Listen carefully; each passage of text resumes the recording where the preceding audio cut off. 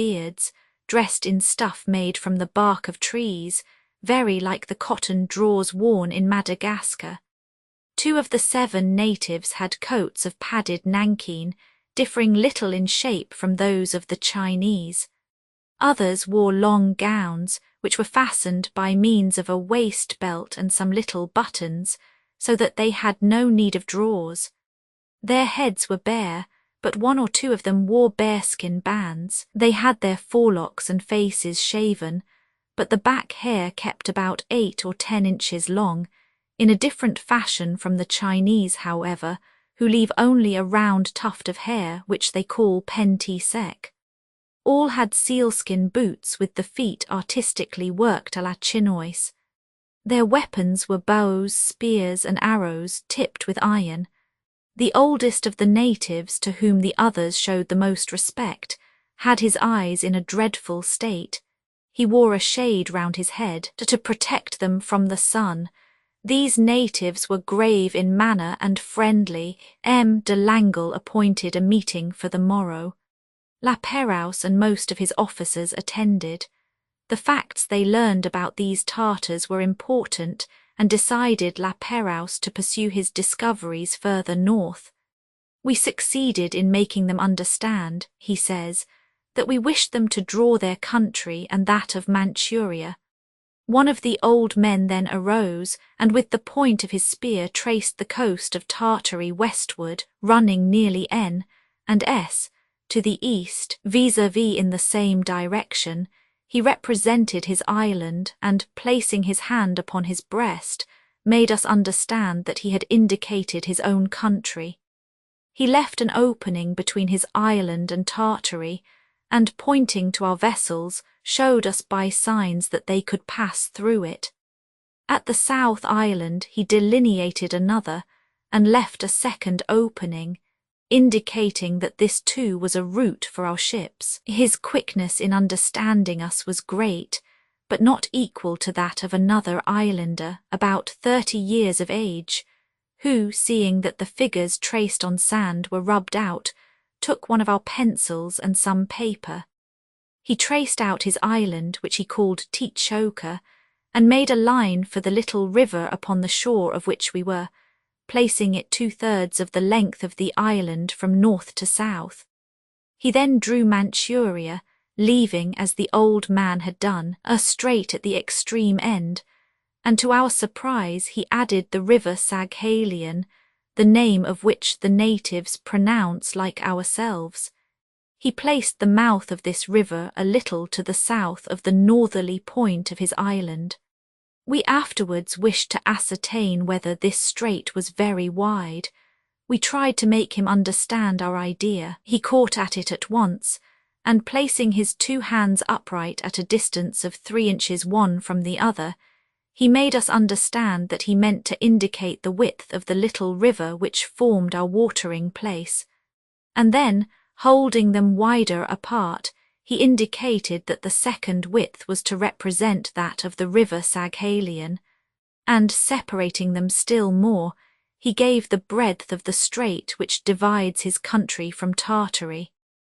M. de Langle and I thought it of the greatest importance to ascertain whether the island we were coasting was that to which geographers had given the name of Saghalien, without guessing its extension southwards. I ordered all hands on board and prepared to sail in the morning. The bay in which we had anchored received the name of Langle from the captain who discovered it, and was the first to put foot on land. In another bay upon the same shore, called Estaing Bay, the boats landed close to 10 or 12 huts. They were larger than those we before had seen and were divided into 2 rooms. That at the back contained the stove, cooking utensils, and the bench running all round. That in front was absolutely bare and probably destined for the reception of strangers. The women fled when they saw the French land. 2 of them, however, were caught, and whilst they were being reassured, time was found to sketch them.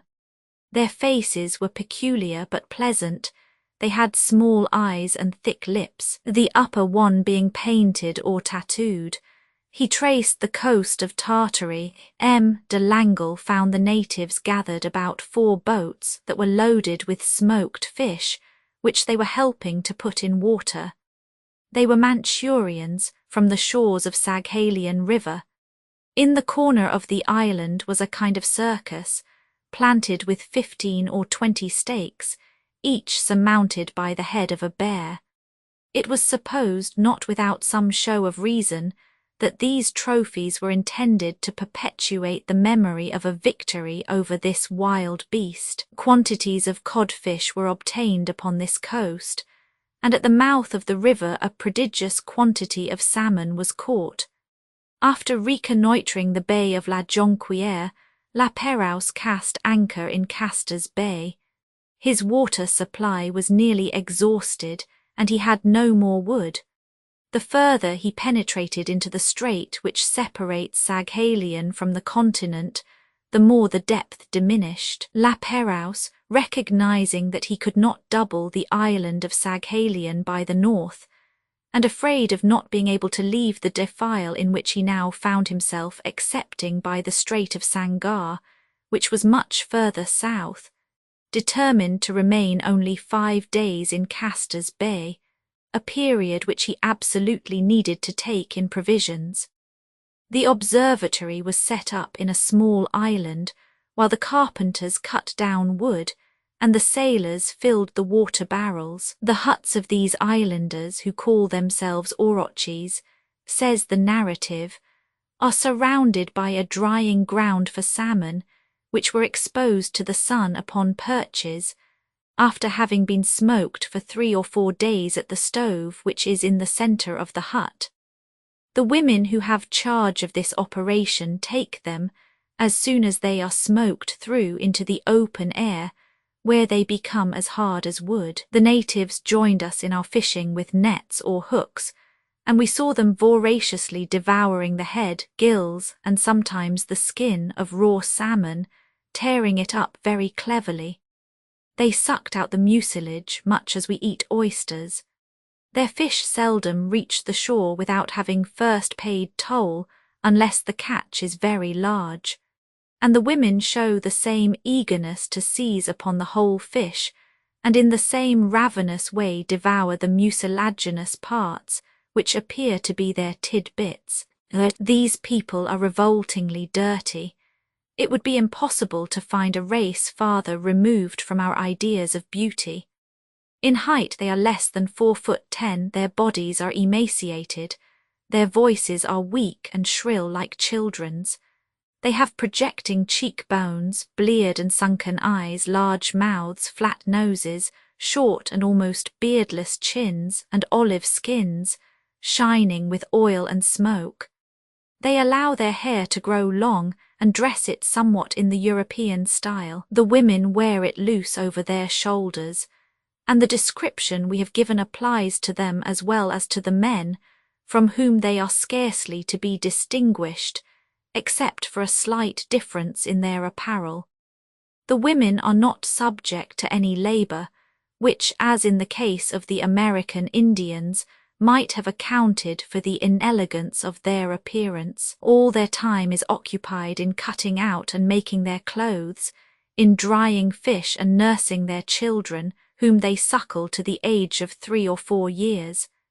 It rather astonished me to see a child of this age, who had been shooting with bow and arrows, beating a dog and sea, throw himself upon his mother's bosom, and take the place of an infant of 5 or 6 months who was lying asleep upon her knees. Typical Orochis, facsimile of early engraving. The Bitchis and the Orochis confirmed much of the information which La Pérouse had already obtained. From them he ascertained that the northern point of Saghalian was connected with the continent merely by a sand bank, on which grew seaweed, and where there was but little water.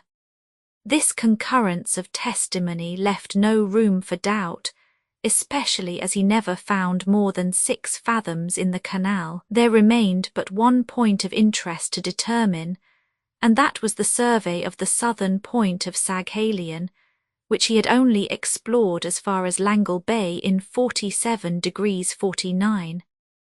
Upon the 2nd of August, the Astrolabe and the Bowsole left Castor's Bay and returned southwards, successively discovering and reconnoitring Monaran Island and Langle Peak, doubling the southern point of Saghalien called Cape Crillon, which led to a strait between Gesso and Gesso.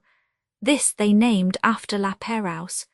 Hitherto the geography of this part of the world had been most fanciful and imaginary.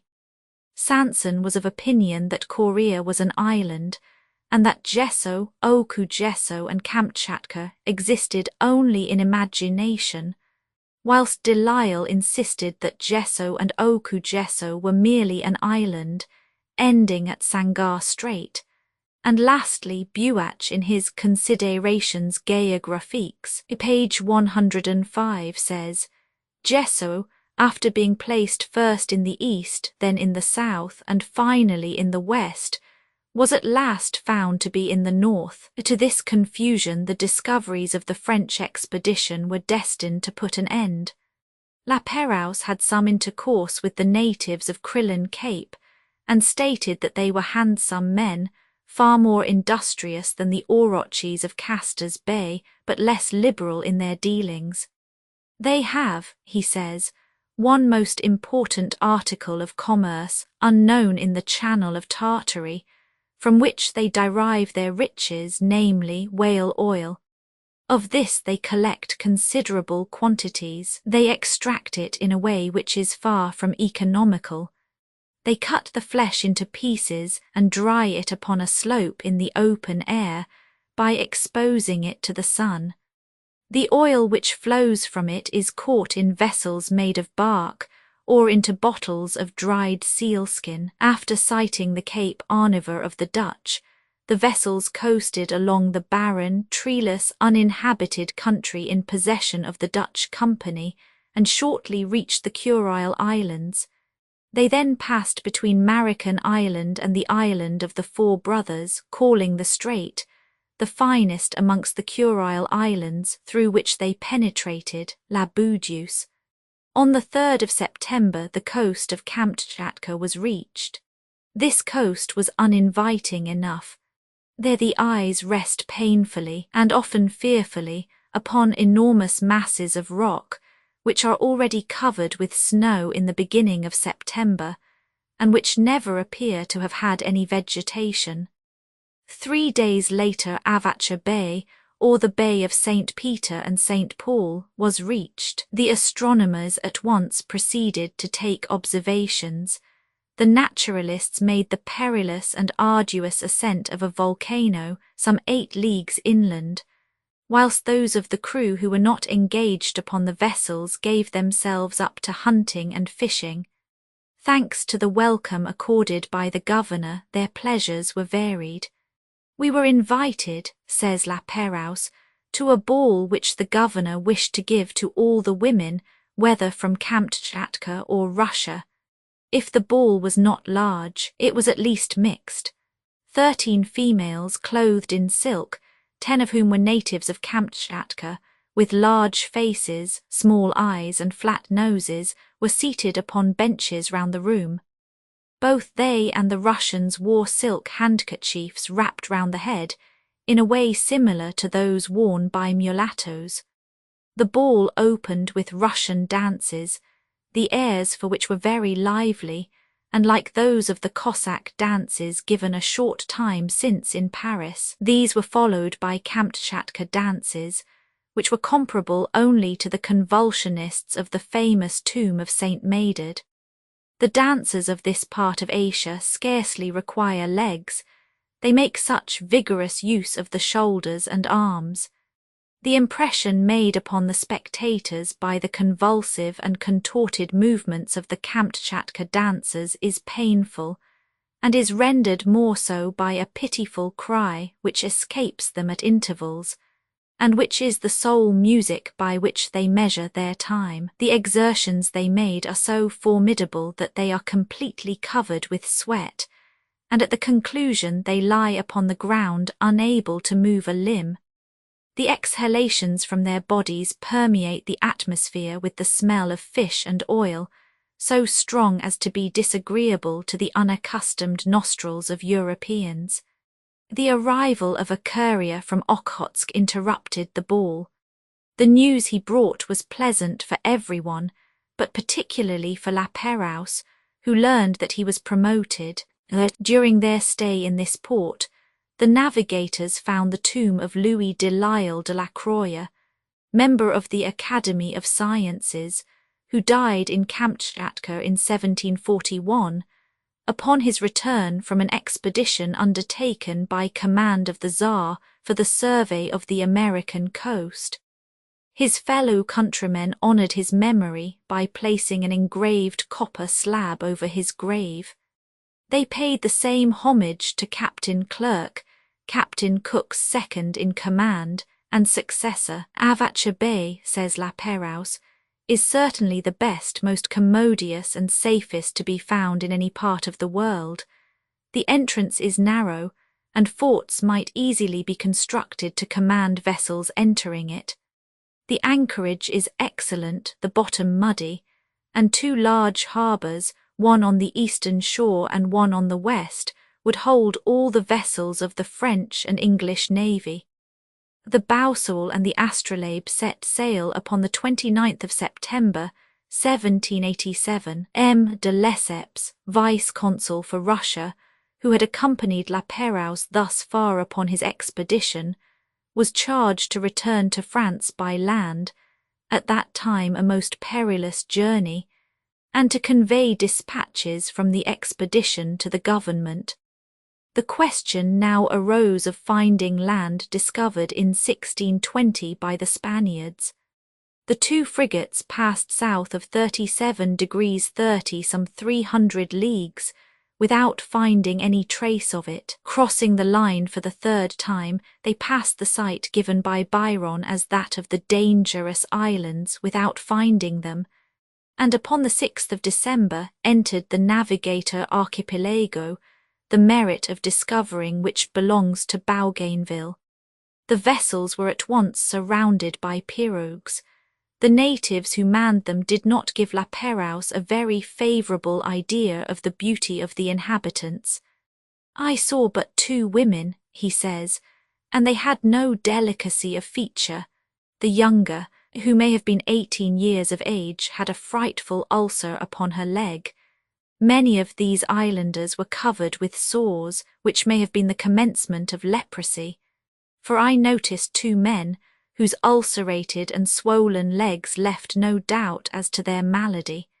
They approached us fearlessly and unarmed, and appeared as peaceable as the natives of the Society or Friendly Islands. Upon the 9th of December, anchor was cast off Mauna Island. Next day the weather was so promising that La Pérouse resolved to land to take in water, and then set sail at once, as the anchorage was too bad to admit of a second night's stay. Every precaution having been taken, La Pérouse landed, and proceeded to the spot where his sailors were obtaining water.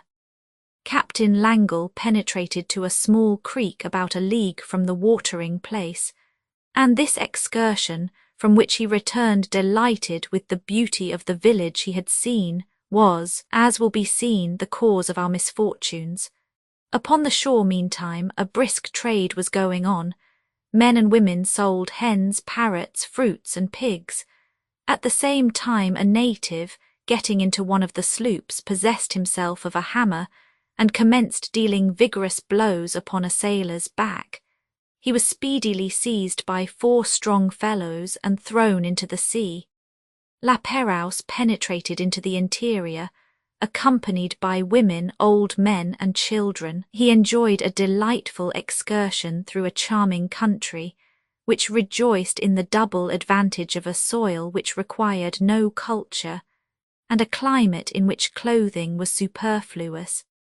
Bread fruits, cocoa nuts, bananas, guavas, and oranges afforded a wholesome and sufficient nourishment to the inhabitants, while chickens, pigs, and dogs, which lived upon the surplus fruits, afforded the necessary change of diet. The first visit passed over without serious danger. There were a few quarrels, it is true, but thanks to the prudence and reserve of the French who kept on their guard, they did not amount to anything serious. La Pérouse had given orders to re-embark when M. de Langle insisted upon sending for a few more casks of water. He had adopted Captain Cook's views. He thought fresh water preferable to all other things which he had on board, and as some of his crew showed signs of scurvy, he was right in thinking that every help should be given them. La Pérouse from the first had a presentiment against consenting, but he yielded when M. de Langle persisted that a captain is responsible for the health of his crew, that the spot which he named was perfectly safe, that he himself would command the expedition, and that 3 hours would suffice for the work. M. de Langle, says the narrative, was a man of so much judgment that his representation influenced my decision more than anything else. Next day 2 boats under command of M. Boughton and M. Moughton, conveying all the sufferers from scurvy, under charge of 6 armed soldiers and a captain, in all 28 men, left the Astrolabe to be under M. de Langle's orders. M. de Langle was accompanied in his boat by M. de Lorannen and M. Collinet, who were invalids, and M. de Varignes, who was convalescent. M. de Goubion commanded the sloop. M. de la Martinière, M. Lavant, and the elder Riceveur were amongst the 33 persons sent by the Bowsole. The entire force amounted to 61, and those the picked men of the expedition. M. de Langle ordered everyone to be armed with guns, and 6 swivel guns were placed in the sloop. M. de Langle and all his companions were greatly surprised when, instead of a large and commodious bay, they found a creek filled with coral, which it was only possible to reach through a tortuous channel where the surf broke violently. M. de Langle had only seen this bay at high tide, and as soon as this new sight met his view, his first idea was to regain the former watering place. But the friendly appearance of the natives, the number of women and children he observed among them, the quantities of pigs and fruit they offered for sale, put his prudent resolutions to flight. The water casks of the 4 boats were landed quietly, the soldiers keeping order upon the shore and forming a barrier which left a free space for the workers. But this peaceful condition of affairs did not last long. Many of the pirogues, having disposed of their wares to our vessels, returned to the shore, and landing in the bay of our watering place, it was soon entirely filled by them. In place of the 200 natives, counting women and children, whom de Langle had found an hour and a half previously, there were now, at the end of 3 hours, 1,000 or 1,200. M. de Langle's situation became more perilous every moment. He succeeded, however, seconded by M. de Varignes, M. Boughton, M. Collier and Goubion, in embarking the water casks. But the bay was almost dry, and he could not hope to get his boats off before 4 o'clock in the afternoon. However, followed by his detachment, he attempted it, and leading the way with his gun and the soldiers, he forbade firing until he should give the order. He felt that he would soon be forced to fire. Already stones were flying, and the Indians who were in shallow water surrounded the sloops for a distance of at least 200 yards. The soldiers who were already in the boats tried in vain to drive them back. M. de Langle was anxious to avoid beginning hostilities, and fearful of being accused of barbarity. Otherwise he would, no doubt, have ordered a general discharge, which would effectually have scattered the multitude, but he believed he could subdue the natives without bloodshed, and he was the victim of his humanity. Very soon a storm of stones, thrown at short distances with the force of a sling, struck almost all who were in the sloop. M. de Langle had only time to discharge his gun. He was thrown over and unfortunately fell outside the sloop. He was at once massacred by more than 200 Indians, who assailed him with clubs and stones. As soon as he expired, they fastened him by one arm to the sloop, no doubt with a view to despoiling the body. The sloop of La Boussole under M. Boutin was run aground within 4 yards of that of the Astrolabe, and parallel between them was a narrow channel not yet occupied by the Indians. By this outlet, all the wounded who were fortunate enough to avoid falling into the open sea escaped by swimming.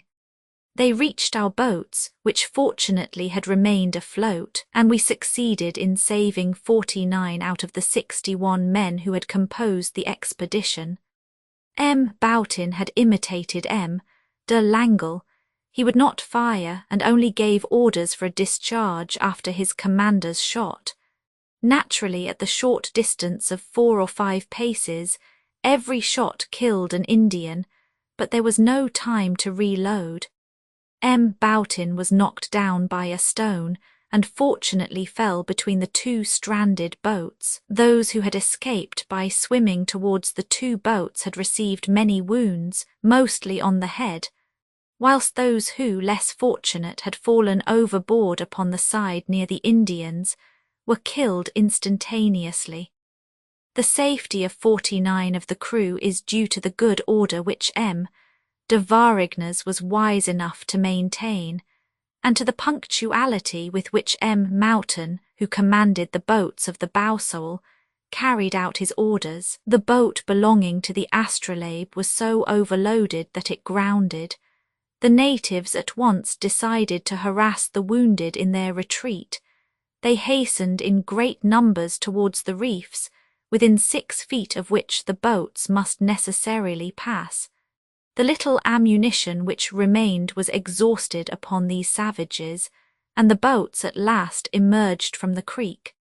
La Pérouse's first idea was naturally to avenge the death of his unfortunate companions, but M. de Boutin, who, although severely wounded, retained all his faculties, begged him to desist, representing to him that if by any mishap one of the boats ran aground, the creek was so situated, being bordered with trees which afforded secure shelter to the natives, that not a Frenchman would come back alive. La Pérouse remained for 2 days upon the scene of this terrible disaster, without being able to gratify the vindictive desires of his crew. No doubt, says La Pérouse, it will appear incredible that during this time 5 or 6 pirogues left the shore, bringing pigs, pigeons, and cocoa nuts, and offering them in exchange. I was forced to control myself, or I should have disposed of these natives summarily enough. It may readily be supposed that an event which deprived La Pérouse of a large number of officers, and of 32 of his best sailors, was calculated to upset the plans of the expedition. At the slightest approach of danger, it would now be necessary to destroy one frigate in order to arm the other. But one course remained for La Pérouse, to set sail for Botany Bay, reconnoitring the various islands he passed and taking their astronomical positions. Upon the 14th of December, Oyalava, another island belonging to the same group, and which Bougainville had seen from a distance, was sighted. It was larger than Tahiti, and exceeded that island in beauty, fertility, and in the number of its inhabitants. The natives resembled those of Maouna in every particular, and quickly surrounded the 2 frigates, offering the multifarious productions of their island. It appeared that the French must have been the first to trade with them, for they were quite unacquainted with the use or value of iron, and preferred a single coloured bead to a hatchet or a nail 6 inches long. Some of the women had pleasant features and elegant figures. Their eyes were gentle, and their movements quiet, whilst the men were wild and fierce in appearance. Polar Island, also belonging to the Navigator Archipelago, was passed upon the 17th of December. Probably the news of the massacre of the French had already reached this people, for no pirogue approached the vessels. Coconut Island and Schouten's Traitor Island were recognized upon the 20th of December. The latter is divided by a strait which the navigators would not have perceived, had they not coasted close inshore. About a score of natives appeared, bringing the finest cocoa nuts La Pérouse had ever seen, with a few bananas and one small pig. These islands, which Wallis calls Boscorn and Keppel Islands, and which he places 1° 13' too far west, may also be considered part of the Navigator Archipelago. La Pérouse considers the natives of this group as belonging to the finest Polynesian race. Tall, vigorous, and well-formed, they are a finer type than those of the Sandwich Islands, whose language is very similar to theirs. Under other circumstances, the captain would have proceeded to explore Oyalava and Polar Islands, but the memory of the disaster at Mauna was too recent, and he dreaded another encounter which might end in massacre. Painful associations, he says, met us with every succeeding island. In the Recreation Islands east of the Navigator Archipelago, Roggween's crew had been attacked and stoned to death. At Traitor Island, which was now in sight, Schouten's crew were the victims, and in the south was Mauna Island, where we ourselves had met with so shocking a calamity. These recollections affected our way of dealing with the Indians. We now punished every little theft and injustice severely. We demonstrated by force of arms that flight would not save them from our vengeance. We refused to allow them to come on board, and threatened to punish all who did so without permission with death. These remarks prove that La Pérouse was right in preventing all intercourse between his crews and the natives. We cannot sufficiently praise the prudence and humanity of the commander who, in the excited condition of his men's minds, knew how to curb the desire for vengeance. From the Navigator Islands the route was directed to the friendly archipelago, which Cook had been unable to explore entirely. Upon the 27th of December, Vavau Island was discovered, one of the largest of the group which had not been visited by the English navigator. As large as Tonga Tabou, it is higher, and not wanting in fresh water.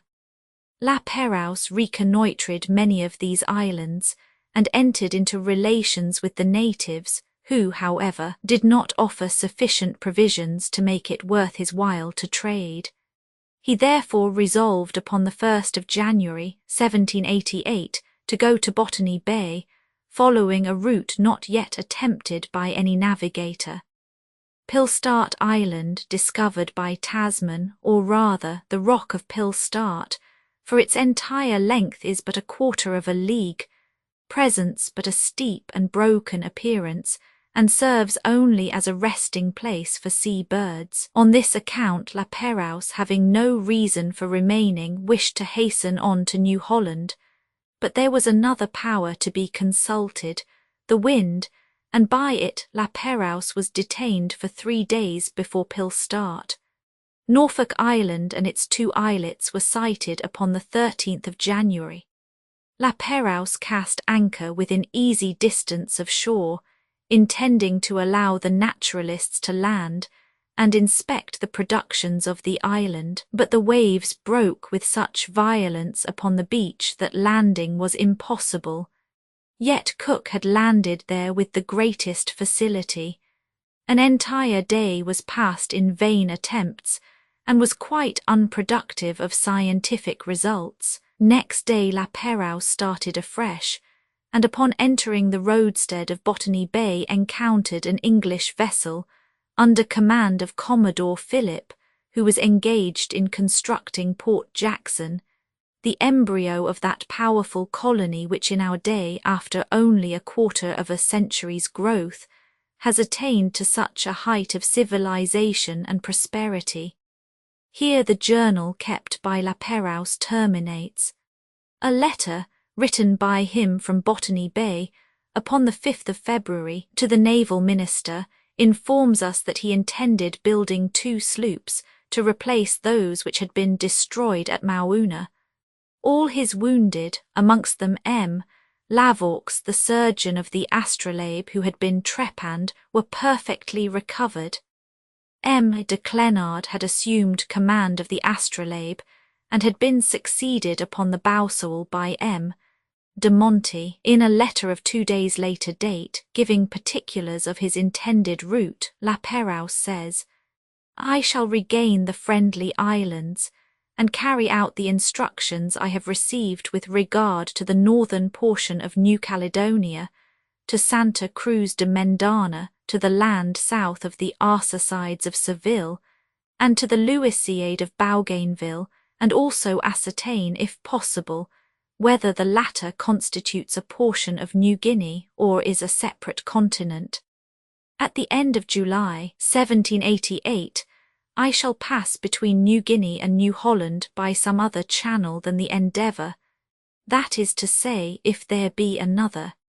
During September and the early part of October, I propose to visit the Gulf of Carpentaria and the eastern coast of New Holland, as far as Van Diemen's Land, so as to allow of my return to the north in time to arrive at Mauritius in the beginning of December, 1788. Not only did La Pérouse fail to keep the rendezvous he himself appointed, but 2 entire years passed away, and no news whatever of his expedition were received. Although at that epoch France was passing through a terrible crisis, the interest of the public in the fate of La Pérouse was so intense that it found vent in an appeal to the National Assembly from the members of the Society of Natural History in Paris.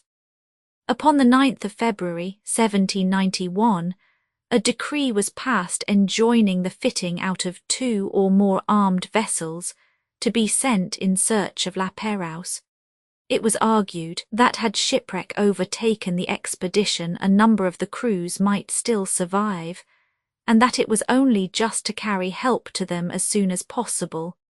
Men of science, naturalists, and draftsmen were to take part in the expedition, with the view to obtaining valuable information for navigation, geography, and commerce, as well as for the arts and sciences. Such were the terms of the decree to which we have alluded. The command of the expedition was entrusted to Vice-Admiral Bruni d'Entrecasteaux, who had attracted the attention of government by his conduct in India. 2 vessels, the Recherche and the Espérance, the latter under the orders of M. Huon de Kermadec, ship's captain, were placed at his command. The staff of these vessels comprised many officers who later attained to high military positions. Amongst them were Rosset, Willaumes, Trobriand, Lagrandière, Lainel, and Jurien. Amongst the men of science on board were La Billardière, naturalist, Bertrand and Pearson, astronomers Ventenat and Rich, naturalists Butemps Beaupré, hydrographer and Juveny, engineer. The vessels were stocked with provisions for 18 months and a quantity of merchandise for trading purposes. Leaving Brest upon the 28th of September, they reached Tenerife upon the 13th of October. An ascent of the famous peak followed as a matter of course. La Billardière noticed a phenomenon which had already been observed by him in Asia Minor. His figure was reflected upon the clouds below him, opposite to the sun, in every colour of the rainbow. Upon the 23rd of October, the necessary provisions having been shipped, anchor was weighed, and the start made for the Cape. During the cruise, La Billardière discovered that the phosphorescent appearance of the sea is caused by minute globular animalculae floating in the waves. The voyage to the Cape, where the vessels arrived upon the 18th of January, 1792, was barren of incident if we except the unusual quantity of bonitos or tunny and other fish that were met with, and a small leakage which occurred but was quickly remedied. At the Cape, D'Entrecasteaux found a letter from M. de Saint Felix, commanding the French forces in India, which seemed likely to upset all his plans and exercise an unfavourable influence upon the expedition. From this communication it appeared that 2 French captains from Batavia had stated that Commodore Hunter, in command of the English frigate Sirius, had seen, near the Admiralty Islands in the Pacific Ocean, men dressed in the European style, and in what he took to be French uniforms. "It is clear," wrote M. de Saint Felix, "that the Commodore was convinced they were the remnants of La Pérouse's company." When D'Entrecasteaux arrived at the Cape, Hunter was still in the roadstead, but within 2 hours of the arrival of the French vessels he weighed anchor. This conduct appeared very strange. The Commodore had had time to hear that the vessels just arrived were those sent in search of La Pérouse, and yet he had made no communication to the commander upon the subject. But it was soon ascertained that Hunter had declared himself quite ignorant of the facts stated by M. de Saint Felix. Were they then to be regarded as unfounded? Incredible as M.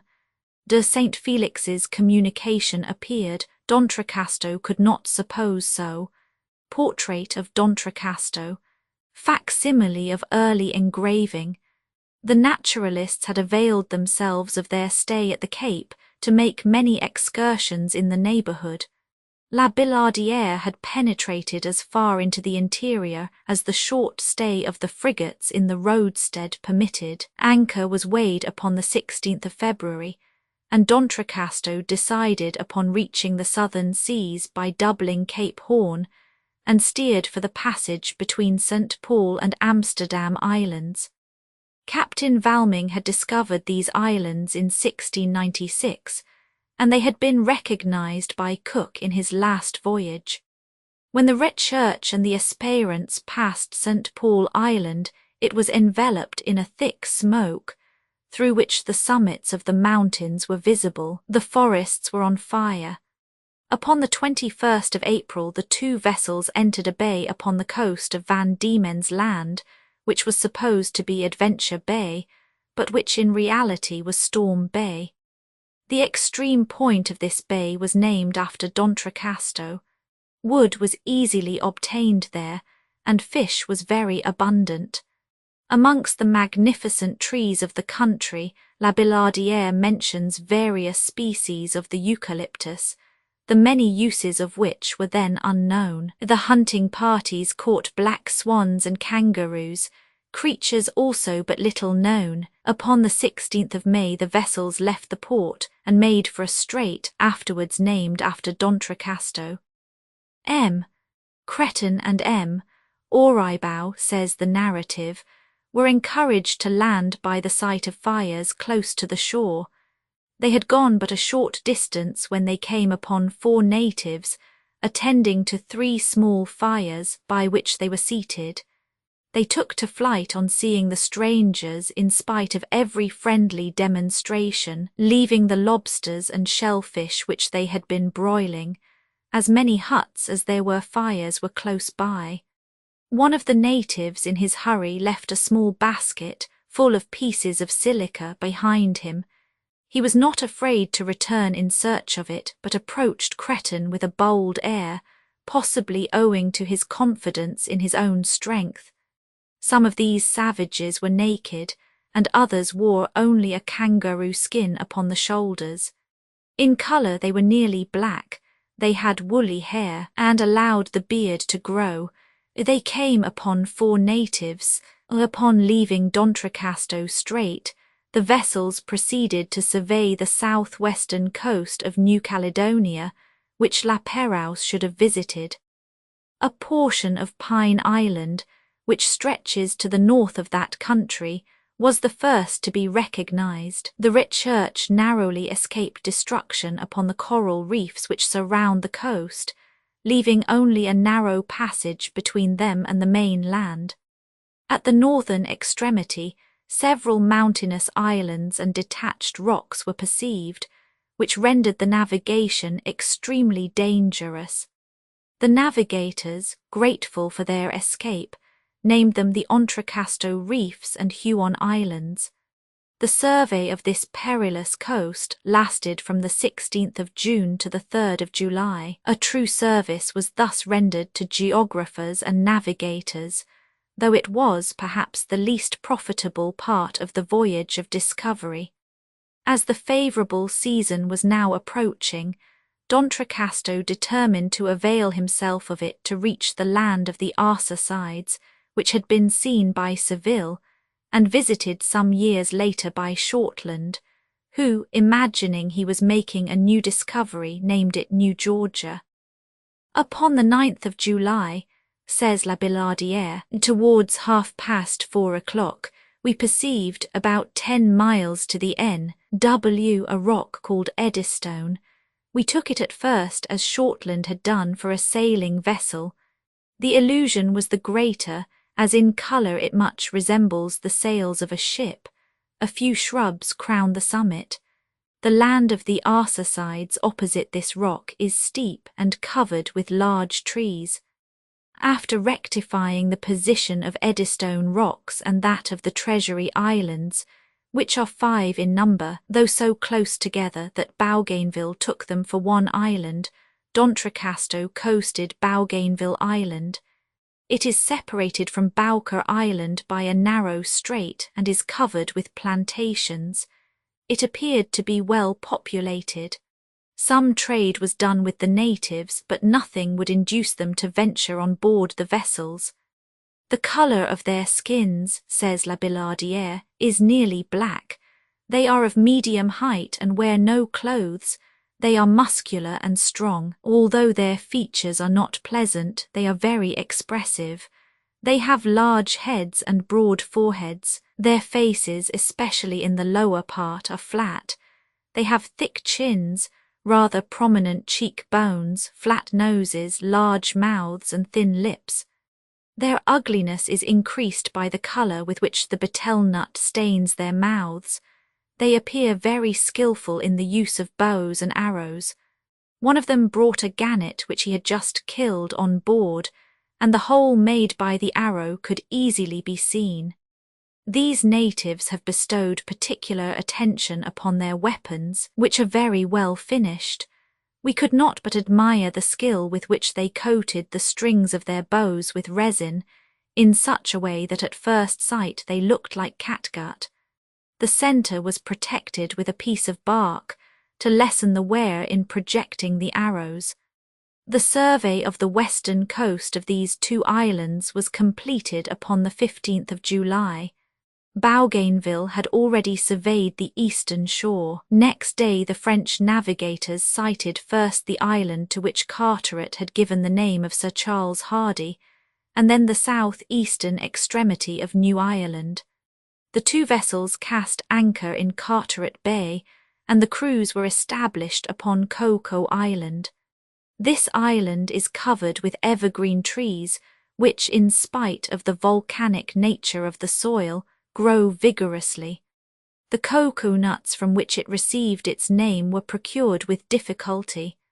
On the other hand, it afforded the naturalists so many varieties of plants and insects as to charm Billardière. Rain fell abundantly during the stay. It was like a ceaseless torrent of tepid water. After obtaining the necessary wood and water, the Recherche and Espérance set sail from Port Carteret upon the 24th of July, 1792. In so doing, the Espérance unfortunately lost an anchor, the cable having been cut by the coral reefs. The 2 vessels then entered St. George's Strait, which at the southern extremity is only about 42 miles in width, about half the extent assigned to it by Carteret. The currents were so rapid that the ships were carried past Man and Sandwich Islands without being able to stop. After sighting Portland Islands, low lands, 7 in number, which stretch from 2 degrees 39'44" lat. to 147 degrees 15 long. D'Entrecasteaux continued his route towards the Admiralty Islands, which he intended to visit. It was upon the most easterly of these islands that, according to the report received by Commodore Hunter, the natives wearing French naval uniforms had been seen. The natives appeared in crowds, says the narrative. Some ran along the shore, others, fixing their eyes upon our vessels, invited us by signs to land. The cries they uttered were intended to express their joy. At 1:30 the vessels anchored, and a boat was dispatched from each, containing articles for distribution among the natives of this small island. The frigates were so placed as to protect the boats as they neared the land, in the event of any attack by the savages, for our recollection of the treachery of the natives of the islands south of the Admiralty made us distrustful. The coast abounded in reefs. The boats could only approach within 100 yards of the shore. Numbers of the natives crowded to the beach and invited the French by signs to land. One of the savages, distinguished by a double row of small shells upon his forehead, appeared to exercise a good deal of authority. He ordered one of the natives to jump into the water and bring us some cocoa nuts. Fearing to approach strangers swimming and defenceless, he hesitated for a moment. The chief, evidently quite unaccustomed to resistance to his wishes, followed up his command by blows from his club and compelled obedience. As soon as the islander returned to land, curiosity brought the natives around him in crowds. Each wished to participate in our presence. Pirogues were immediately launched, and many natives swam to the boats, which were shortly surrounded by quite a crowd. We were surprised that the violence of the surf upon the breakers did not intimidate them. Perhaps the French may have attempted that which the Indians accomplished. It seems probable that they would never have observed these people if the vessels, or at least a small boat, had not been wrecked in the archipelago. The only remark made by them is to the effect that the natives understood and appreciated the use of iron. D'Entrecasteaux then proceeded to reconnoitre the northern portion of the archipelago and to trade with the natives. He did not land anywhere, and does not appear to have executed this part of his task with the minute care and attention which might have been expected of him. The Recherche and the Espérance afterwards visited the Hermit Islands, discovered in 1781 by a Spanish frigate, La Princesa. The natives, like all those they had encountered, showed a great desire to induce the strangers to land, but did not succeed in persuading them to do so. The Exchequer Islands discovered by Bougainville, several unknown low islands covered with luxuriant vegetation, Schouten Island and the coast of New Guinea were successively sighted. In the interior of the last named a large chain of mountains was distinguished, the loftiest of which appeared at least 3,500 feet high. After coasting this large island, the Recherche and the Espérance entered Pitt Strait to reach the Moluccas. Upon the 5th of September, 1792, the French joyfully anchored in the roadstead of Amboina. There were many sufferers from scurvy on board, and officers and crew alike needed a lengthened rest. The naturalists, astronomers, and other scientific men immediately landed, and took the necessary steps for the prosecution of their various observations. The naturalists were particularly successful in acquiring new facts. La Billardière congratulates himself upon the multiplicity of new plants and animals that he was able to obtain. Once when upon the shore, he says, "I heard what appeared to be wind instruments, the tones now harmonious, now discordant, yet never unpleasing.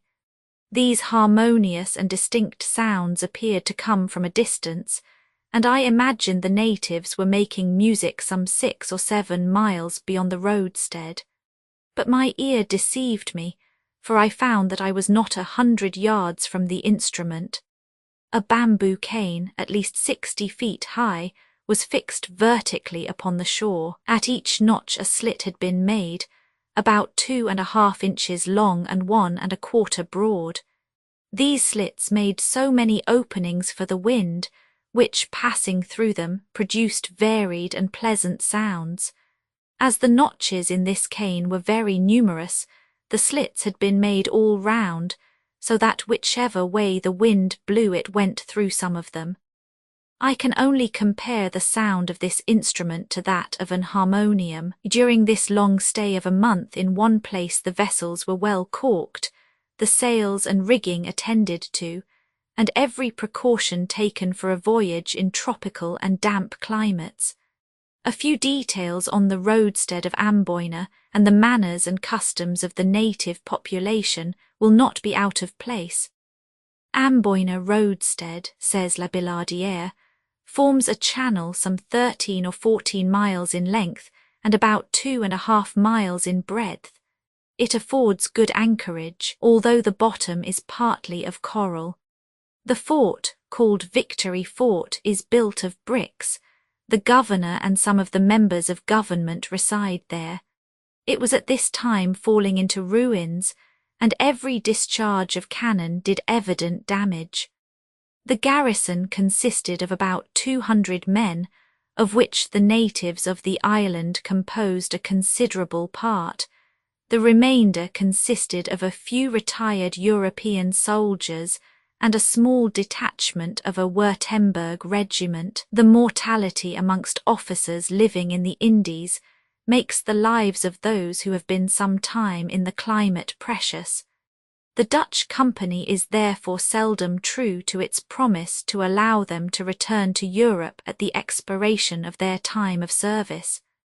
I met with several of these unfortunate men who had been detained for more than 20 years, when, according to agreement, they ought to have been freed long before. The language of the natives of Amboina is Malay. It is very soft and musical. The country produces spices, coffee, which is inferior to that of Reunion Island, and sago. The latter is largely cultivated in the marshy districts. The rice consumed at Amboina is not indigenous to the soil, but still it might be successfully cultivated in the low lands. The Dutch company, however, prohibit the growth of this article of commerce, because its sale enables them to keep back a part of the sum which they are obliged to pay for cloves furnished by the blacks. They thus prevent the increase of pay, and obtain the fruits of native labour at a moderate price. Thus the company, consulting their own interest only, discourage all industry in the population, by forcing them, as it were, to relinquish everything but the cultivation of spices. The Dutch are careful to limit the cultivation of spices within the compass of ordinary consumption. Their efforts, which are destructive of all enterprise, chime in with the nonchalant character of the natives. On the 23rd of Vendémiaire, one of the year one, if we conform to the new style as Bougainville does, the 2 vessels left Amboina, amply provisioned with fowls, ducks, geese, pigs, goats, potatoes, yams, bananas, and pumpkins. Meat, however, they obtained in but small quantities. The flour was of a bad quality, and the sailors could never accustom themselves to the sago which was shipped in its stead. Bamboos, cloves, and arrack may be added to the list of shipments. 1 first month of the Republican calendar. Young bamboo shoots cut in slices and preserved in vinegar, says La Billardière, made an excellent store for a long voyage. These young shoots are generally very tender. They are gathered early and sold in the market as vegetables, for which they are a good substitute. They are often 1 yard long and ½ an inch thick. These young bamboo shoots are much appreciated by the Chinese, who think them similar to asparagus in flavour. We were also provided with cloves and nutmegs preserved in sugar. The shell of the nutmeg is the only edible portion. Unfortunately, ignorant preservers had chosen full-grown nutmegs.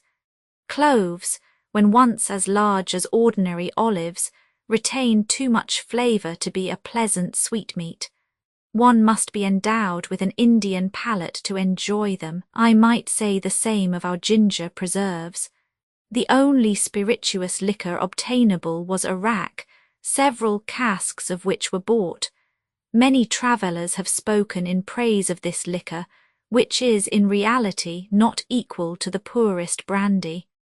Upon leaving Amboyna, the expedition sailed for the southwest coast of Australia. Shortly afterwards, Kisser Island, the north shore of Timor, Baton Island and the delightful Sover Island were successively passed, and finally upon the 16th Brumaire, the western extremity of the southwestern coast of New Holland, which was discovered by Lewin in 1622, was sighted. The coast presented a succession of sandy dunes, in the midst of which arose pointed rocks, apparently utterly sterile. Navigation upon this unsheltered coast was extremely dangerous. The sea ran high, the wind was boisterous, and it was necessary to steer amongst the breakers. During a strong gale the Esperance was nearly driven upon the coast, when one of the officers fortunately distinguished from the mainmast an anchorage, where, he declared, the ships would be in safety. The safety of the two ships, says the narrative, was due to this discovery, for the Church, after battling as long as she could against the storm, had been forced to tack about all night amidst these perilous breakers, hoping for a change of wind which would make it possible for her to reach the open sea, and must infallibly have perished. This bay, named Legrand, after the able seaman who first discovered it, will always recall his invaluable service to the expedition. The islets surrounding this coast were reconnoitred by the navigators. A geographical engineer named Rich, belonging to the Church, landing upon the mainland to make observations, lost his way, and only reached the vessels after 2 days' absence, nearly dead of fatigue and hunger. This small archipelago concluded the discoveries of Knights. We were surprised, says La Billardière, at the exactitude with which the latitude had been determined by this navigator, at a time when instruments were very imperfect. The same remark applies to nearly all Lewin's discoveries in this region. Upon the 15th Nivos 231 degrees 52 lat, and 129 degrees 16 e. long, Captain Huon de Kermadec informed D'Entrecasteaux that his rudder was injured, that he was obliged to limit his crew to 3/4 of a bottle of water per day, that he had been forced to discontinue the distribution of anti-scorbutic drinks, and that he had only 30 casks of water remaining. The Church was hardly in better case. D'Entrecasteaux accordingly made for Cape Demon, after navigating for about 670 miles along a barren coast, which offered no object of interest or value. 4th month of the Republican calendar, from 21st December to 21st January. Upon the 3rd Pluvios, 3 the vessels anchored in the Bay of Rocks in Tempest Bay, which they had visited the preceding year. This spot was very rich in points of interest. La Billardière was amazed at the varied products of this portion of Van Diemen's Land, and was never tired of admiring the vast forests of gigantic trees, and the many unknown shrubs and plants through which he had to force his way. During one of his numerous excursions, he picked up some fine pieces of beautiful bronze red hematite, and further on some earth containing ochre, of so bright a red as to denote the presence of iron. He soon encountered some natives, and his remarks upon this race, which is now quite extinct, are interesting enough for repetition. Moreover, they complete the particulars already given by Captain Cook. 3/5 month of the Republican calendar from 20th January to 20th February. He says, there were about 42 natives, 7 grown men and 8 women, the others appeared to be their children. Many of them were girls already arrived at maturity, who were even more lightly clad than their mothers. They have woolly hair, and the men let their beards grow long. In the children the upper jaw projects, but in adults it is about even with the lower. No doubt these people consider it a beauty to be black, for not being very dark to begin with, they powder the upper part of the body with coal dust. We noticed rows of spots on the skin, especially of the shoulders and breast, now in lines above 3 inches long, now in equidistant dots. These people do not appear to observe the custom which many travellers have thought to be universal amongst their tribes, of extracting the incisor teeth, for we saw no native with any missing from the upper jaw, and they all had very fine, strong teeth. These people swarm with vermin. We could not but admire the patience of a woman whom we watched freeing her child of them, nor could we avoid feeling shocked when she crushed the disgusting insects with her teeth and then swallowed them. Monkeys have the same habit. The young children greatly admired everything shining, and they did not hesitate to take the metal buttons off our coats. I must not omit to mention a trick played upon a sailor by a young savage. The man had collected a number of shells and left them in a bag at the foot of a rock. The native furtively removed them and allowed the sailor to search for them vainly for some time, then quietly replacing them, he seemed much amused at the trick he had played. Early in the morning of the 26th Pluvios the 2 vessels weighed anchor, entered D'Entrecasteaux Strait, and on the 5th of Ventos 4 anchored in Adventure Bay. After a stay of 5 days spent in taking observations, D'Entrecasteaux set sail for New Zealand and reached its southern extremity. After an interview with the natives, too short to admit of additions being made to the many and precise observations of Captain Cook, D'Entrecasteaux started for the Friendly Islands which La Pérouse had intended visiting. He anchored in Tonga Tabou Bay. The vessels were at once surrounded by a crowd of pirogues and literally boarded by the natives, who came to sell pigs and every variety of fruit. 4/6 month of French Republican calendar, one of the sons of Pulao, the King Cook had known, received the navigators cordially and scrupulously superintended the trade with the islanders. This was no easy task, for they developed surprising talents for stealing everything which came in their way. La Billardière describes rather a good joke of which he was the victim.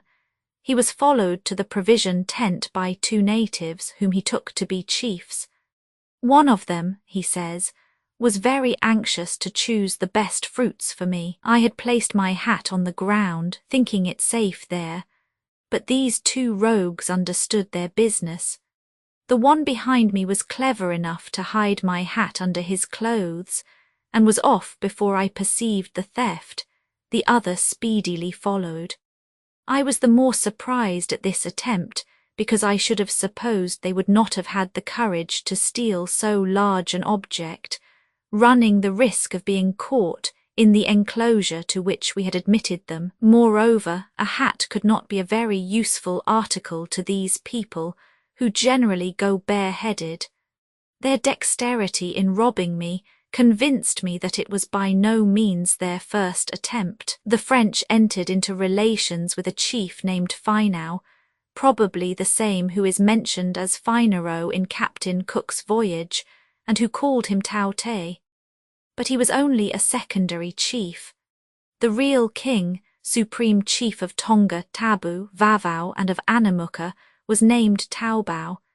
He visited the ships, and brought back a gun which had been stolen a day or two previously from a sentinel. He presented D'Entrecasteaux with 2 pieces of stuff made from the bark of the mulberry tree, so large that if opened out either would have covered the vessel. In exchange for mats and pigs, he received a fine hatchet and a general's red coat, which he immediately put on. 2 days later, an extraordinarily stout female, at least 50 years of age, and to whom the natives paid great respect, came on board. This was Queen Tina. She tasted everything that was offered to her, but preferred preserved bananas. The steward stood behind her chair and waited to clear away, but she saved him the trouble by appropriating the plate and napkin. King Taubao was anxious to give an entertainment to D'Entrecasteaux. The admiral was received upon landing by 2 chiefs, Finau and Omalai, and conducted by them to an extensive esplanade. Taubao arrived with his 2 daughters. They had sprinkled a quantity of cocoa-nut oil upon their heads, and each wore a necklace made of the pretty seeds of the Arbus pecatorius. The natives, says the narrative, arrived from all parts in great crowds. We estimated that the number amounted to at least 4,000. The seat of honour was evidently to the left of the king, for he invited D'Entrecasteaux to take his place there. The captain then offered the presents he had brought for the king, which were gratefully accepted. A piece of crimson damask excited the most vivid admiration from all the assembled natives. "Eho, eho," they exclaimed repeatedly in accents of the greatest surprise. They uttered the same admiring cry when we unfolded some pieces of coloured ribbon in which red predominated. The captain then presented a couple of goats and a pair of rabbits, of which the king promised to take every care. D'Entrecasteaux also bestowed various presents upon Taubao's son Omalai and several other chiefs. To our right, on the northeast, under a shady breadfruit tree laden with fruit, 13 musicians were seated, who sang together in different parts.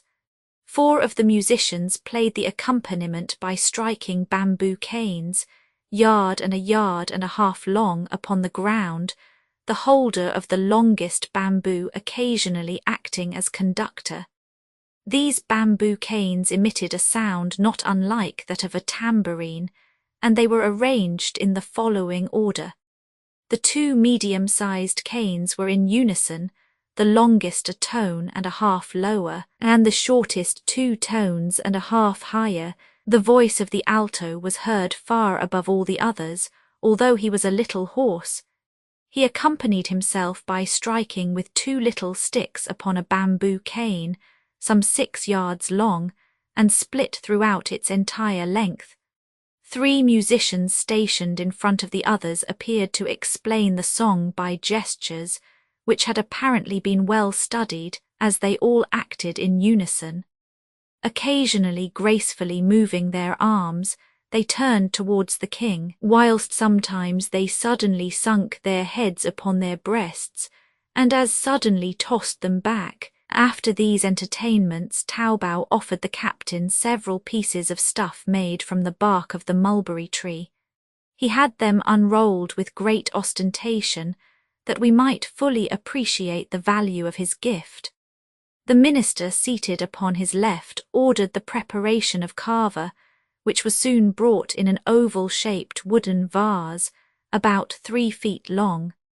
The musicians had reserved their best pieces for this moment, for at each succeeding effort we heard applauding cries of Marley, Marley, and it was evident that the music had an agreeable and inspiriting effect upon the natives. The kava was then offered to the various chiefs by those who had prepared it.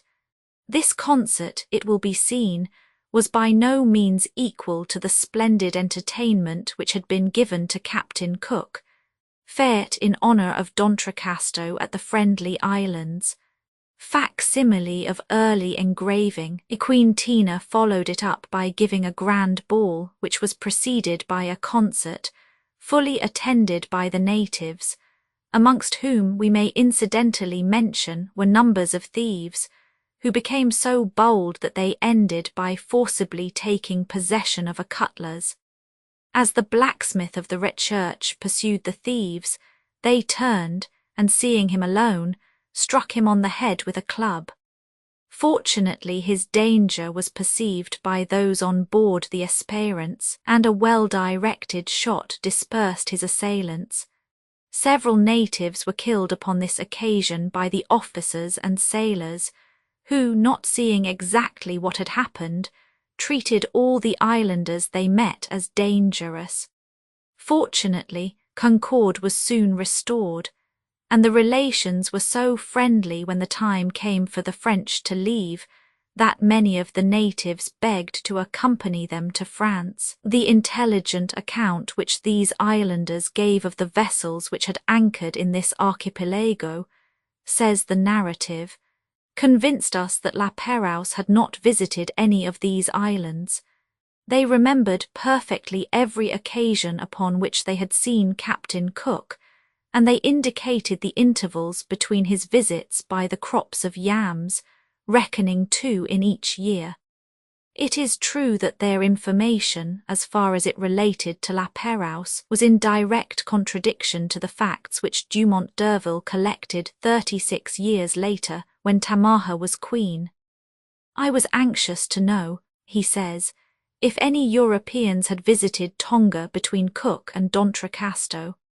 After a few moments' reflection, she explained to me very clearly that a few years before D'Entrecasteaux's visit, 2 large vessels like his in every respect, carrying guns and many Europeans, had anchored off Anamuka and remained there 6 days. They showed a white flag, quite unlike the English one. The strangers had been very friendly with the natives, and had had a house on the island and entered into trade.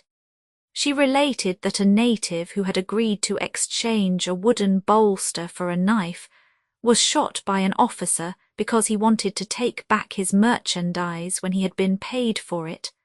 However, the incident had not broken the peace, because in that instance the native was in the wrong, although it is impossible to suspect Dumont d'Urville of any attempt at imposition. Many portions of this circumstantial account bear the impress of truth, more especially that relating to the flag, as being different to that of the English. Must we then charge D'Entrecasteaux with want of thoroughness in his work? This would be a very serious charge. Yet 2 circumstances, which we shall presently relate, appear to point to that conclusion. The natives witnessed the departure of the French with keen regret. The expedition left upon the 21st Germinal. 5 and 6 days later the Esperance signalled Eronan, the most easterly of the islands of Santo Espiritu, discovered by Quiros in 1660. Beyond this Anatom, Tanna, with its volcano in constant eruption, and the Butemps-Beaupré Islands were passed. Carried onwards by the currents, the vessels were soon in sight of the mountains of New Caledonia and anchored in Balade Harbour, where Captain Cook had cast anchor in 1774, 7th month of the Republican calendar, from 21st March to 19th April. The natives were acquainted with the use of iron, but they did not appear to value it as highly as others had done, probably because the stones they used instead were very hard and answered admirably for their purposes. Their first demand upon going on board was for something to eat, and their need was unmistakable, for they pointed to their manifestly empty stomachs. Captain Cook had already remarked that they managed their pirogues, which were far less ingeniously constructed than those of the Friendly Islands, unskilfully. The greater number of these natives had woolly hair, and skins almost as black as those of the inhabitants of Van Diemen's Land. Their weapons were assegais and clubs, and in addition to these they carried at the waist a little bag, full of the oval stones which they throw from their slings. typical native of New Holland, a facsimile of early engraving. After a short excursion inland during which they visited the huts of the natives, which were shaped like beehives, the officers and naturalists prepared to re-embark. Upon returning to our boat, says the narrative, we found more than 700 natives who had assembled from all directions. They began by demanding stuffs and iron in exchange for their wares, and soon some of them proved themselves arrant thieves. I will mention one of their many manoeuvres. A man offered to sell me the little bag of stones which he carried at his waist. He unfastened it and pretended to offer it to me in one hand, whilst he held out the other for the price upon which we had agreed. But at the same moment another native who had taken up his stand behind me uttered a shrill scream, which made me turn my head in his direction, whereupon the rogue made off with his bag and hid himself in the crowd. We were unwilling to punish him, although most of us carried our guns. Unfortunately, our leniency might be regarded as a proof of our weakness, and so add to the native insolence, and an incident which shortly occurred indicates this was so. Some natives were bold enough to throw stones at an officer who was only about 200 paces away from us. We were still unwilling to act harshly, as we had heard so much in their favour from Forster's narrative, and had such confidence in their good will, that still more evidence was required to convince us of their real character. One of them, who was enjoying a broiled bone and busily devouring the meat which still clung to it, offered a share of his meal to a sailor named Payan. He, thinking it to be the bone of some animal, accepted it, but before eating it showed it to me. I at once recognized that it had belonged to the body of a child, of probably 14 or 15 years of age. The natives crowding round us showed us upon a living child the position of the bone, owning without hesitation that the man had been making his meal off it, and giving us to understand that it was a great delicacy. Those of our company who had remained on board could hardly credit our account of this disgusting fact. They refused to believe that a people who had been so differently described by Captain Cook and Captain Forster could be capable of so degrading a practice, but the most incredulous were soon convinced.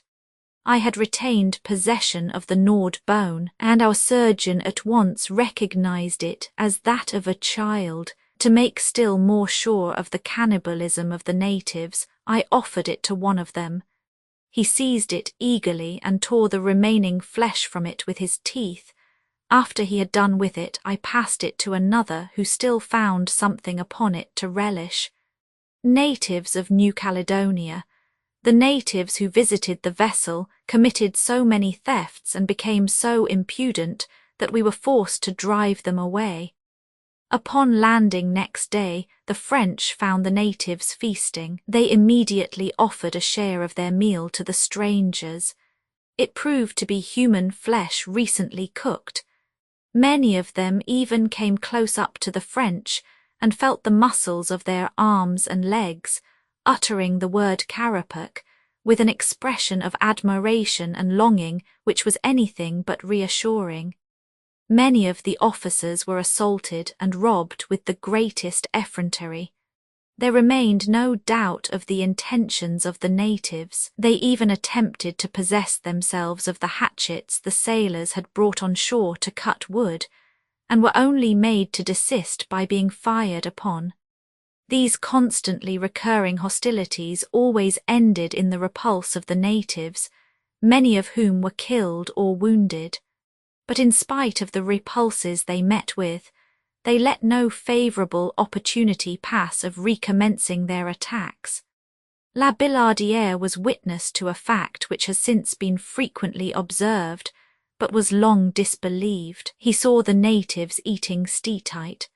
This mineral substance serves to deaden the sense of hunger by filling the stomach and sustaining the viscera of the diaphragm, and although it contains no nourishment whatever, it is useful to them, because they have long periods when food is scarcely procurable, as they bestow very little cultivation upon their land, which is naturally very sterile. Yet one would scarcely have expected hungry cannibals to resort to such an expedient. No news of La Pérouse had been obtained during the stay in New Caledonia. But Jules Garnier states that a tradition exists of the appearance of 2 large ships which had sent boats on shore near the northern extremity of Pine Island. After the first alarm, says Jules Garnier in a communication which appeared in the Bulletin de la Société de Géographie for November 1869, the natives approached the strangers and fraternized with them. They were quite astonished at their riches, and their cupidity induced them to oppose the departure of the French sailors by force, but their ardour was moderated by a volley which killed a few of them. Little pleased with their reception, the French vessels proceeded to the mainland, after letting off a cannon which the natives took to be a clap of thunder. It is strange that D'Entrecasteaux, who entered into communications with the natives of Pine Island, should have heard nothing of these events. The island is small, and its population has always been scanty.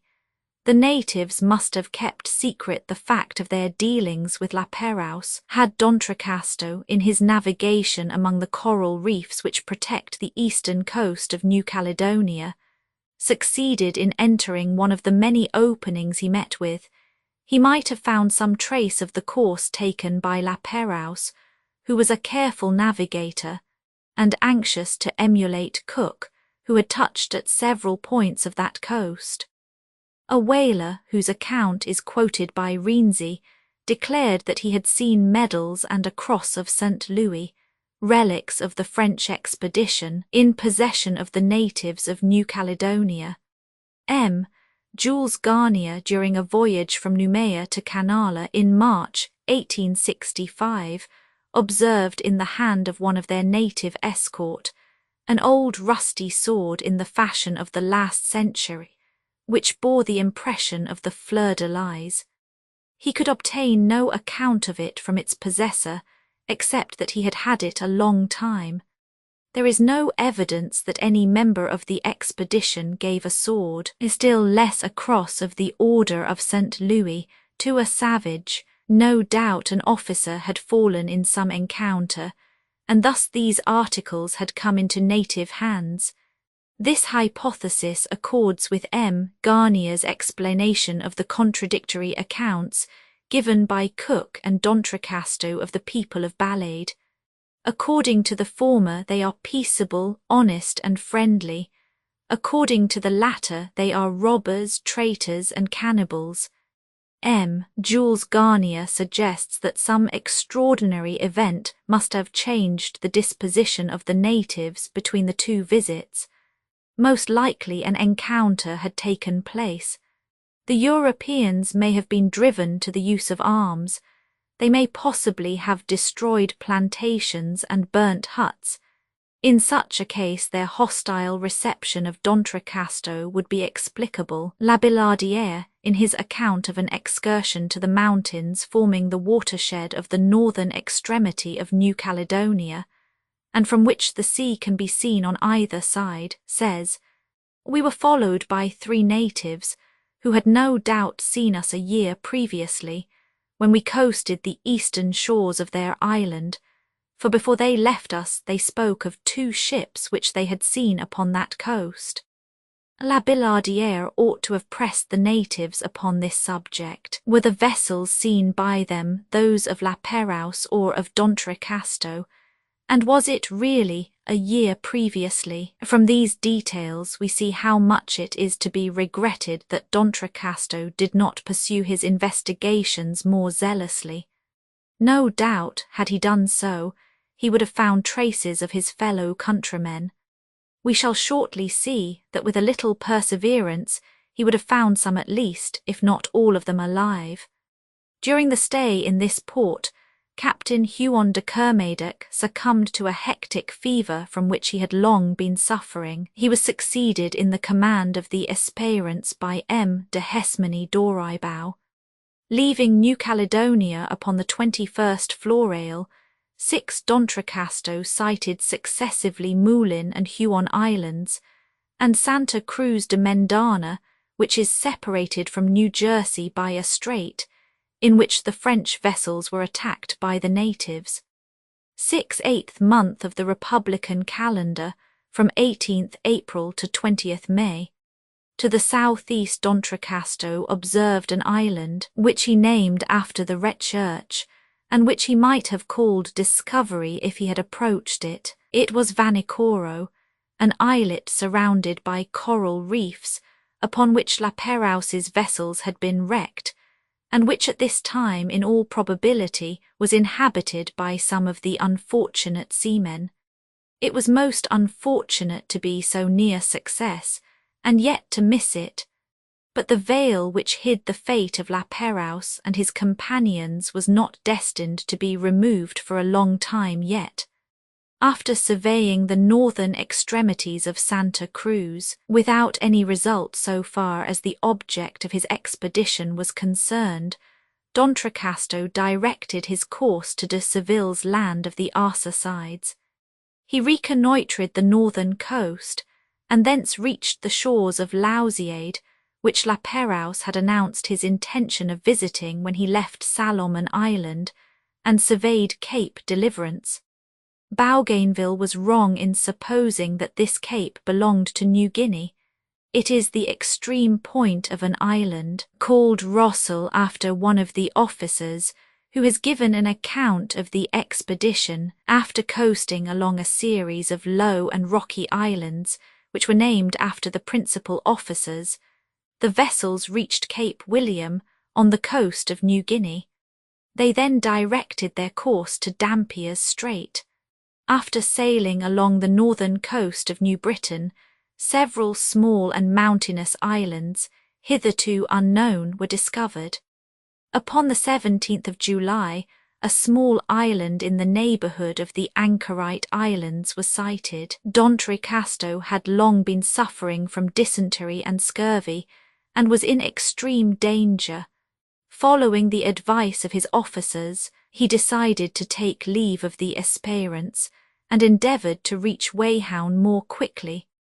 Upon the 20th of July, he sunk under long and protracted sufferings. After a stay at Weyhoun and Barrow Islands, at which latter place the President overwhelmed the French with civilities, and where Bougainville was still remembered by the natives, the expedition left under command of d'Oribau. He also unfortunately fell ill, and the command was transferred to Rossel, under whose orders the vessels passed first Boutong, and then Salaya Straits, and reached Sourabaya upon the 19th of October. View of the island of Buron. Sad news here awaited the members of the expedition. Louis Roman XVI had been beheaded. France was at war with Holland and all the European powers. Although both the Recherche and the Esperance needed many repairs, and the health of the crews needed repose, d'Oribau was about to start for Mauritius, when he was detained by the Dutch governor. Fearing that the news from Europe, affecting as it did the various members of the expedition so differently, might lead to disaffection in his colony, he subjected his prisoners, as he called the French, to most humiliating conditions which they could not escape. Irritation and hatred were rampant when it occurred to d'Oribau to unfurl the white flag. However, the greater part of the officers and men of science, amongst them Billardière, obstinately refused to respect the conditions imposed, and being arrested by order of the Dutch authorities, were distributed throughout the different ports of the colony after the death of d'Oribau, which occurred upon the 21st of August, 1794. Rossel became head of the expedition. He undertook to convey all documents of every kind collected during the voyage to France, but being taken prisoner by an English frigate, he was deprived of his property in defiance of justice, and when France obtained the objects of natural history of which she had been robbed, the expression is not too strong when we recall the instructions given by the French government with regard to Captain Cook's expedition. They were in so bad a condition that they had lost much of their value. Thus ended this unfortunate expedition. Although its principal object had not been attained, it had at least resulted in some geographical discoveries. It had completed or rectified those made by preceding navigators, and to it, especially to the exertions of La Billardière, are due the acquisition of an immense number of facts in natural history.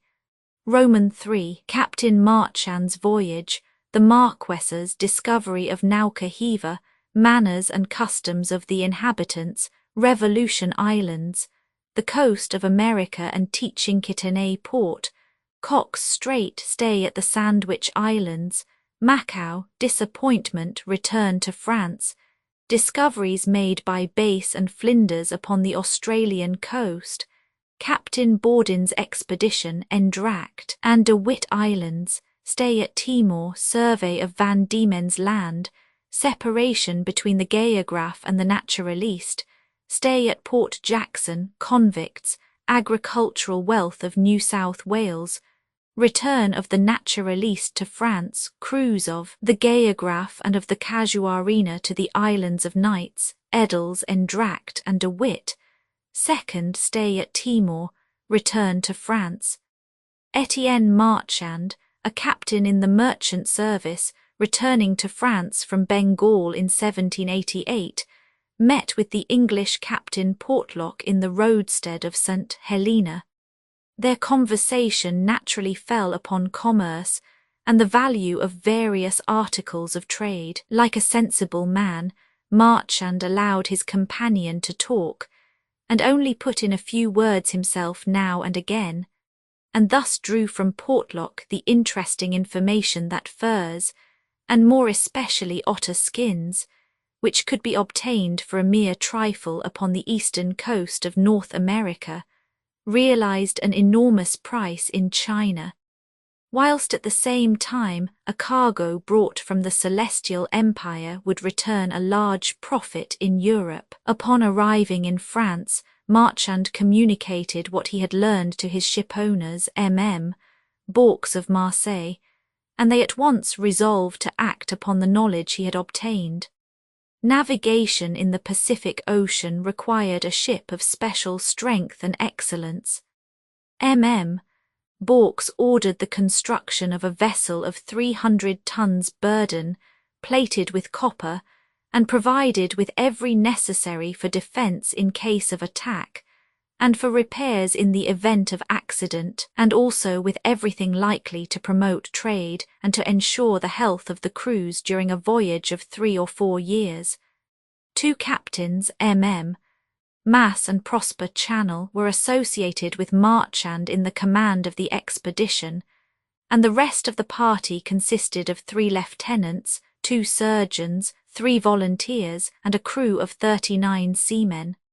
4 cannon, 2 howitzers, 4 swivel guns with the needful ammunition and formed the equipment. Although the vessel was only to reach Cape Horn at the beginning of winter, the Solide left Marseille upon the 14th of December, 1790. After a short stay at Praia, Cape Verde Islands, Marchand proceeded to Staten Island, which he reached upon the 1st of April, 1791. He then doubled Tierra del Fuego and entered the Pacific.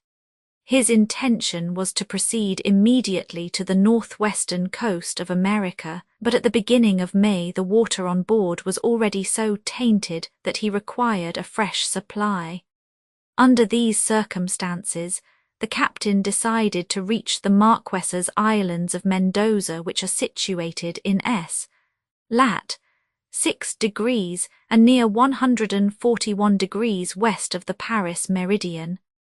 The situation of these islands, says Fleurien, who published an interesting account of this voyage, was the more suitable for his purpose because, with a view to escaping the calms often met with in too easterly a course, he had resolved to cross the line at 142 degrees west longitude. This group of islands had been discovered in 1595 by Mendoza and visited by Cook in 1774.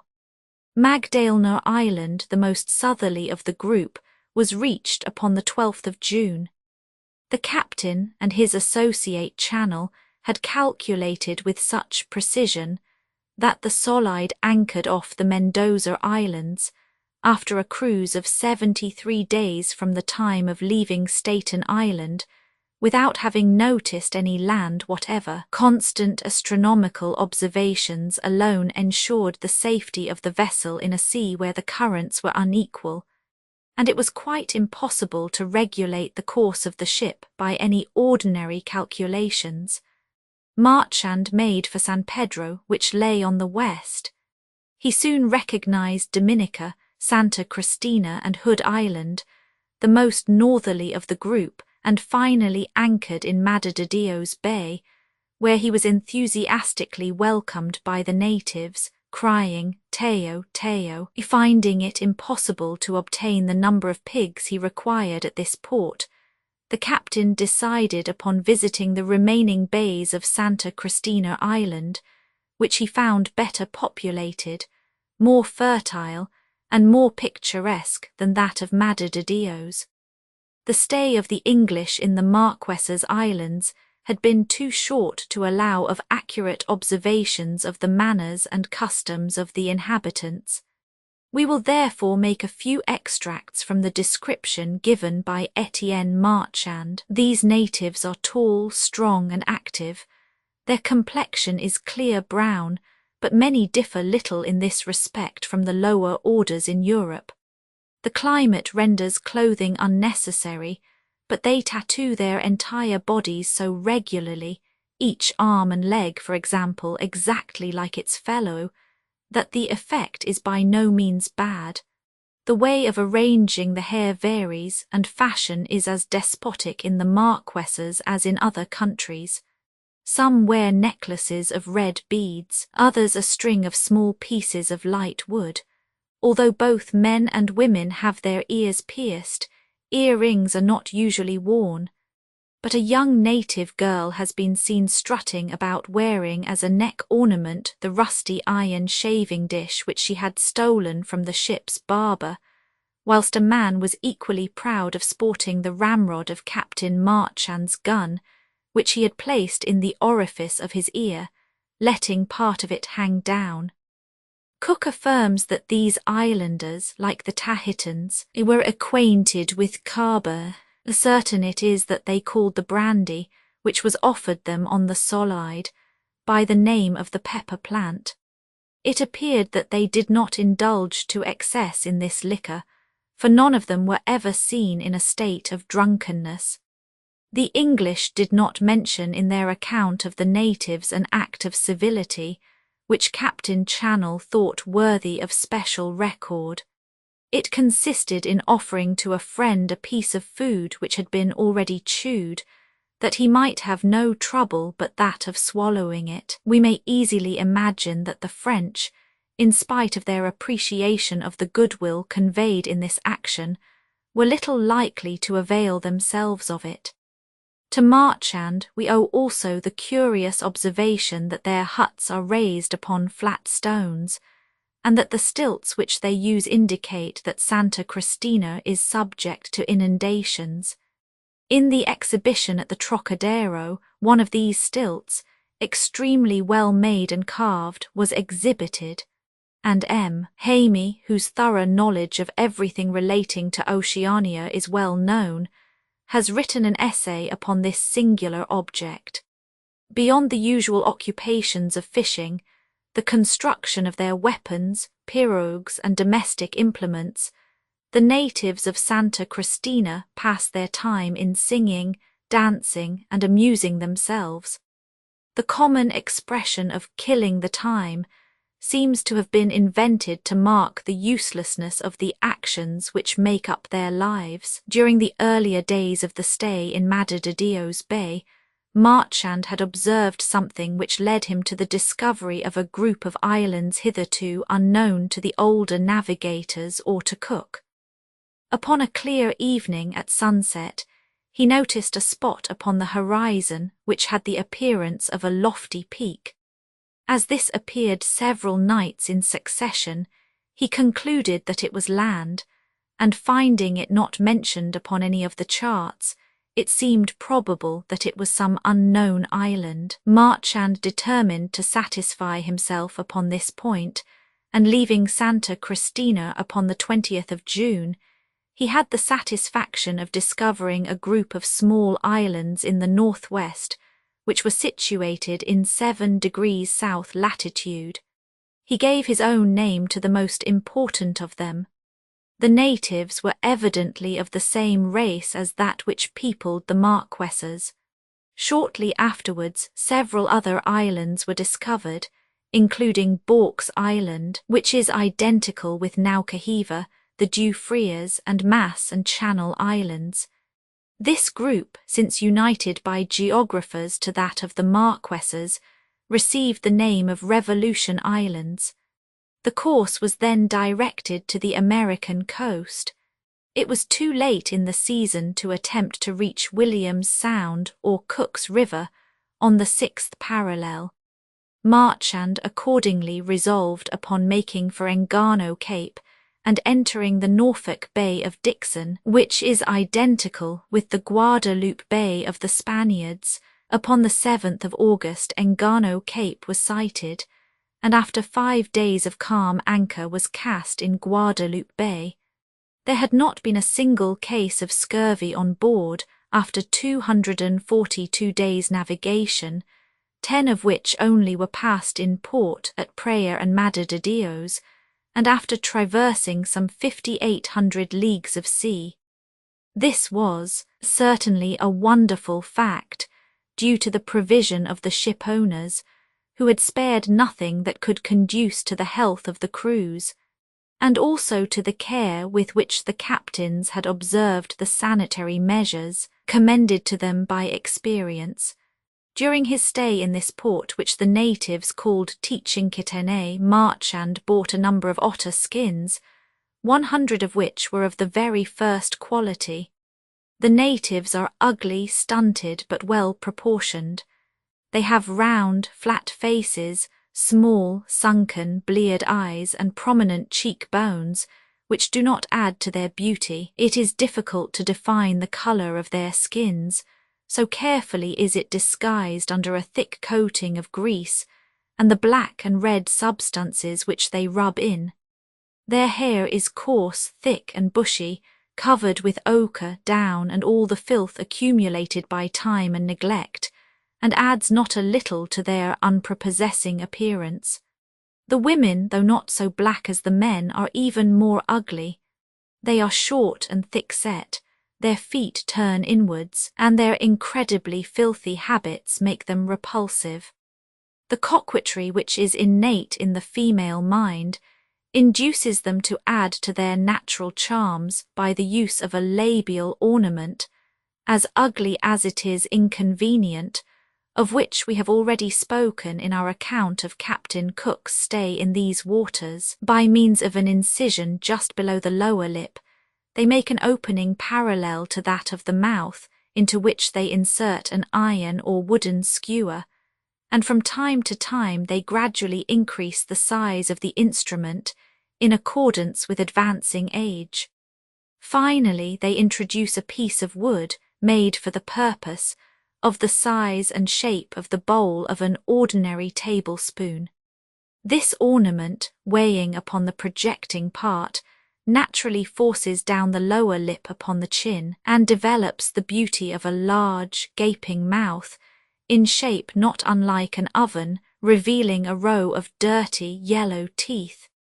This bowl is removable at pleasure, and when it is absent the opening in the lower lip presents the appearance of a second mouth, which is little smaller than the natural one, and in some cases has been known to be 3 inches in length. The Solide left Tchinkitané upon the 21st of August and steered to the southeast in the hope of coming upon Queen Charlotte's Islands, which had been discovered in 1786 by La Pérouse.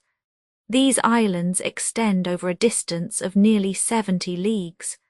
Upon the 23rd, Etienne Marchand sighted Manteau Bay, Dixon's Cloak Bay, which was carefully surveyed by Captain Channell. Next day the vessels entered Cox Strait and began to trade with the Indians for furs. The navigators were immensely astonished at seeing 2 enormous paintings, evidently of great age, and some gigantic sculptures, which, although not bearing the very smallest comparison to the chef-d'œuvres of Greece, testified none the less to artistic tastes little to be expected from the miserable population. The lands which form Cox Strait and Bay are low and covered with firs.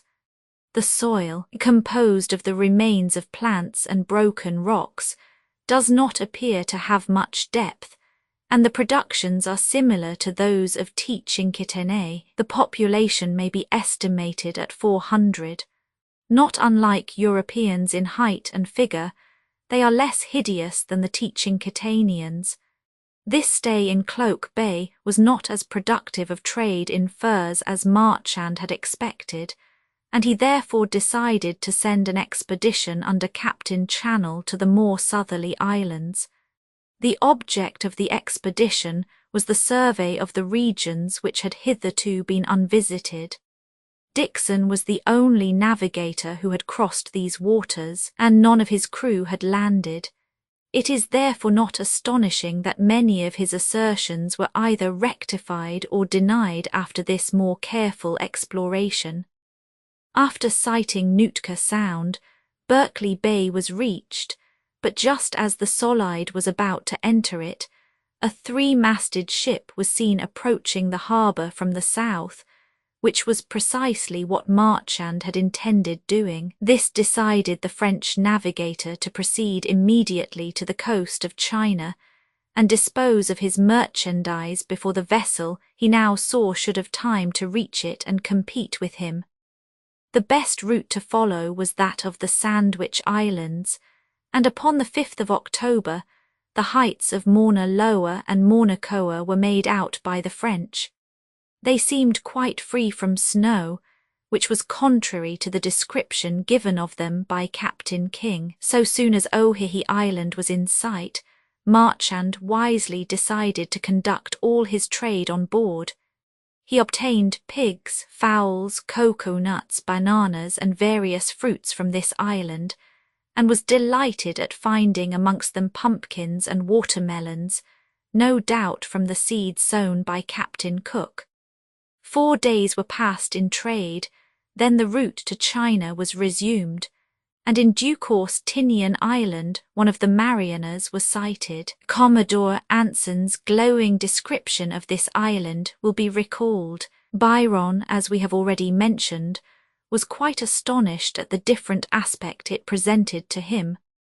But the fact is, some 50 years earlier Tinian was flourishing and counted 30,000 inhabitants, and the victorious Spaniards had since introduced an epidemic which had decimated the population, whilst the miserable survivors had been torn from their country and sent to Guaham as slaves. Marchand did not land at Tinian, which, according to the accounts of every navigator who had visited it since Byron, had relapsed into barbarism, but made for the southern extremity of Formosa. Reaching Macau upon the 28th of November, he heard news which disconcerted him.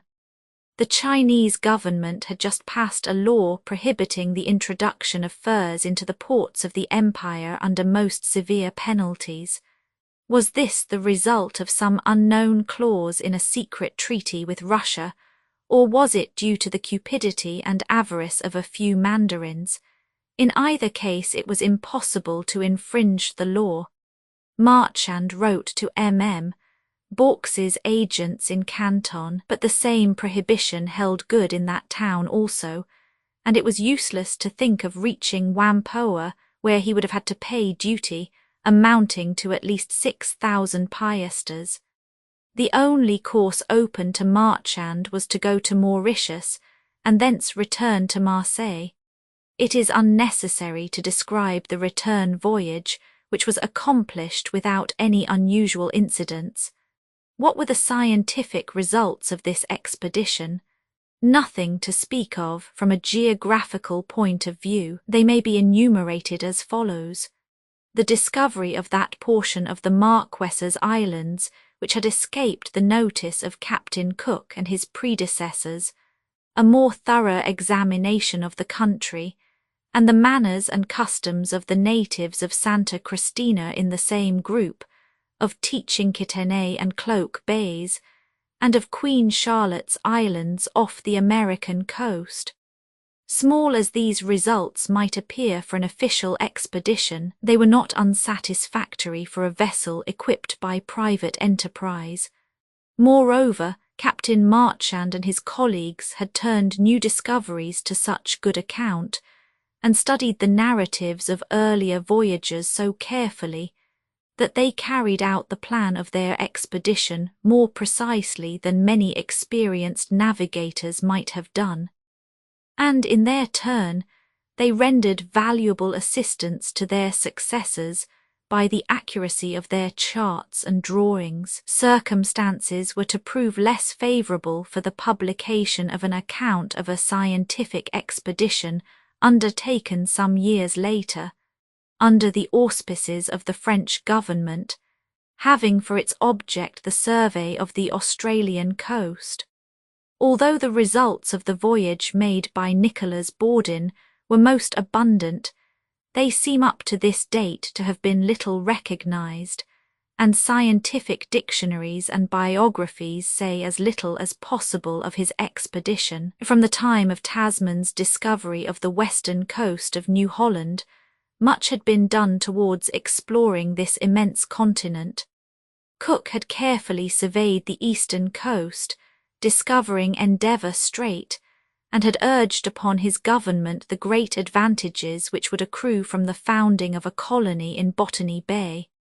In 1788, Philip, with his band of convicts, had laid the foundation of Port Jackson and of English power in this fifth continent of the world. In 1795 and 1796, Flinders, a midshipman and surgeon base with a small vessel called the Tom Thumb, had explored 20 miles of the River George and made a careful survey of a long stretch of coast.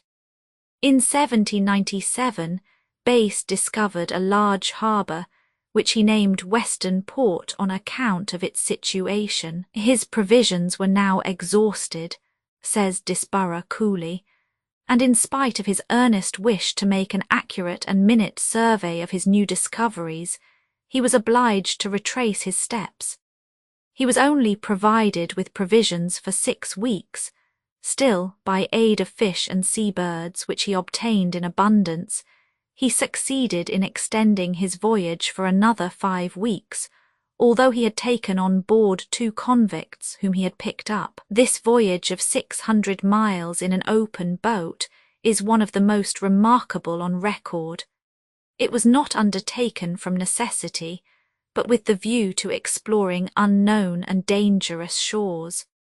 In 1798, Bass, accompanied by Flinders, discovered the strait which now bears his name, and which divides Tasmania from New Holland, and in a schooner of some 25 tons burden, he made the tour of Van Diemen's Land. These brave adventurers collected facts, and made observations of the rivers and ports of this country which were of great use in the future colonization of the continent. Bass and Jackson were both enthusiastically received at Port Jackson. Upon his return to England, Flinders received command of the Investigator, with the rank of naval lieutenant. This vessel was especially equipped for a voyage of discovery upon the Australian coast. the south and northwestern shores, the Gulf of Carpentaria and Torres Straits were to be explored. Public attention in France had been attracted to New Holland by the narratives published by Cook and d'Entrecasteaux.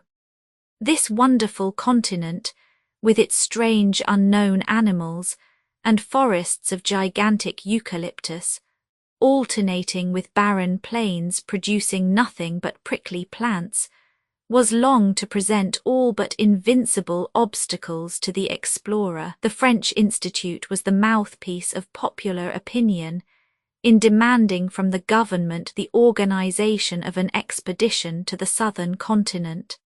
As a result of their representations, 24 scientific men were selected to participate in the voyage. No previous expedition had been so fortunate in the number of scientific men attached to the staff. Astronomers, geographers, mineralogists, botanists, zoologists, draftsmen and gardeners, all mustered 4 or 5 strong. Foremost amongst them we may mention Leschenault de Latour, François Peyron and Bourg de Saint Vincent. Officers and sailors had been carefully selected. Among the first were François-André Bourdin, Puru de Maillet, Hyacinthe de Bougainville, Charles Bourdin, Emmanuel Hamelin, Pierre Milius, Mangin, Duval Daly, Henry de Freycinet, all of whom in after life rose to be admirals or vice-admirals. Le Bas Sainte-Croix, Pierre Guillaume Jiquel, Jacques-Philippe Montgéry, Jacques de Saint-Cric, Louis de Freycinet, all future naval captains. The narrative says, the plans for the expedition were such as to guarantee its success and the attainment of the results so eagerly desired. All the experiences of preceding navigators, in the latitudes through which we were to pass, all that theories and reasoning could suggest, had been called into requisition. Most accurate calculations of the variable winds, monsoons, and currents had been made, and the misfortunes which overtook us were in every case due to our deviation from our valuable instructions. A third vessel of lesser draught was equipped at the Mauritius. The navigators were then to proceed to Van Diemen's Land, d'Entrecasteaux, Bass and Banks Straits, and thence, having determined the situation of the Hunter Islands, to pass behind St. Peter and St. Francis Islands, and survey the country behind them, in the hope of finding the strait supposed to be connected with the Gulf of Carpentaria, and to divide New Holland into 2 parts. This survey accomplished, Louvain, Edels, and Endracht Islands were next to be visited, Swan River to be followed as far as possible, and a survey taken of Rottenest Island and the coast near it. From thence the expedition was to proceed to Shark Bay, to determine various points in De Witt Land, and leaving the coast at North-West Cape, to go to Timor in the Moluccas for a well-earned rest. After allowing sufficient time for the crews to recover from their fatigue, the coast of New Guinea was to be surveyed, with the view to ascertaining whether it was broken up into islands by various straits.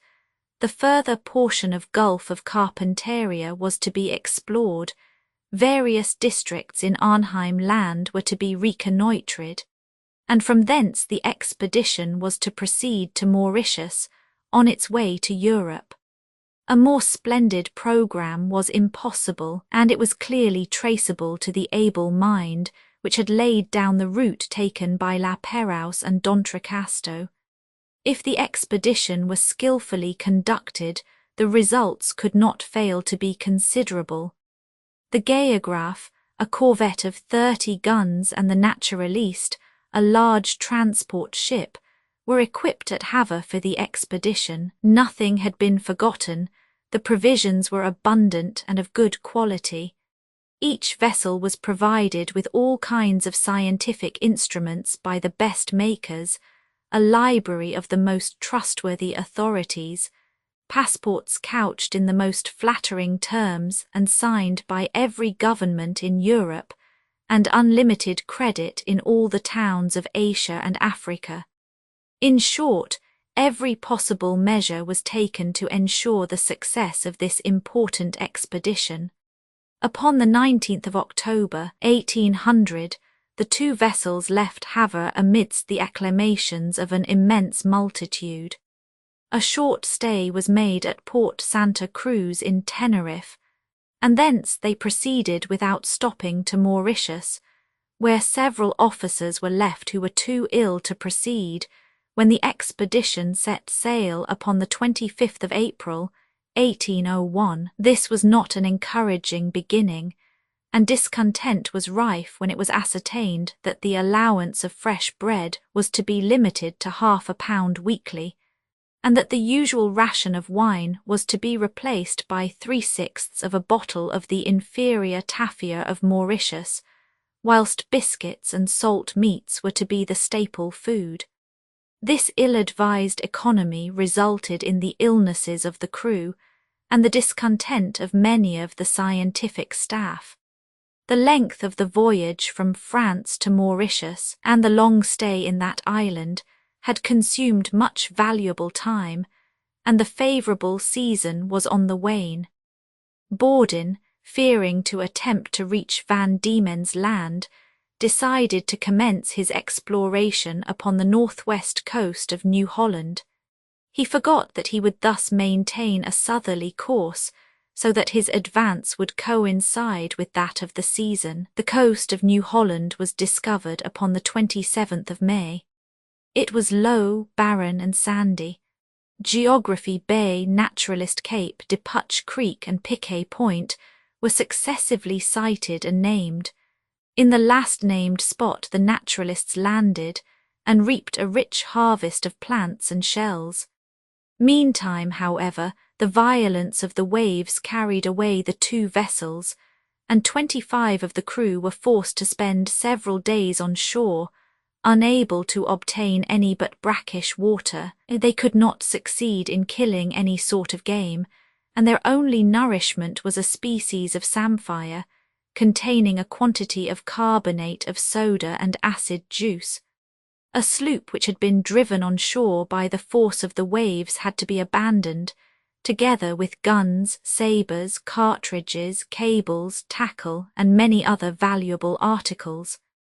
But the worst part of this last misfortune, says the narrative, was the loss of Vasse of Deep, one of the most able of the crew of the Naturaliste, swept away by the waves 3 times in his efforts to re-embark. He was finally swallowed up without the possibility of assistance being rendered to him, or even the fact of his death being ascertained. So violent were the waves, and so dark the night. The foul weather continued. The wind blew in hurricanes, fine rain fell uninterruptedly, and the Naturaliste was lost to view in a thick fog which prevailed until Timor was reached. Upon reaching Rottenest Island, which he had named as a place of rendezvous to Captain Hamilton in case of separation, Borden, to the surprise of everyone, gave orders to make for Shark's Bay, upon the coast of Endracht Island. The coast of this part of New Holland is a succession of low and almost level sandy barren lands, with grey or reddish soil, intercepted here and there by slight ravines. The coast is almost perpendicular and is protected by inaccessible reefs. It well deserves the name of the Iron Coast, which was bestowed upon it by the able hydrographer Boulanger. From Dirk Hartog Island, where Endracht Land commences, Dore Islands, Bernier Islands, where troops of kangaroos were met with, and Dampier Roadstead were successively sighted as far as Shark's Bay, which was thoroughly explored. Native hut in Endracht Land. Facsimile of early engraving. Upon leaving Endracht Land, which offers no attractions, De Witt Land, extending from the northwest cape to Arnheim Land, over 10 degrees of latitude and 15 of longitude, was thoroughly surveyed. Much the same incidents and dangers were met with by the explorers as they successively named Hermit and Forester Islands, the latter with volcanic soil, the Basseterre in Geography Channel, low lands which were avoided with difficulty, with Bedont and Lacepeed Islands, Capes Border and Mollion, Champagny Darkle, Freycinet, Lucas and other islands were seen and named. Amidst these numberless islands, says the narrative, there was little to please the navigators. The sun shines unprotected by any clouds, and except during the nocturnal storms, there is no movement even of the water. Man appears to have fled from this ungrateful soil, for no trace of his presence is to be seen. It is difficult for the traveller, who turns in despair from the inhospitable islands of this forsaken coast, where dangers of every sort assail him, and no provisions are to be had, to reflect that this barren country adjoins groups of Asiatic islands upon which nature has lavished her treasures and delights with a liberal hand. The discovery of the Buonaparte archipelago completed the survey of this miserable region. It is situated between 13 degrees 15s. lat. and 123 degrees 30 long, W of Paris. The wretched food upon which we had lived since we left Mauritius had tried the strongest constitutions. The ravages of scurvy had been severely felt, our store of water was very low, and there was no possibility of replenishing it in this miserable region. The time approached for the return of the monsoon, and its accompanying storms must be avoided on this coast. Above all, we must procure a boat to enable us to rejoin the Naturaliste. Moved by all these considerations, the captain decided to direct his course to Timor Island, and he anchored there upon the 22nd of August in the roadstead of Kupang. It is unnecessary to enter into details of the reception accorded to the navigators. Hospitality and kindness are ever valuable to the recipients, but there is a sameness in an account of them which is wearisome to the reader. We need only dwell upon the sore need of rest for the suffering crew. 10 of those who landed were in the worst stage of scurvy, and many others had the swollen and inflamed gums which precede the attack of this scourge of seamen. Unfortunately, although the scurvy yielded to the remedies applied, it was succeeded by dysentery, which in a few days laid low 18 men. King of the island of Timor, facsimile of early engraving. At length, upon the 21st of September, the Naturaliste appeared. Her captain had patiently awaited the arrival of the Geograph in Shark's Bay, that being the rendezvous appointed by Borden, but which he had failed to keep. The officers availed themselves of this stay thoroughly to survey the shores of Rottenest Island, and to explore the Swan River and Albrolhos or Houtman Rocks. 2 Dutch inscriptions, scratched upon tin plates, had been discovered by Captain Hamelin upon Dirk Hartog Island. One recorded the passage, upon the 25th of October, 1616, of the ship Eendracht from Amsterdam, and the other, the stay of the Geelwink in this port in 1697, under command of Captain Vlaming. The result of the examinations made by the officers of the Naturaliste was as follows. The so-called Shark's Bay extends from Cape Cuvier on the north to Freycinet Gulf. The eastern coast is all part of the mainland, and the western consists of the islet of Cox, Bernier, Dore and Dirk Hartog Islands, and a small portion of the mainland. The peninsula of Peyron occupies the centre of this extensive bay, and to the east and west are the harbours of Hamelin and Henry Freycinet. Unfortunately, even the sickness among their unfortunate crews did but restore temporary concord between Captain Borden and his staff. He himself had been attacked by a fever, and for a few hours it was supposed that he was dead. Upon his recovery 8 days later, however, he did not hesitate to place one of his officers, M. Piquet Ensign, under arrest. All the members of his staff disapproved of this action and offered repeatedly many flattering tokens of their esteem and regard to the disgraced officer. As M. Piquet was made lieutenant upon his return to France, it would appear that he was not in fault.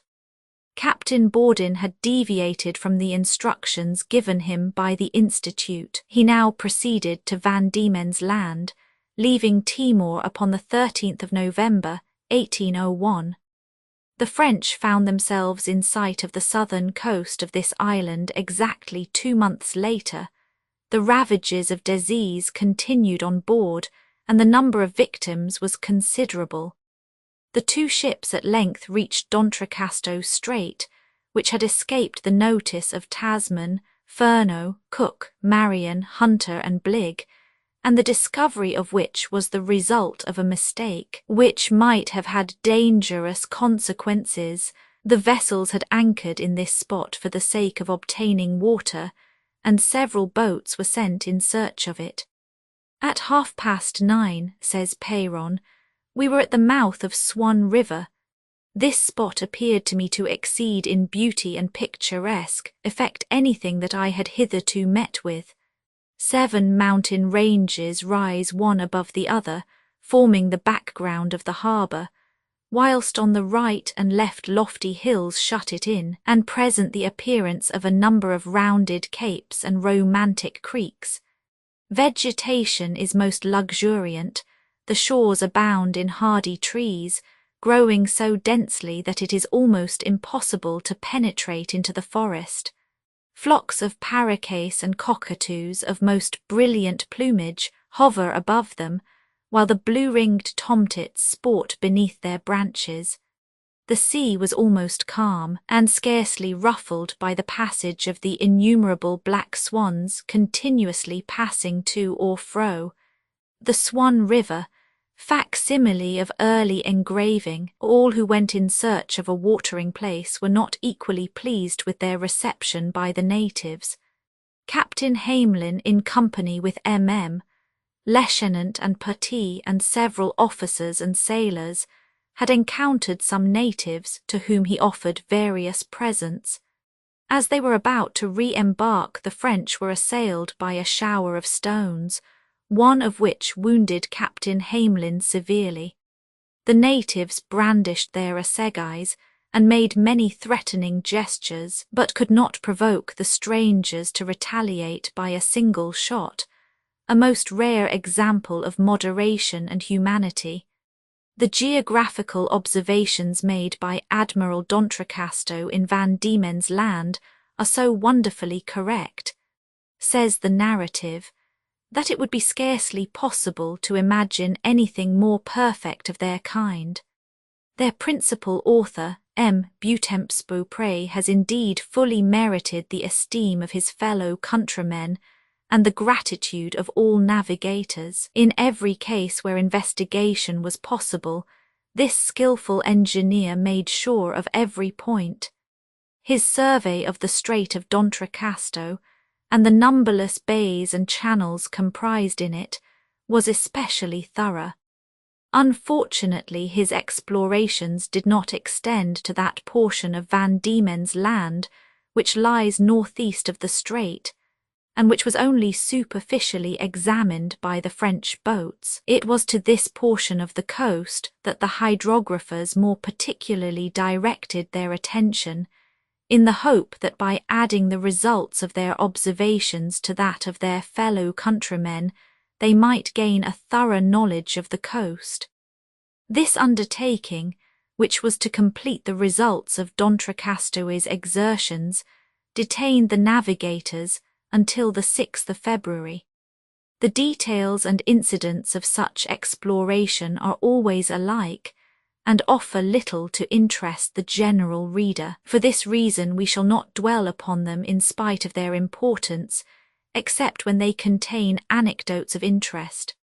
The naturaliste and geograph next proceeded to the exploration of Banks and Bass's Straits. Upon the morning of the 6th of March, we coasted the islets of Taylefer and Schouten Island at a good distance. Towards midday we found ourselves opposite Forester's Cape, and our skilful geographer, M. Boulanger, embarked in the longboat, commanded by M. Morwarid, to survey the coast. The ship was to follow a route parallel with that of the boat, of which it was never to lose sight for a moment. But M. Boulanger had scarcely been gone a quarter of an hour when capped. Borden, without any apparent reason, tacked round and gained the more open sea. The boat was lost to sight, and the coast was not neared again until night was approaching. A strong breeze had arisen, which, increasing every moment, added to the uncertainty of our movements. Night fell, and the coast upon which we had abandoned our unhappy comrades was hidden from our sight. The 3 following days were vainly spent in the endeavour to find the missing boats. This calm narration would appear to veil strong indignation against Captain Borden. What can have been his motive for forsaking his sailors and 2 of his ablest officers? This is a problem which the most attentive perusal of Peyron's narrative fails to elucidate. To enter the straits of Banks and Bass was to tread in the footsteps of the latter and of Flinders, who had made these waters the special field of their discoveries. But when, upon the 29th of March, 1802, the Geograph commenced coasting the south-western shore of New Holland, one portion of it only was known, that which extends from Cape Lewin to St. Peter and St. Francis Islands, the land stretching from the eastern boundary of Knightsland to Port Weston, had never yet been trodden by an European foot. All the importance of this cruise is apparent when we reflect that it was undertaken to decide whether New Holland consisted of one island only, and whether any large rivers flowed into the sea from it. Latray Island, Mount Tabor Cape, Cape Folard, Descartes Bay, Bouffler Cape, Estaing Bay, Rivoli Bay, Mongo Cape, were all successively cited and named. An extraordinary take of dolphins had delighted the crew, when a sail was seen upon the horizon. It was of course supposed that it was the Naturaliste, from which the Geograph had been separated by violent storms since the night of the 7 to 8 March. As the vessel was making rapid way, she was soon abreast of the Geograph. She carried the English colours.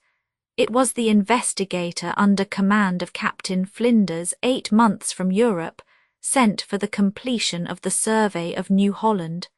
Flinders had been engaged for 3 months in the exploration of the coast. He, too, had suffered from storms and tempest in Bass's Strait. During one of the latter he had lost a boat, containing 8 men and his chief officer. A sail was seen on the horizon. The Geograph visited in succession Cape Createt, the peninsula of Fleurien, which is about 20 miles in extent, the Gulf of St. Vincent, so called by Flinders, Kangaroo Island, Althorpe Islands, Spencer Gulf, upon the western coast of which is Port Lincoln, the finest and safest harbour in New Holland, and the islands of St. Francis and St. Peter. Certainly Captain Borden, in order to render this hydrographical survey complete, should have followed out his instructions and penetrated beyond St. Peter and St. Francis Islands. The weather, however, was too unpropitious, and this exploration was reserved for a future expedition. Scurvy meantime made fearful ravages amongst the adventurers. More than half the crew were incapable of service. 2 only of the helmsmen were in a fit condition for duty. How could anything else be expected in a vessel which was not provided with either wine or brandy, but was provisioned only with fetid water, biscuits infested with maggots and putrid meats, the mere smell of which was injurious? Winter, too, had set in the southern hemisphere, and the crews were in sore need of rest. The nearest harbour was Port Jackson, and the shortest passage thither was by Bass's Strait. Borden, who always appears to have disliked following a beaten track, thought differently and gave orders for doubling the southern extremity of Van Diemen's Land. Upon the 20th of May, anchor was cast in Adventure Bay. The sick who could be moved were carried on shore where water was plentiful, but the stormy waters were no longer passable. A thick fog prevailed, and only the sound of the waves breaking upon the shore saved the vessels from running aground. The number of sick increased. The ocean claimed a fresh victim each succeeding day. Upon the 4th of June there were only 6 men equal to their work, and the tempest increased in fury, yet the Geograph escaped destruction once more. The sick were carried on shore. Upon the 17th of June a vessel was signalled, and from her captain the navigators learned that the Naturaliste, after waiting vainly for her consort at Port Jackson, had gone in search of her, that the abandoned boat had been rescued by an English vessel, and the crew had been received upon the Naturaliste. The Geograph was awaited with eager impatience at Port Jackson, where help of every kind was prepared for her. The Geograph was for 3 days within reach of Port Jackson, and yet unable to enter the harbour, for want of able-bodied seamen to work her.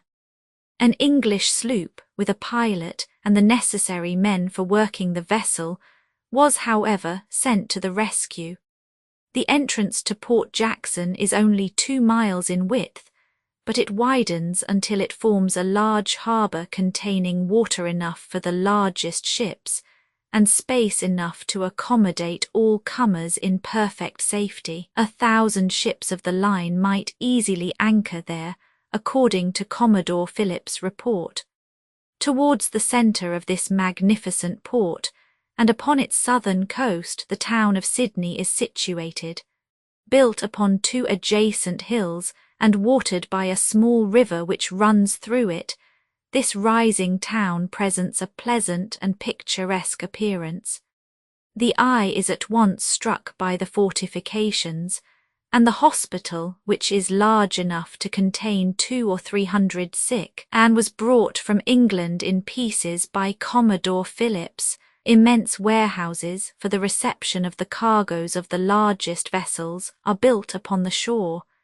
Ships of all kinds were being constructed in the yards from the wood of the country. View of Sydney, facsimile of early engraving, with a sentiment of respect which almost amounts to veneration, the sloop in which M. Bass made the discovery of the strait which separates Tasmania from New Holland is preserved. Snuff boxes made of the wood of her keel are valued as relics by their possessors, and the governor of the fort could think of no more acceptable present for Captain Borden than a piece of the wood of this famous vessel, mounted in silver, upon which the chief details of the discovery of Bass's Straits were engraved. Equally worthy of admiration were the prison, capable of lodging 200 prisoners, the wine and provision warehouses, the exercising ground overlooked by the governor's house, the barracks, observatory, and the English church, of which the foundations were at this time but just laid. The great change in the conduct and condition of the convicts was not less interesting. We found new cause for surprise in the population of the colony, a more worthy subject for the reflection of a philosopher or statesman never existed.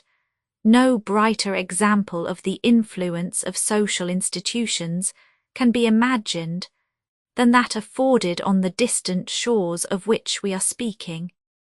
Here are to be found the formidable ruffians who in a civilized country were the terror of their government, transported to these foreign shores, ejected from European society, and placed from their first arrival between the certainty of punishment on the one hand and the hope of a better fate in store for them upon the other, surrounded by a surveillance as benevolent as it is active. They are absolutely forced to relinquish their antisocial habits.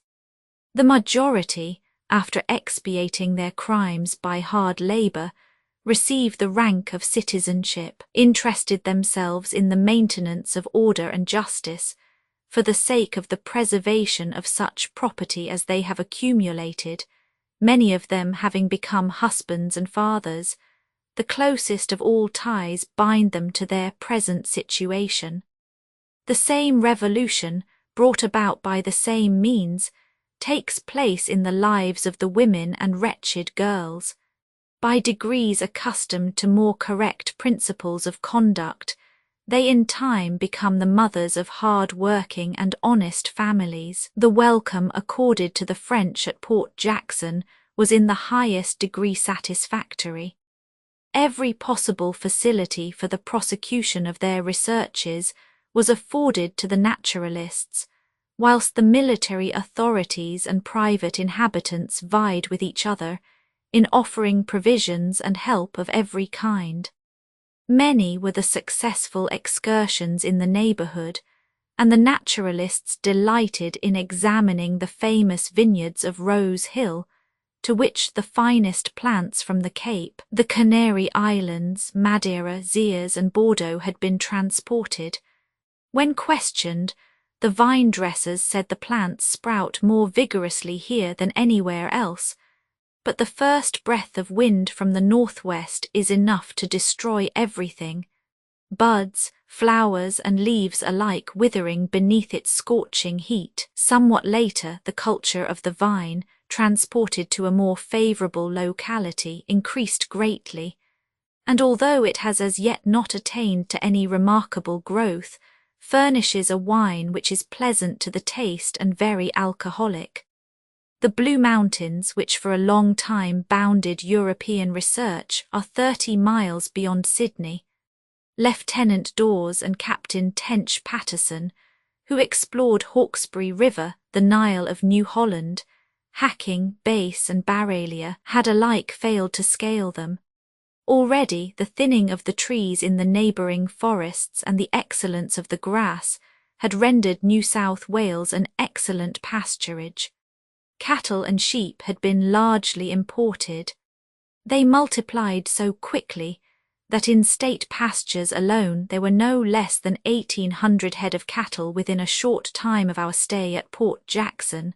Of these 514 were bulls, 121 oxen, and 1165 cows. The increase and growth of these animals was so rapid that in less than 11 months the number of oxen and cows had reached from 1856 to 2450, which would be at the rate of increase per annum of 650 head, or 1/3 of the entire number. Carrying this calculation on at the same rate for a period of 30 years, or even reducing the increase by 1/2, it is clear that New South Wales would be teeming throughout its length and breadth with cattle. Sheep farming has had even greater success. The increase of flocks upon these distant shores is so prolific that Captain MacArthur, one of the richest landowners of New South Wales, does not hesitate to assert, in a pamphlet published for that purpose, that in 20 years New Holland alone will be able to supply England with all the wool which is now imported from neighbouring countries, and the price of which amounts yearly to 1,800,000 L. sterling. We know now how very little exaggeration there was in these calculations, although at that time they appeared most wonderful. It is interesting to read of the growth of this industry, and the impression produced by it in its earlier stages upon the French navigators.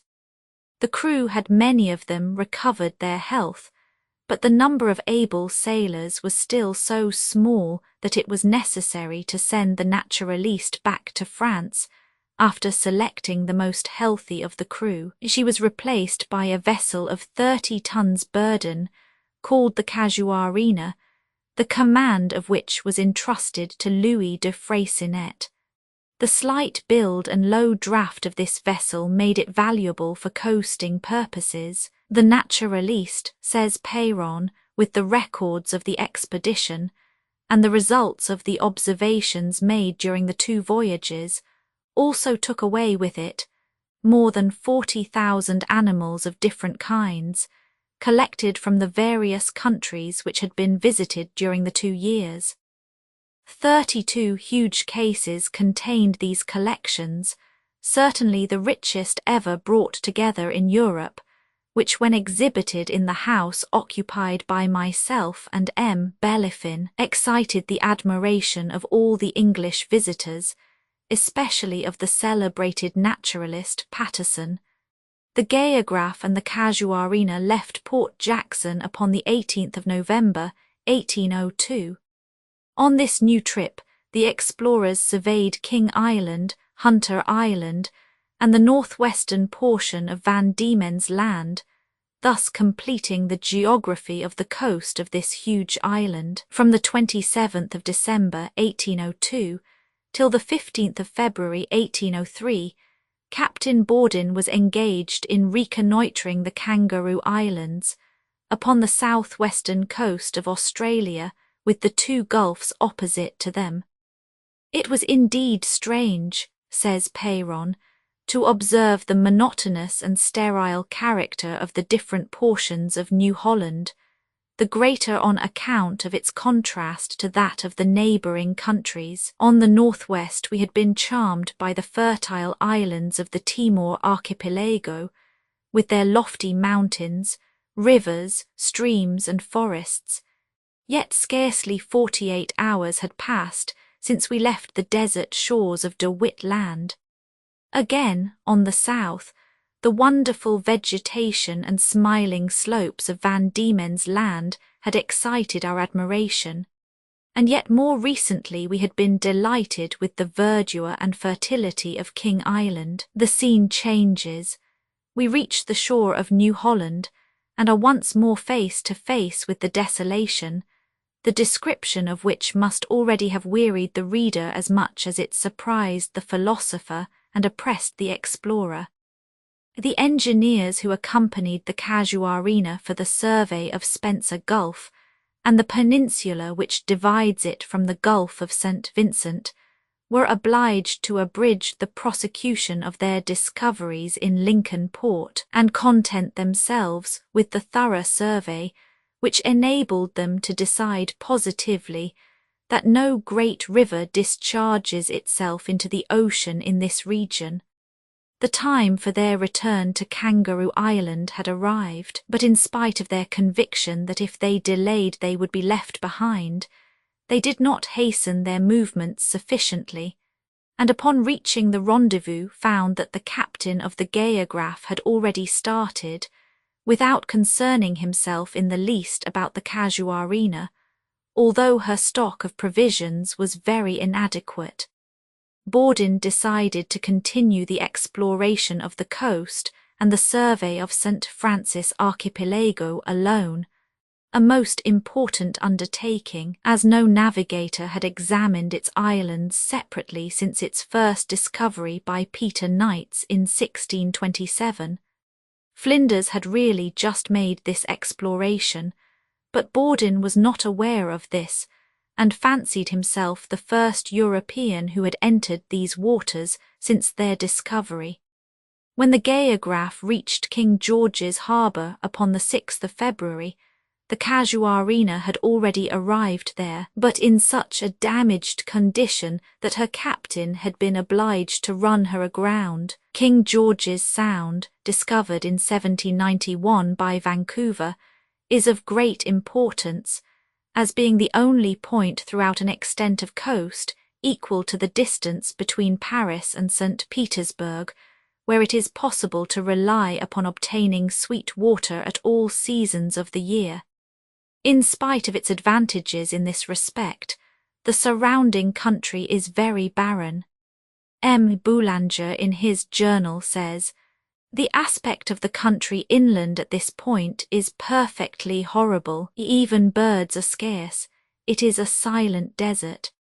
In one of the recesses of this bay, known as Oyster Harbour, a naturalist named M. Forer discovered a large river named after the French, the mouth of which was as wide as the Seine at Paris. He undertook to ascend it, and thus penetrated as far as possible into the interior of the country. About 2 leagues from the entrance of the river, his further progress was arrested by 2 embankments, solidly constructed of stones, connected with a small island, and forming an impassable obstacle. This barrier was pierced by several openings, most of them above the low tide level, and much wider upon the side facing the sea than upon the other. By these openings the fish which entered the river at high tide could easily pass through, but could not return, and were consequently imprisoned in a sort of reservoir, where the natives could catch them at their leisure. Fora found no less than 5 of these erections in the space of less than the third of a mile, a most singular proof of the ingenuity of the barbarous natives of the country, who in other respects appear upon the level of brutes. In King George's harbour, one of the officers attached to the Geograph, named Ransonnet, more fortunate than Vancouver and D'Entrecasteaux, had an interview with the natives. This was the first time a European had been able to approach them. Ransonnet says, "We had scarcely appeared when 8 natives, who upon our first appearance on their coast had vainly called to us by cries and gestures, appeared suddenly together. After a while 3 of them, who were no doubt women, went away again. The remaining 5, first throwing their assegais to a distance, to convince us probably of their pacific intentions, assisted us in landing. At my suggestion, the sailors offered them various presents, which they received with an air of satisfaction but without enthusiasm. Whether from apathy or as a mark of confidence, they returned the presents to us with a pleased expression, and upon our once more presenting them with the same things, they left them upon the ground or surrounding rocks. They were accompanied by many large and handsome dogs. I did all I could to induce them to part with one. I offered them all I had, but their refusal was persistent. They probably employed them in hunting the kangaroo, which, with the fish that I had seen them pierce with their assegais, formed their staple food. They drank some coffee, and ate some salt beef and biscuits, but refused the bacon we offered, and left it behind them upon the stones without touching it. These natives are tall, thin, and very active. They have long hair, black eyebrows, short flat noses, sunken eyes, large mouths, with projecting lips and fine and very white teeth. The inside of their mouths seemed as black as the outside of their bodies. The 3 who appeared the oldest among them, and who might have been from 40 to 50 years of age, had large black beards. Their teeth appeared to have been filed, and the cartilage of the nose pierced. Their hair was trimmed and curled naturally. The other 2, whose ages we took to be from 16 to 18, were not tattooed at all. Their long hair was gathered into a chignon, powdered with red dust, similar to that which the elder ones had rubbed over their bodies. They were all naked, and wore no ornament, excepting a large waistband, composed of a number of small fringed strips of kangaroo skin. They talked volubly and sang in snatches, but always in the same key, and accompanied their song with the same gestures. In spite of the friendly feeling which continued to exist between us, they never allowed us to approach the spot where the other natives, probably their wives, were hidden. After a stay of 12 days in King George's harbour, the explorers again put to sea. They rectified and completed the maps drawn by D'Entrecasteaux and Vancouver of Lecan, Edel, and Endrant lands, which were in turn visited and surveyed between the 7th and the 26th of March. Thence Bawdin proceeded to De Witt Land, which was almost unknown when he visited it the first time. He hoped to succeed better than De Witt, Vianen, Dampier, and St. Alwaran, who had all been unsuccessful in their efforts to explore it. But the breakers, reefs, and sandbanks rendered navigation extremely perilous. A new source of danger shortly afterwards arose in the singular illusion of the mirage. The effect, says the narrative, was to make the Geograph appear to be surrounded by reefs, although at the time she was a full league away from them, and every one on board the Casuarina imagined her to be in the most imminent danger. Only when it became too exaggerated to be real was the magic of the illusion dispelled. Upon the 3rd of May, the two vessels once more cast anchor in Kupang Port, Timor Island. 1 month later, after revictualling, Captain Borden set sail for De Witt Land, where he now hoped to find the winds favourable for an advance to the east. From thence he proceeded to Mauritius, where he died upon the 16th of September, 1803. It appears probable that the precarious state of his health had some influence upon his conduct of this expedition, and possibly his staff would have had less reason to complain of him had he been in full possession of all his faculties. This, however, is a question for psychologists to decide. Water carrier at Timor, facsimile of early engraving. The Geograph entered Lorient roadstead upon the 23rd of March, and 3 days later the vast collection of natural curiosities was landed. The narrative says, besides an immense number of cases, containing minerals, dried plants, fish, reptiles, and zoophytes, preserved in brandy, stuffed or dissected quadrupeds and birds, we had 70 large cases filled with vegetables in their natural state, comprising nearly 200 species of useful plants and about 600 varieties of seeds. In addition to all this, at least 100 living animals. We cannot better complete our account of the results of this expedition than by giving an extract from the report laid before the government by the Institute, relating more particularly to the zoological collection made by M.M. Peyron and Lesueur. It comprises more than 100,000 specimens of large and small animals. Many important new species are already recognized, and there still remain, according to the statement made by the professor at the museum, upwards of 2,500 to be classified.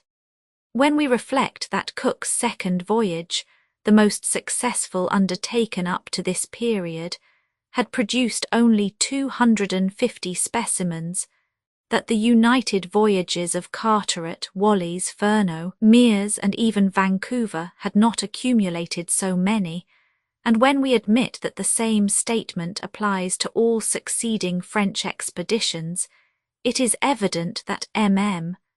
Peyron and Lesueur introduced more new animals to Europe than all other modern travellers put together. Moreover, the geographical and hydrographical results were considerable.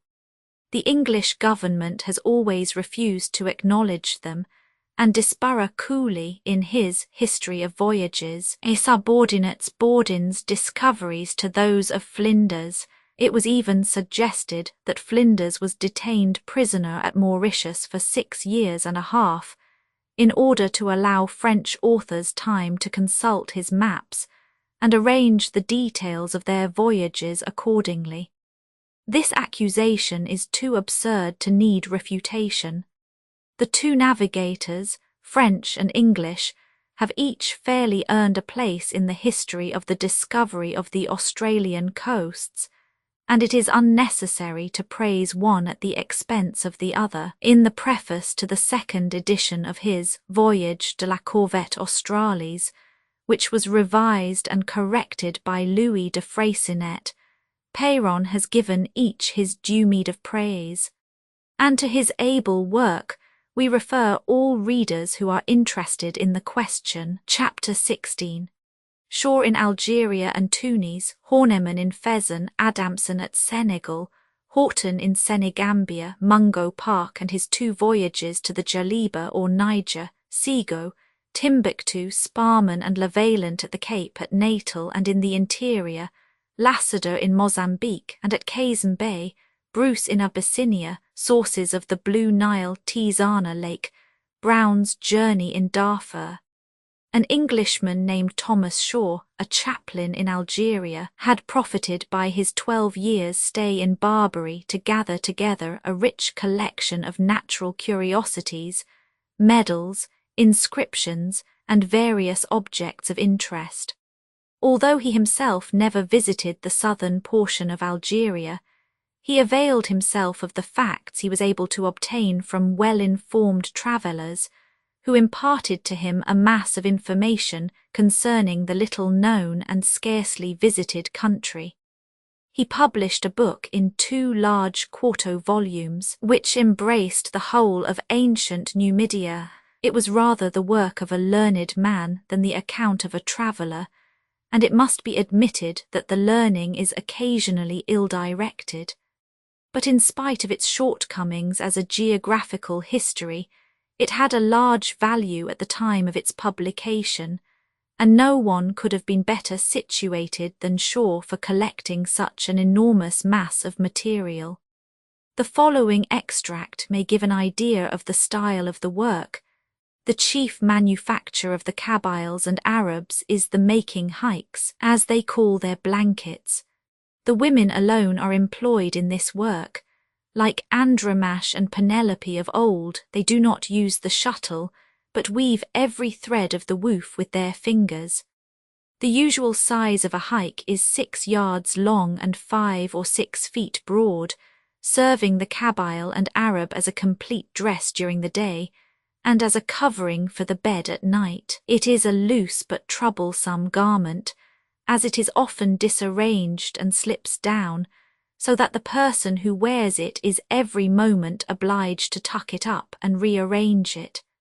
This shows the great use there is of a girdle whenever men are in active employment, and explains the force of the scripture injunction of having our loins girded. The method of wearing this garment, with the use it is at other times put to as bed covering, makes it probable that it is similar to, if not identical with, the peplus of the ancients. It is likewise probable that the loose garment flung over the shoulder, the toga of the Romans, was of this kind, as the drapery of statues is arranged very much in the same manner as the Arab hike. It is unnecessary to linger over this work, which has little interest for us. We shall do better to turn our attention to the journey of Frederick Conrad Hornemann to Fezzan. This young German offered his services to the African Society of London, and having satisfied the authorities of his knowledge of medicine and acquaintance with the Arabic language, he was engaged and furnished with letters of introduction, safe conducts, and unlimited credit. Leaving London in July 1797, he went first to Paris. Lalande introduced him to the Institute and presented him with his Mémoire sur l'Afrique, and Brausenet gave him an introduction to a Turk from whom he obtained letters of recommendation to certain Cairo merchants who carried on business in the interior of Africa. During his stay at Cairo, Hornemann devoted himself to perfecting his knowledge of Arabic and studying the manners and customs of the natives. We must not omit to mention that the traveller had been presented by Monge and Berthollet to Napoleon Buonaparte, who was then in command of the French forces in Egypt. From him he received a cordial welcome, and Buonaparte placed all the resources of the country at his service. He received a cordial welcome. As the safer method of travelling, Hornemann resolved to disguise himself as a Mohammedan merchant. He quickly learned a few prayers and adopted a style of dress likely to impose upon unsuspecting people. He then started, accompanied by a fellow countryman named Joseph Frendenberg, who had been a Mussulman for more than 12 years, had already made 3 pilgrimages to Mecca, and was perfectly familiar with the various Turkish and Arabic dialects. He was to act as Horneman's interpreter. On the 5th of September 1798, the traveller left Cairo with a caravan and visited the famous oasis of Jupiter Ammon or Siwa, situated in the desert on the east of Egypt. It is a small independent state which acknowledges the Sultan, but is exempt from paying tribute. The town of Siwa is surrounded by several villages at distances of a mile or two. It is built upon a rock in which the inhabitants have hollowed recesses for their dwellings. The streets are so narrow and intricate that a stranger cannot possibly find his way among them. This oasis is of considerable extent. The most fertile portion comprises a well-watered valley, about 50 miles in circumference, which is productive of corn and edible vegetables. Dates of an excellent flavour are its most valuable export. Horneman was anxious to explore some ruins which he had noticed, for he could obtain little information from the natives, but every time he penetrated to any distance in the ruins, he was followed by a number of the inhabitants who prevented him from examining anything in detail. One of the Arabs said to him, "You must still be a Christian at heart, or you would not so often visit the works of the infidels." This remark put a speedy end to Horneman's further explorations. As far as his superficial examination enabled him to judge, it was really the oasis of Ammon, and the ruins appeared to him to be of Egyptian origin. The immense number of catacombs in the neighbourhood of the town, especially on the hill overlooking it, indicate a dense population in ancient times. The traveller endeavoured vainly to obtain a perfect head from one of these burial places. Amongst the skulls he procured, he found no certain proof that they had been filled with resin. He met with many fragments of clothing, but they were all in such a state of decay that it was impossible to decide upon their origin or use. After a stay of 8 days in this place, Horneman crossed the mountains which surrounded the oasis of Siwa and directed his steps towards Sciota. So far no misfortune had interrupted his progress, but at Sciota he was denounced as a Christian and a spy. Horneman cleverly saved his life by boldly reading out a passage in the Koran which he had in his possession. Unfortunately, his interpreter, expecting that his baggage would be searched, had burned the collection of fragments of mummies, the botanical specimens, the journal containing the account of the journey, and all the books. This loss was quite irreparable. A little further on, the caravan reached Orgilla, a town mentioned by Herodotus, who places it some 10 days' journey from the oasis of Ammon. This accords with the testimony given by Horneman, who reached it in 9 days' forced march. At Orgilla, a number of merchants from Benghazi, Merote, and Macamba had joined the caravan, amounting altogether to no less than 120 persons. After a long journey over a sandy desert, the caravan entered a country interspersed with hills and ravines where they found trees and grass at intervals. This was the desert of Harach. It was necessary to cross it in order to reach Temissa, a town of little note, built upon a hill and surrounded by a high wall. At Zuila the Fezzan country was entered. The usual ceremonies, with interminable compliments and congratulations, were repeated at the entrance to every town. The Arabs appear to lay great stress upon these salutations, little trustworthy as they are, and travellers constantly express surprise at their frequent recurrence. Upon the 17th of November, the caravan halted at Merzuk, the capital of Fezzan. It was the end of the journey. Horneman says that the greatest length of the cultivated portion of Fezzan is about 300 miles from north to south, But to this must be added the mountainous region of Harrach on the east and the various deserts north and west. The climate is never pleasant. In summer the heat is terrible, and when the wind blows from the south, it is all but insupportable, even to the natives, and in winter the north wind is so cold that they are obliged to have recourse to fires. The produce of the country consists principally of dates and vegetables. Merzuk is the chief market. There are collected the products of Cairo, Benghazi, Tripoli, Ghadames, Gat, and the Soudan. Among the articles of commerce are male and female slaves, ostrich feathers, skins of wild beasts, and gold dust or nuggets.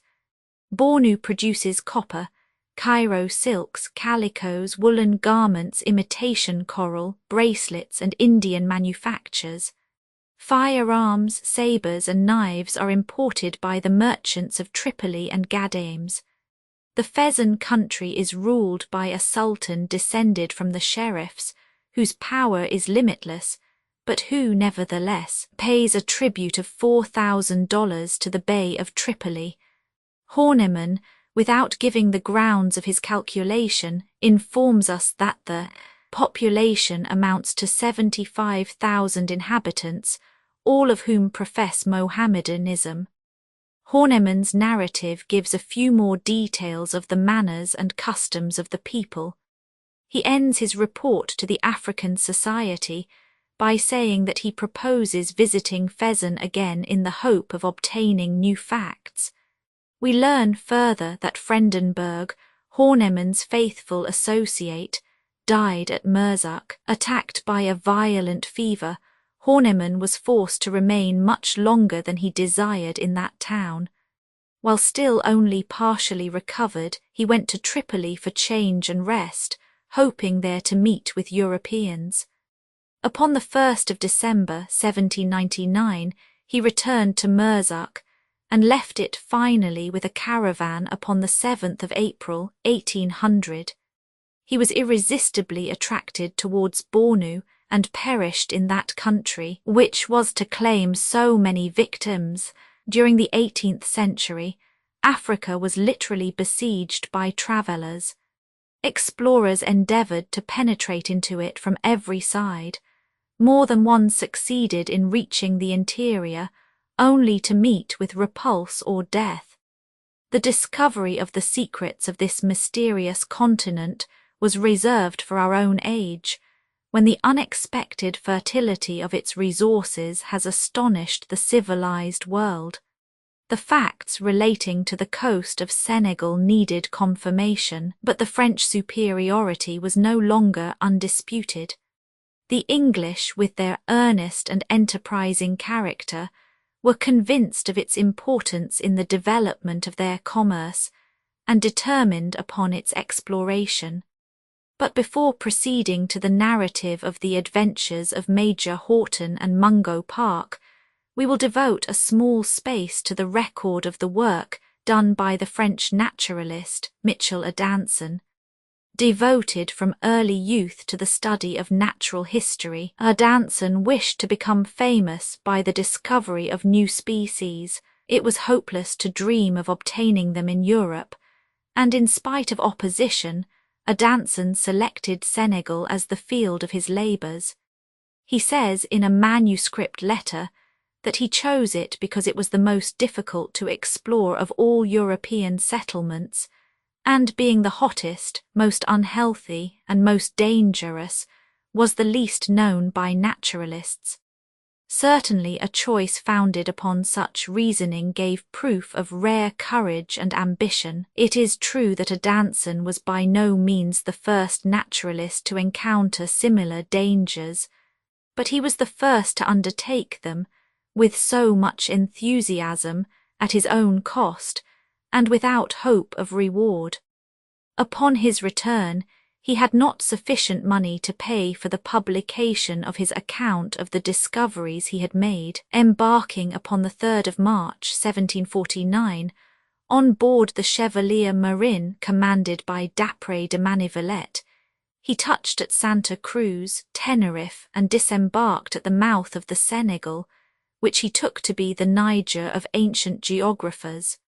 During nearly 5 years he was engaged in exploring the colony in every direction, visiting in turn Poda, Portugal, Albreda, and the mouth of the Gambia. With unceasing perseverance, he collected a rich harvest of facts in the animal, vegetable, and mineral kingdoms. To him is due the first exact account of a gigantic tree called the baobab, which is often called a Dansonia after him, of the habits of the grasshoppers which form the chief food of certain wild tribes, of the white ants and the dwellings they construct, and of a certain kind of oyster which attach themselves to trees at the mouth of the Gambia. He says, "Other natives have not the difficulty one might anticipate in catching them. They simply cut off the bough to which they cling. They often cluster to the number of over 200 on one branch, and if there are several branches they form a bunch of oysters such as a man could scarcely carry." The baobab. In spite of the interest of these and similar discoveries, there are few new facts for the geographer to glean. A few words about the Yolofs and Mandingos comprise all there is to learn. If we followed a Danson throughout his explorations, we should gain little fresh information. The same cannot be said of the expedition of which we are about to give some account. Major Houghton, captain in the 69th Regiment and English governor of the fort of Goree, had been familiar from his youth, part of which was passed with the English embassy in Morocco, with the manners and customs of the Moors and the Negroes of Senegambia. In 1790, he proposed to the African Society to explore the course of the Niger, penetrate as far as Timbuktu and Hausa, and return by way of the Sahara.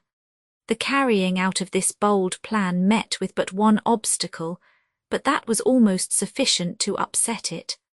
Houghton left England upon the 16th of October, 1790, and anchored in Gillifrey harbour at the mouth of the Gambia upon the 10th of November. Well received by the King of Barra, he followed the course of the Gambia to a distance of 300 leagues, traversed the remainder of Senegambia, and reached Gonda Konda in Yanvi. Walknaer, in his History of Voyages, says, "He purchased a negro, a horse, and 5 asses, and prepared to proceed with the merchandise which was to pay his expenses to Mendana, the capital of the little kingdom of Woolly." Fortunately, his slight knowledge of the Mandingo language enabled him to understand a negress who was speaking of a plot against him. The merchants trading on the river, imagining commerce to be his sole object, and fearing that he might compete with them, had determined upon his death. In order to avoid the threatened danger, he thought it wise to deviate from the usual route, and accordingly crossed the river with his asses, and reached the northern shore in the kingdom of Cantor. Houghton then crossed the river a second time, and entered the kingdom of Woolly. He at once sent a messenger to the king, bearing presents and asking for protection. He was cordially received, and the traveller was welcomed to Mendana, the capital, which he describes as an important town, situated in the midst of a fertile country in which many herds of cattle graze. Houghton was justified in anticipating a successful issue to his voyage. Everything appeared to presage it, when an event occurred which was the first blow to his hopes. A hut next that in which he slept took fire, and the whole town was soon in flames. His interpreter, who had made several attempts to rob him, seized this opportunity and fled with a horse and 3 asses. Still, the King of Woolly continued his protection of the traveller, and loaded him with presents, precious not on account of their value, but as signs of the goodwill which they demonstrated. This friend of the Europeans was named Jarter. Humane, intelligent, and good-hearted, he wished the English to establish a factory in his kingdom. Houghton, in a letter to his wife, says, Captain Littleton, during a stay of 4 years here, has amassed a considerable fortune. He possesses several ships which trade up and down the river. At any time one can obtain, for the merest trifle, gold, ivory, wax and slaves. Poultry, sheep, eggs, butter, milk, honey and fish are extremely abundant, and for £10 sterling a large family might be maintained in luxury. The soil is dry, the air very healthy, and the King of Woolly told me that no white man had ever died at Fataconda. Houghton then followed the Failmay River as far as Cacullo, which in Danville's map is called Caculan, and whilst in Bambouk gleaned a few facts about the Jaliba River, which runs through the interior of the Soudan. The direction of this river he ascertained to be southward as far as Jenne, then west by east to Timbuktu, facts which were later confirmed by Mungo Park. The traveller was cordially received by the King of Bambouk, who provided him with a guide to Timbuktu and with cowries to pay his expenses during the journey. It was hoped that Houghton would reach the Niger without accident, when a note, written in pencil and half effaced, reached Dr. Laidley. It was dated from Simming and stated that the traveller had been robbed of his baggage, but that he was prosecuting his journey to Timbuktu. This was followed by accounts from various sources, which gave rise to a suspicion that Houghton had been assassinated in Bambara. His fate was uncertain until it was discovered by Mungo Park. Walknaer says, Simming, where Houghton wrote the last words ever received from him, is a little walled town on the frontier of the kingdom of Ludama. Here he was abandoned by his Negro servants, who were unwilling to accompany him to the country of the Moors. Still he continued his route, and after surmounting many obstacles he advanced to the north and endeavoured to cross the kingdom of Ludama. Finally he reached Yeayuri and made the acquaintance of several merchants on their way to sell salt at Tishit, a town situated near the marshes of the Great Desert, and 6 days' journey north of Yeayuri. Then, by bribing the merchants with a gun and a little tobacco, he persuaded them to conduct him to Tishit. All this would lead us to suppose that the Moors deceived him, either as to the route he should have followed, or as to the state of the country between Yeayuri and Timbuktu. After 2 days' march, Houghton, finding himself deceived, wished to return to Yeayuri. The Moors robbed him of all he possessed and fled. He was forced to reach Yeayuri on foot. Did he die of hunger, or was he assassinated by the Moors? This has never been rightly determined, but the spot where he perished was pointed out to Mungo Park. The loss of Houghton's journals, containing the observations made during his journey, deprived science of the result of all his fatigue and devotion. To ascertain what he accomplished, one must have recourse to the proceedings of the African Society. At this time Mungo Park, a young Scotch surgeon, who had just returned from a voyage to the East Indies on board the Worcester, learnt that the African Society were anxious to find an explorer willing to penetrate to the interior of the country watered by the Gambia. Mungo Park, who had long wished to acquaint himself with the productions of the country and the manners and customs of the inhabitants, offered his services. He was not deterred by the apprehension that his predecessor Houghton had probably perished. Portrait of Mungo Park, facsimile of early engraving, at once accepted by the Society, Mungo Park hastened his preparations and left Portsmouth upon the 22nd of May 1795. He was furnished with introductions to Dr. Laidley and a credit of £200 sterling.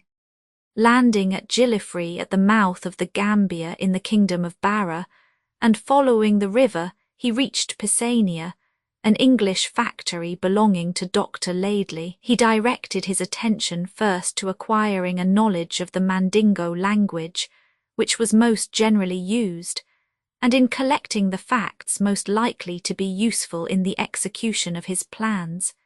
His stay here enabled him to obtain more accurate information than his predecessors with regard to the Feloops, the Yolofs, the Fulas, and the Mandingos. The Feloops are morose, quarrelsome, and vindictive, but faithful and courageous. The Yolofs are a powerful and warlike nation, with very black skins. Except in colour and speech, they resemble the Mandingos, who are gentle and sociable. Tall and well-made, their women are, comparatively speaking, pretty. Lastly, the Fulas, who are the lightest in colour, seem much attached to a pastoral and agricultural life. The greater part of these populations are Mohammedans and practice polygamy. Upon the 2nd of December, Mungo Park, accompanied by 2 Negro interpreters and with a small quantity of baggage, started for the interior. He first reached the small kingdom of Wuli, the capital of which, Medina, comprises 1,000 houses. He then proceeded to Kola, a considerable town, and after 2 days' march across a desert, entered the kingdom of Bondu. The natives are Fulas professing the Mohammedan religion. They carry on a brisk trade in ivory when they are not engaged in agriculture. The traveller soon reached the Failmay River, the bed of which, near its source in the mountains of Dalaba, is very auriferous. He was received by the king at Fataconda, the capital of Bondu, and had great difficulty in convincing him that he travelled from curiosity. His interview with the wives of the monarch is thus described. Mungo Park says, "I had scarcely entered the court when I was surrounded by the entire seraglio. Some begged me for physic, some for amber, and all were most desirous of trying the great African specific of bloodletting. They are 10 or 12 in number, most of them young and handsome, wearing on their heads ornaments of gold or pieces of amber. They rallied me a good deal upon different subjects, particularly upon the whiteness of my skin and the length of my nose. They insisted that both were artificial. The first, they said, was produced, when I was an infant, by dipping me in milk, and they insisted that my nose had been pinched every day till it had acquired its present unsightly and unnatural conformation. Leaving Bondu by the north, Mungo Park entered Kajaga, called by the French Galam. The climate of this picturesque country, watered by the Senegal, is far healthier than that of districts nearer the coast. The natives call themselves Serawaulis and are called Seracolits by the French. The colour of their skin is jet black, and in this respect they are scarcely distinguishable from the Yolofs. Mungo Park says, "The Serawalis are habitually a trading people. They formerly carried on a great commerce with the French in gold, dust and slaves, and still often supply the British factories on the Gambia with slaves. They are famous for the skill and honesty with which they do business." Natives of Senegal. At Jogue, Mungo Park was relieved of half his property by the envoys of the king, under pretence of making him pay for the right to pass through his kingdom. Fortunately for him, the nephew of Demba Jigo Jala, king of Kassan, who was about to return to his country, took him under his protection. They reached Gongadi, where there are extensive date plantations together, and thence proceeded to Samia, on the shores of the Senegal, on the frontiers of Kassan. The first town met with in this kingdom was that of Taisi, which was reached by Mungo Park on the 31st of December, well received by the natives, who sold him the provisions he needed at a reasonable price. The traveller was subjected by the brother and nephew of the king to endless indignities. Leaving this town upon the 10th of January 1796, Mungo Park reached Kuniakari, the capital of Kassan, a fertile, rich and well-populated country which can place 40,000 men under arms. The king, full of kindly feeling for the traveller, wished him to remain in his kingdom as long as the wars between Kassan and Kajaga lasted. It was more than probable that the countries of Kata and Bambara, which Mungo Park wished to visit, would be drawn into it. The advice of the king to remain was prudent, and Park had soon reason enough to regret not having followed it. But impatient to reach the interior, the traveller would not listen, and entered the level and sandy plains of Kata. He met crowds of natives on the journey who were flying to Kassan to escape the horrors of war, but even this did not deter him. He continued his journey until he reached the capital of Kata, which is situated in a fertile and open plain. He was kindly received by the king, Daisy Kurabari, who endeavoured to dissuade him from entering Bambara, and finding all his arguments useless, advised him to avoid passing through the midst of the fray by entering the kingdom of Ludama, inhabited by Moors. From thence he could proceed to Bambara. During his journey, Mungo Park noticed Negroes who fed principally upon a sort of bread made from the berries of the lotus, which tasted not unlike gingerbread.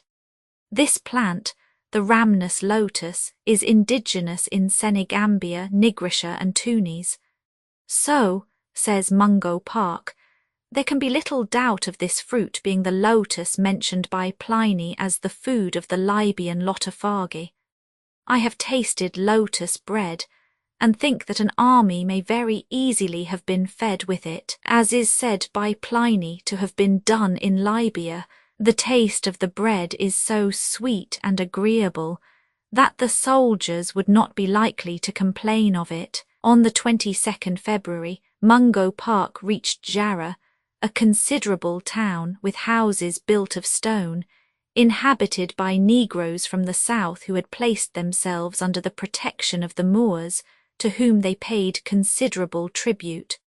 From Ali, king of Ludama, the traveller obtained permission to travel in safety through his dominions, but in spite of this safe conduct, Park was almost entirely despoiled by the fanatical Moors of Jenne. At Sampaka and Dali, large towns, and at Samia, a small village pleasantly situated, he was so cordially welcomed that he already saw himself in fancy arrived in the interior of Africa, when a troop of soldiers appeared who led him to Benown, the camp of King Ali. Ali, says Mungo Park, was sitting upon a black morocco cushion, clipping a few hairs on his upper lip, a female attendant holding a looking-glass before him. He was an old man of Arab race with a long white beard, and he looked sullen and angry. He surveyed me with attention and inquired of the Moors if I could speak Arabic. Being answered in the negative, he appeared surprised and continued silent. The surrounding attendants, and especially ladies, were much more inquisitive. They asked 1,000 questions, inspected every part of my apparel, searched my pockets, and obliged me to unbutton my waistcoat to display the whiteness of my skin. They even counted my toes and fingers, as if they doubted whether I was in truth a human being. An unprotected stranger, a Christian, and accounted a spy, Mungo Park was a victim to the insolence, ferocity and fanaticism of the Moors. He was spared neither insults, outrages, nor blows. They attempted to make a barber of him, but his awkwardness in cutting the hairy face of the king's son exempted him from this degrading occupation. During his captivity he collected many particulars regarding Timbuktu, which is so difficult of access to Europeans, and was the bourne of all early African explorers. Hausa, a sheriff told him, is the largest town I have ever seen. Wailat is larger than Timbuktu, but as it is farther from the Niger, and its principal trade is in salt, few strangers are met there. From Benown to Wailat is a distance of 6 days' journey. No important town is passed between the two, and the traveller depends for sustenance upon the milk procurable from Arabs, whose flocks and herds graze about the wells and springs. The road leads for 2 days through a sandy desert where not a drop of water is to be had. It takes 11 days to go from Wailat to Timbuktu, but water is not so scarce on this journey, which is generally made upon oxen. At Timbuktu there are a number of Jews who speak Arabic and use the same forms of prayer as the Moors. The events of the war decided Ali to proceed to Jarrah. Mungo Park, who had succeeded in making friends with the Sultan's favourite Fatima, obtained permission to accompany the king. The traveller hoped by nearing the scene of action to manage to escape. As it happened, the king of Carter, Daisy Kurabari, soon after marched against the town of Jarrah. The larger number of inhabitants fled, and Mungo Park did the same. He soon found means to get away, but his interpreter refused to accompany him. He was forced to start for Bambara alone and destitute of resources. The first town he came to was Wara, which properly belongs to Carter, but was then paying tribute to Mansong, king of Bambara. Mungo Park says, "Upon the morning of the 7th of July, as I was about to depart, my landlord, with a great deal of diffidence, begged me to give him a lock of my hair. He had been told, he said, that white men's hair made a Sapphic talisman that would give the possessor all the knowledge of the white man. I had never before heard of so simple a mode of education, but I at once complied with the request, and my landlord's thirst for learning was so great that he cut and pulled at my hair till he had cropped one side of my head pretty closely, and would have done the same with the other had I not signified my disapprobation, assuring him that I wished to reserve some of this precious material for a future occasion. First Gallon and then Merger, a large town famous for its trade in salt, were passed after fatigues and incredible privations. Upon nearing Sego, Mungo Park at last perceived the Jeliba. Looking forward, he says, I saw with infinite pleasure the great object of my mission, the long-sought-for majestic Niger, glittering in the morning sun as broad as the Thames at Westminster, and flowing slowly to the eastward. I hastened to the brink, and having drunk of the water, lifted up my fervent thanks in prayer to the great ruler of all things for having thus far crowned my endeavours with success. The fact of the Niger flowing towards the east did not, however, excite my surprise, for, although I had left Europe in great hesitation on this subject, and rather believed it ran in the contrary direction, I had made frequent inquiries during my progress, and had received from negroes of different nations such clear and decisive assurances that its course was towards the rising sun as scarce left any doubt in my mind, more especially as I knew that Major Horton had collected similar information in a similar manner. Sego, the capital of Bambara at which I had now arrived, consists, properly speaking, of 4 distinct towns, 2 on the northern bank of the river, called Sego Koro and Sego Bu, and 2 on the southern bank, called Sego Su Koro and Sego Si Koro. They are all surrounded with high mud walls. The houses are built of clay of a square form with flat roofs. Some of them have 2 stories, and many of them are whitewashed. Besides these buildings, Moorish mosques are seen in every quarter, and the streets, though narrow, are broad enough for every practical purpose in a country where wheel carriages are unknown. From the best information I could obtain, I have reason to believe that Sego contains altogether about 30,000 inhabitants. The king of Bambara resides permanently at Sego Si Koro. He employs a great many slaves in conveying people over the river, and the money they take, though the fare is only 10 cowries for each person, furnishes a considerable revenue to the king in the course of a year. By advice of the Moors, the king refused to receive the traveller, and forbade him to remain in his capital, where he could not have protected him from ill treatment. However, to divest his refusal of all appearance of ill will, he sent him a bag containing 5,000 cowries, of the value of about £1 sterling, to buy provisions. The messenger sent by the king was to serve as guide as far as Sanding.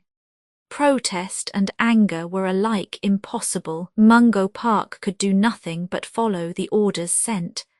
Before reaching Sanding, he was present at the harvest of vegetable butter, which is the produce of a tree called shea. These trees, says the narrative, grow in great abundance all over this part of Bambara. They are not planted by the natives, but are found growing naturally in the woods, and in clearing land for cultivation, every tree is cut down but the shea. The tree itself very much resembles the American oak. The fruit, from the kernel of which, after it has been dried in the sun, the butter is prepared by boiling in water, has somewhat the appearance of a Spanish olive.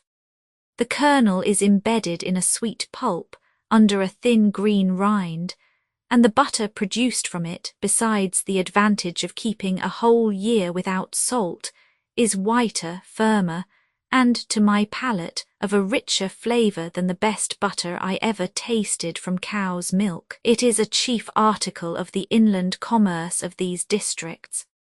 Sanding, a town containing from 8 to 10,000 inhabitants, is a marketplace much frequented by the Moors, who bring glassware from the Mediterranean forts, which they exchange for gold dust and cotton. Mungo Park was not able to remain at this place, for the importunities of the natives and the perfidious insinuations of the Moors warned him to continue his route. His horse was so worn out by fatigue and privation that he felt obliged to embark on the river Jaliba or Niger. At Merzan, a fishing village upon the northern bank of the river, everything combined to induce Park to relinquish his enterprise. The further he advanced to the eastward down the river, the more he placed himself in the power of the Moors. The rainy season had commenced, and it would soon be impossible to travel otherwise than by boat. Mungo Park was now so poor that he could not even hire a boat. He was forced to rely upon public charity. To advance further under these circumstances was not only to risk his life, but to place the results of all his fatigues and efforts in jeopardy. To return to Gambia was scarcely less perilous. To do so he must traverse hundreds of miles on foot through hostile countries. Still the hope of returning home might sustain his courage. Before leaving Silla, says the traveller, I thought it incumbent on me to collect from the Moorish and Negro traders all the information I could concerning the further course of the Niger eastward, and the situation and extent of the kingdoms in its neighbourhood. 2 days' journey eastward of Silla is the town of Jenne, which is situated on a small island in the river, and is said to contain as many inhabitants as Sego itself or any other town in Bambara. At a distance of 2 days more, the river widens and forms a considerable lake, called Dibby or the Dark Lake, concerning the extent of which all I could learn was that, in crossing it from east to west, the canoes lose sight of land for 1 whole day. From this lake the water issues in many different streams, which finally become 2 branches, one flowing to the northeast, the other to the east. But these branches join at Cabra, which is 1 day's journey to the south of Timbuktu, and is the port or shipping place of that city. The tract of land between the 2 streams is called Timbala, and is inhabited by Negroes. The whole distance by land from Jenne to Timbuktu is 12 days' journey. Northeast of Meisner is the kingdom of Timbuktu. the great object of European research, the capital of the kingdom being one of the principal marts for the extensive commerce which the Moors carry on with the Negroes. The hope of acquiring wealth in this pursuit and zeal for propagating their religion have filled this extensive city with Moors. The king himself and all the chief officers of his court are Moors, and are said to be more intolerant and severe in their principles than any other of the Moorish tribes in this part of Africa. Mungo Park was then forced to retrace his steps, and that through a country devastated by inundation and heavy rains. He passed through Merzon, Key and Modderburn, where he regained his horse, Nyara, Sansanding, Samia and Sai, which is surrounded by a deep moat, and protected by high walls with square towers, Jabea, a large town, from which he perceived high mountain ranges, and Tafara, where he was received with little hospitality. At the village of Sauha, Park begged a handful of grain of a duty, who answered that he had nothing to give away.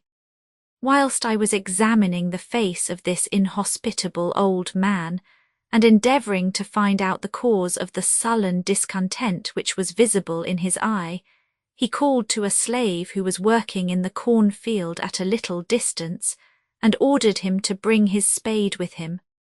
The duty then told him to dig a hole in the ground, pointing to a spot at no great distance. The slave with his spade began to dig in the earth, and the duty, who appeared to be a man of very fretful disposition, kept muttering to himself until the pit was almost finished, when he repeatedly pronounced the word ankatod, good for nothing, jankra lemon, a regular plague, which expressions I thought applied to myself. As the pit had very much the appearance of a grave, I thought it prudent to mount my horse, and was about to decamp when the slave, who had gone before to the village, returned with the corpse of a boy about 9 or 10 years of age, quite naked.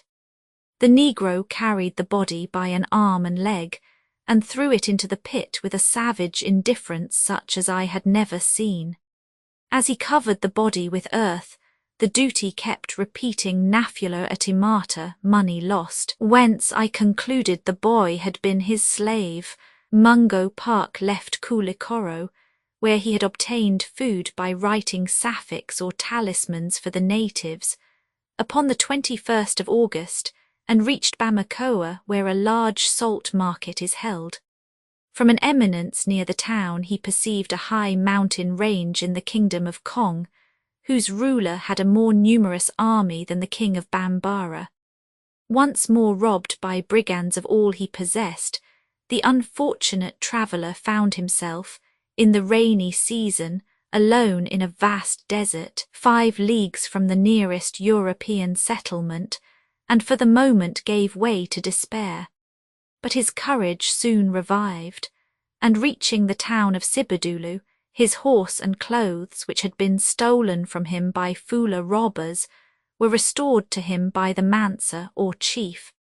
Camelia or Kafa Tora advised him to await the cessation of the rainy season, and then to proceed to Gambia with a caravan of slaves. Worn out, destitute, attacked by fever, which for 5 months kept him prostrate, Mungo Park had no choice but to remain in this place. Upon the 19th of April the caravan set out. We can readily imagine the joy experienced by Mungo Park when all was ready. Crossing the desert of Jalonka, and passing first the principal branch of the Senegal River, and then the Failme, the caravan finally reached the shores of the Gambia, and on the 12th of June, 1797, Mungo Park once more arrived at Pisania, where he was warmly welcomed by Dr. Laidley, who had despaired of ever seeing him again. The traveller returned to England upon the 22nd of September. So great was the impatience with which an account of his discoveries, certainly the most important in this part of Africa, was awaited, that the African Society allowed him to publish for his own profit an abridged account of his adventures. He had collected more facts as to the geography, manners, and customs of the country than all preceding travellers. He had determined the position of the sources of the Senegal and Gambia, and surveyed the course of the Niger or Joliba, which he proved to run eastwards, whilst the Gambia flowed to the west. Thus a point, which up to this time had been disputed by geographers, was definitely settled.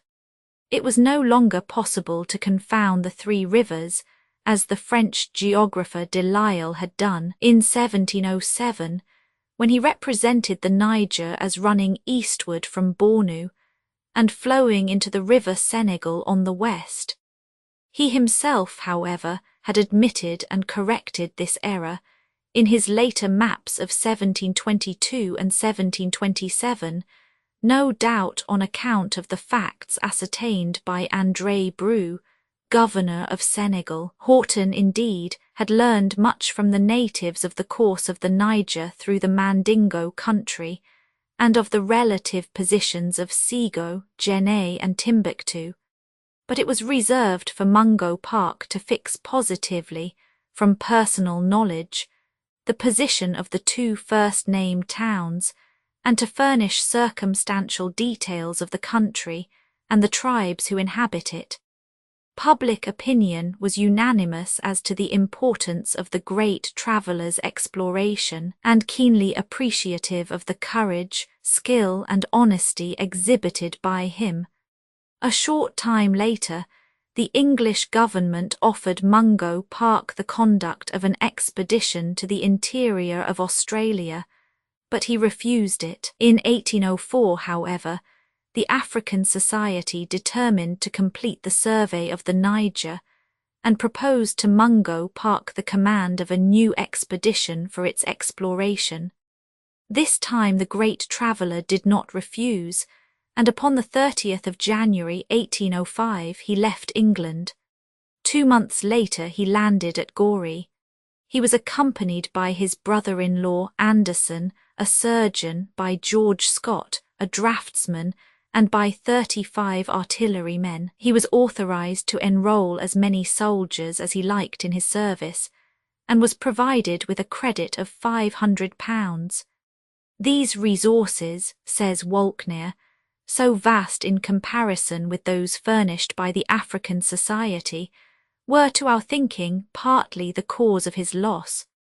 The rapacious demands of the African kings grew in proportion to the riches they supposed our traveller to possess, and the effort to meet the enormous drain made upon him was in great part the cause of the catastrophe which brought the expedition to an end. 4 carpenters, 1 officer, and 35 artillerymen, and a Mandingo merchant named Isaac, who was to act as guide, with the leaders of the expedition already mentioned, composed an imposing caravan.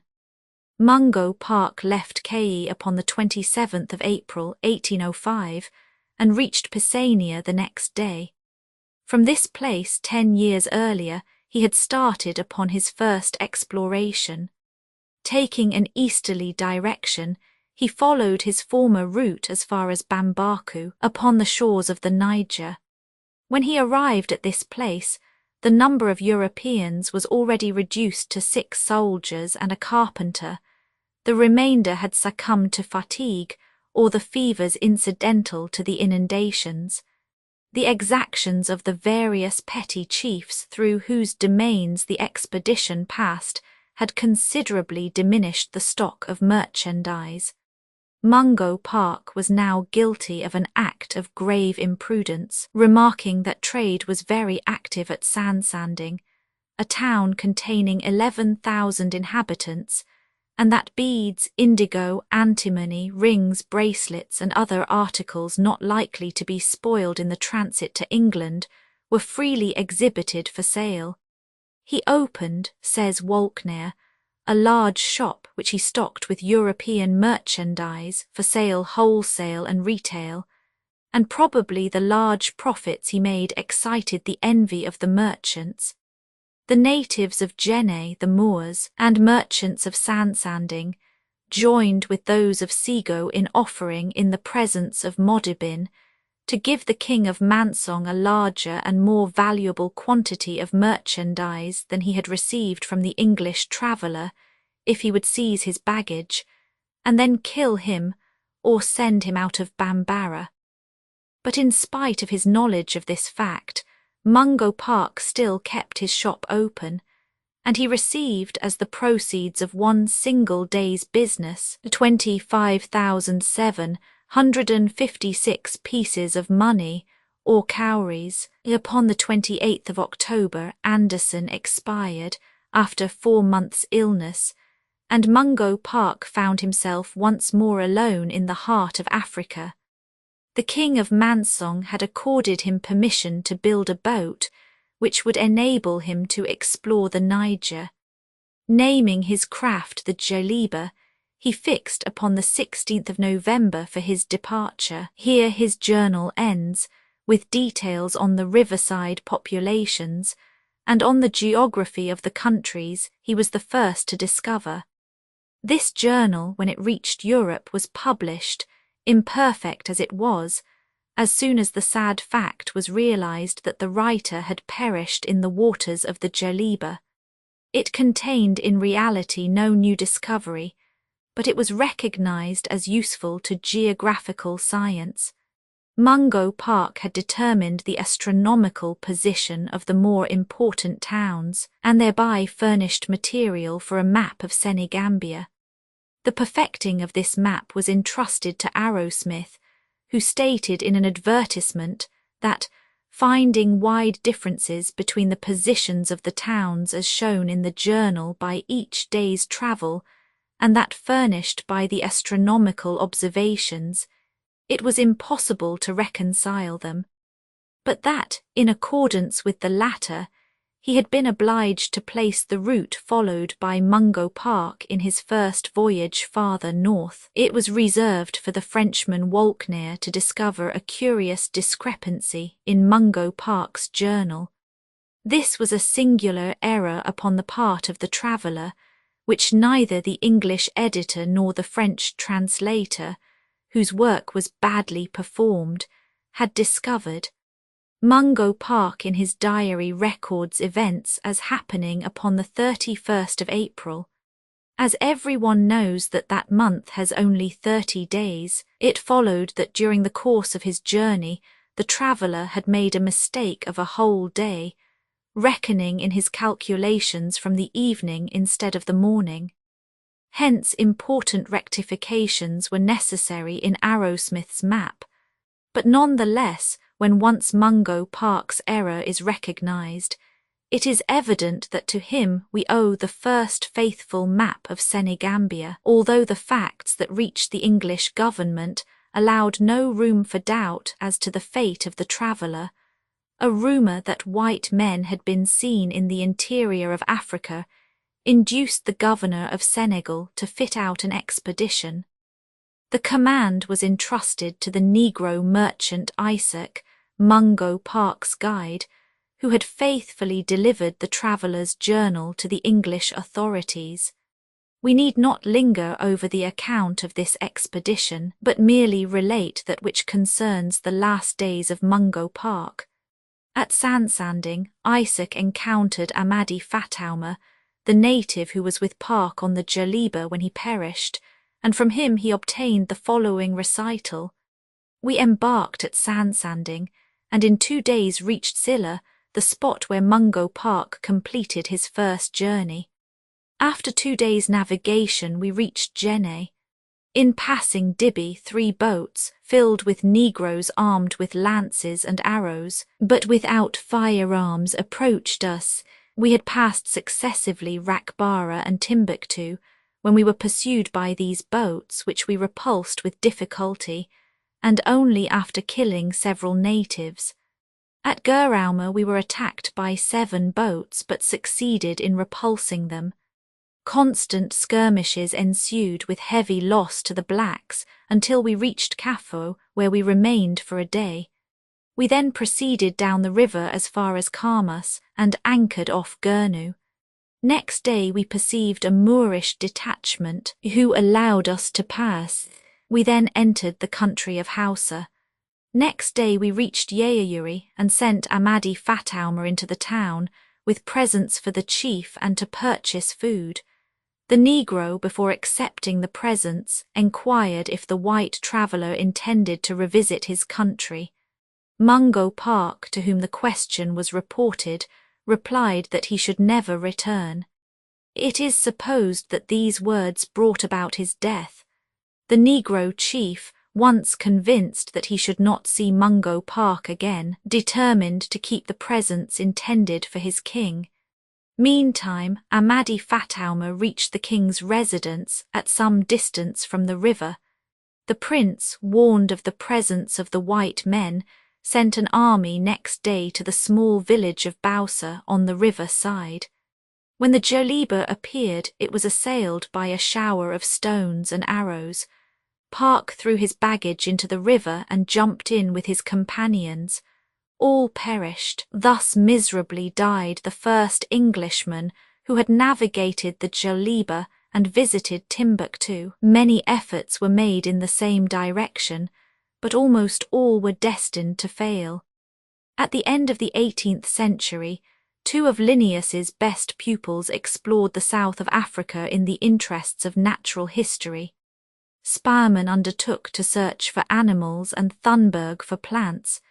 The account of Spearman's expedition, which, as we have said, was interrupted by his voyage in Oceania after Cook's expedition, was the first to appear. It was translated into French by Le Tourneur. In his preface, which is still allowed to stand, Le Tourneur deplored the loss of the learned explorer, who he said had died during a voyage to the Gold Coast. Just as the work was published, Spearman reappeared, to the great astonishment of Le Tourneur. Spearman had reached Africa upon the 30th of April, 1772, and landed at the Cape of Good Hope. At this time the town was only 2 miles across each way, including the gardens and plantations adjoining it on one side. The streets were wide, planted with oaks, and the houses were white or, to Spearman's surprise, painted green. His object in visiting the Cape was to act as tutor to the children of Verne. Cursed, but upon his arrival in Cape Town, he found that his employer was absent at his winter residence in False Bay. When the spring came round, Spearman accompanied Curse to Alphen, a property which he possessed near Constance. The naturalist availed himself of the opportunity to make many excursions in the neighbourhood, and attempt the somewhat dangerous ascent of the Table Mountain. By these means, he became acquainted with the manners and customs of the Boers, and their treatment of their slaves. The violence of the latter was so great that the inhabitants of the town were obliged to sleep with locked doors, and provided with firearms close at hand. Nearly all over the colony, a rough hospitality ensured a certain welcome for the traveller. Spearman relates several curious experiences of his own. I arrived one evening, he says, at the dwelling of a farmer named Van der Spuwe, a widower born in Africa, and father of the proprietor of the Red Constance, or the Old Constance. Making believe not to see me approach, he remained stationary in the entry of his house.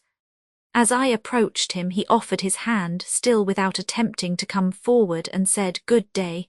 You are welcome. How are you? Who are you? A glass of wine, perhaps, or a pipe? Will you partake of something?" I answered his questions laconically, and accepted his offers in the same style as they were offered. His daughter, a well-made girl of some 14 or 15 years of age, brought in dinner, which consisted of a fine breast of lamb, stewed with carrots.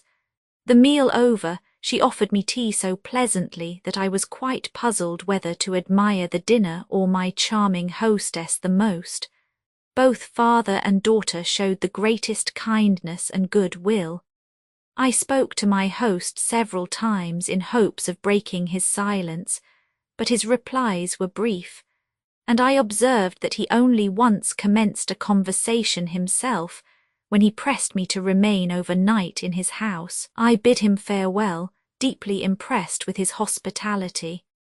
Spearman undertook several similar expeditions, among others, one to Hout Bay and Parle, in which he had frequent occasion to notice the exaggerations to be met with in the narrative of Kolb, his predecessor.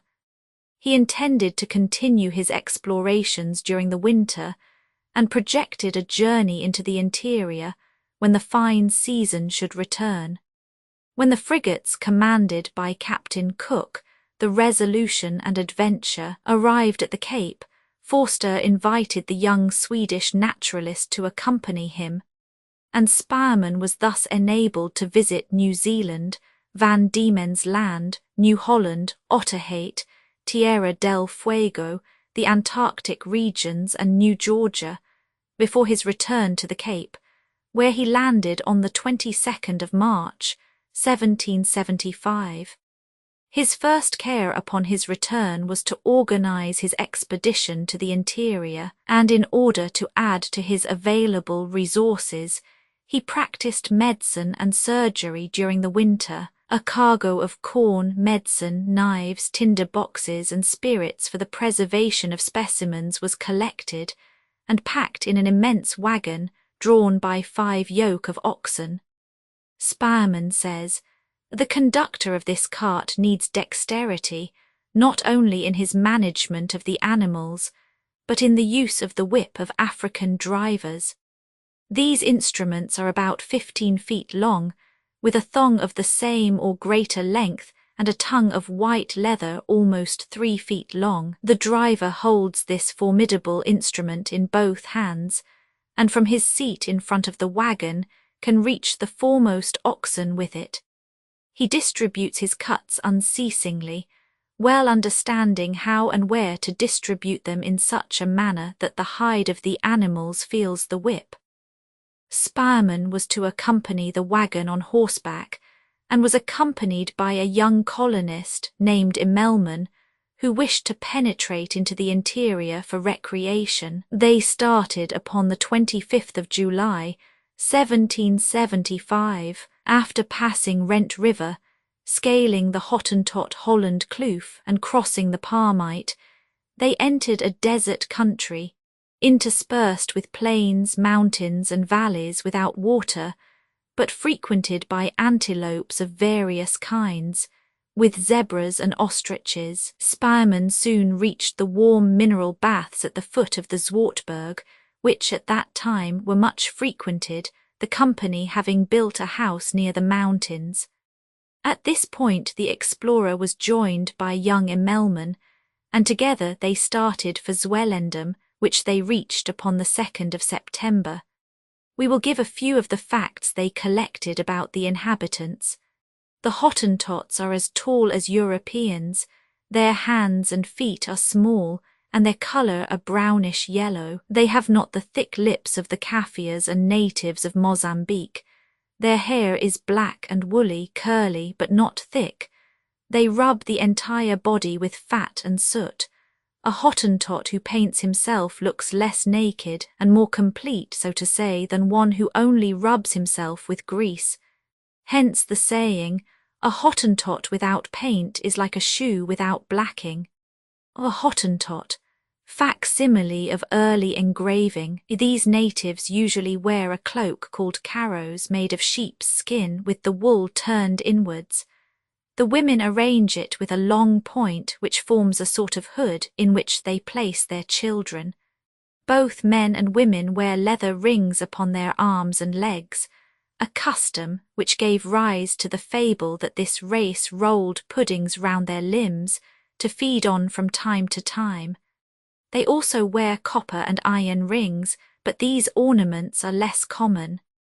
The kraal, or Hottentot village, is a collection of huts in a circle, all very similar and of the shape of beehives. The doors, which are in the centre, are so low that they can only be entered on the knees. The hearth is in the middle of the hut, and the roof has no hole for the escape of the smoke. The Hottentots must not be confounded with the Bushmen. The latter live only for hunting and robbery. Their skill in throwing poisoned arrows, their courage, and the wildness of their lives render them invincible. At Zwellendam, spearmen saw the quagga, a species of horse like a zebra in shape but with shorter ears. The explorer next visited Mossel Bay, a harbour little used, as it is too much exposed to the west winds, and thence he proceeded to the country of the Houtniquas, or, as Burchell's map calls them, the Antiniquas. This woody country appeared fertile, and the colonists established there are prosperous. Spearmen met with most of the quadrupeds of Africa in this district, such as elephants, leopards, lions, tiger cats, hyenas, monkeys, hares, antelopes, and gazelles. We will not attempt to follow Spearman to all the small settlements he visited. An enumeration of the streams, kraals, or villages he passed would convey no information to the reader. Rather let us gather from his narratives a few curious and novel details concerning two creatures which he describes, the sheep of the Cape and the honey guide. When a sheep is to be killed, he says, the very leanest of the flock is selected. It would be impossible to use the others for food. Their tails are of a triangular shape and are often 1.5 feet long and occasionally 6 inches thick in the upper part. One of these tails will weigh 8 or 12 pounds, and they consist principally of delicate fat, which some persons eat with bread instead of butter. It is used in the preparation of food, and sometimes to make candles. After describing the two-horned rhinoceros, hitherto unknown, the gnu, an animal in form something between the horse and the ox, the gazelle, the baboon, and the hippopotamus, the habits of which were previously imperfectly known, Spearman describes a curious bird of great service to the natives, which he calls the honey guide. This bird, he says, is remarkable neither in size nor colour. At first sight it would be taken for a common sparrow, but it is a little larger than that bird, of a somewhat lighter colour, with a small yellow spot on each shoulder, and dashes of white in the wings and tail. In its own interests this bird leads the natives to the bees' nests, for it is very fond of honey, and it knows that whenever a nest is destroyed, a little honey will be spilled or left behind, as a recompense for its services. It seems to grow hungry in the morning and evening. In any case, it is then that it leaves its nest, and by its piercing cries attracts the attention of the Hottentots or the colonists. The cries are almost always answered by the appearance of natives or settlers, when the bird, repeating its call unceasingly, slowly flies from place to place towards the spot where the bees have made their home. Arrived at the nest, whether it be in the cleft of a rock, in a hollow tree, or in some underground cavity, the guide hovers about it for a few seconds, and then perches hard by and remains a silent and hidden spectator of the pillage, in which he hopes subsequently to have his share. Of this phenomenon I have myself twice been a witness. A Bosjeman, facsimile of early engraving. On the 12th of April, 1776, on his way back to the Cape, Spearman heard that a large lake, the only one in the colony, had been discovered to the north of the Schneeberg district. A little later, the traveller got back to the Cape, and embarked for Europe with the numerous natural history collections he had made. About the same time, between 1772 to 1775, Thunberg the Swede, whom Spearman had met at the Cape, made 3 successive journeys in the interior of Africa. They were not, any more than Spearman's, actual journeys of discovery, and we owe the acquisition of no new geographical fact to Thunberg. He did but make a vast number of interesting observations on the birds of the Cape, and he also ascertained a few interesting details respecting the various races of the interior, which turned out to be far more fertile than was at first supposed. Thunberg was followed in the same latitudes by an English officer, Lieutenant William Patterson, whose chief aim was to collect plants and other objects of natural history. He penetrated a little further north than the Orange River and into Caffraria, a good deal further east than Fish River. To him we owe the first notice of the giraffe, and his narrative is rich in important observations on the natural history, structure, and inhabitants of the country.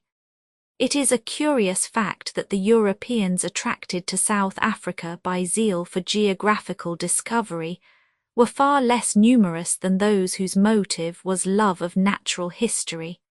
We have already mentioned Spearman, Thunberg, and Patterson.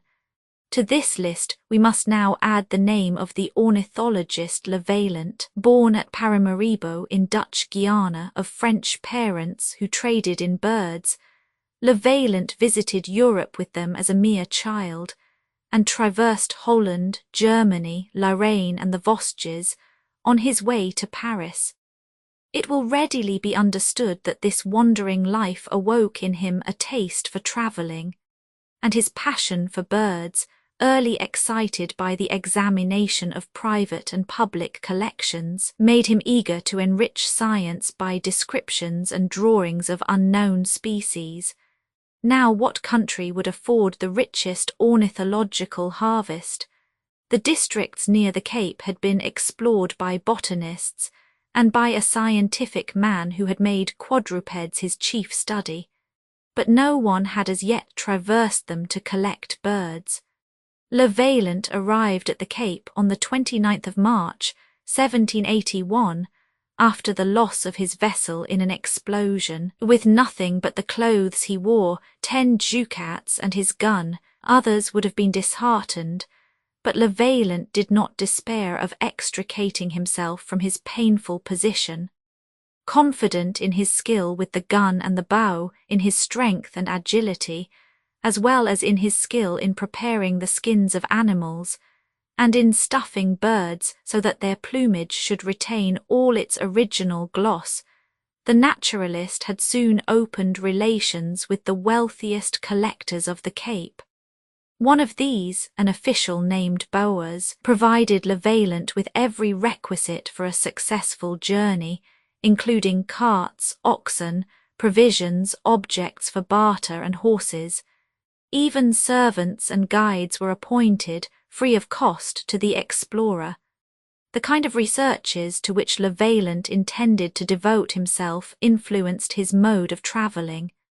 Instead of seeking frequented and beaten tracks, he tried to avoid them, and to penetrate into districts neglected by Europeans, hoping in them to meet with birds unknown to science. As a result, he may be said always to have taken nature by surprise, coming into contact with natives whose manners had not yet been modified by intercourse with whites, so that the information he gives us brings savage life, as it really is, more vividly before us than anything told us by his predecessors or successors.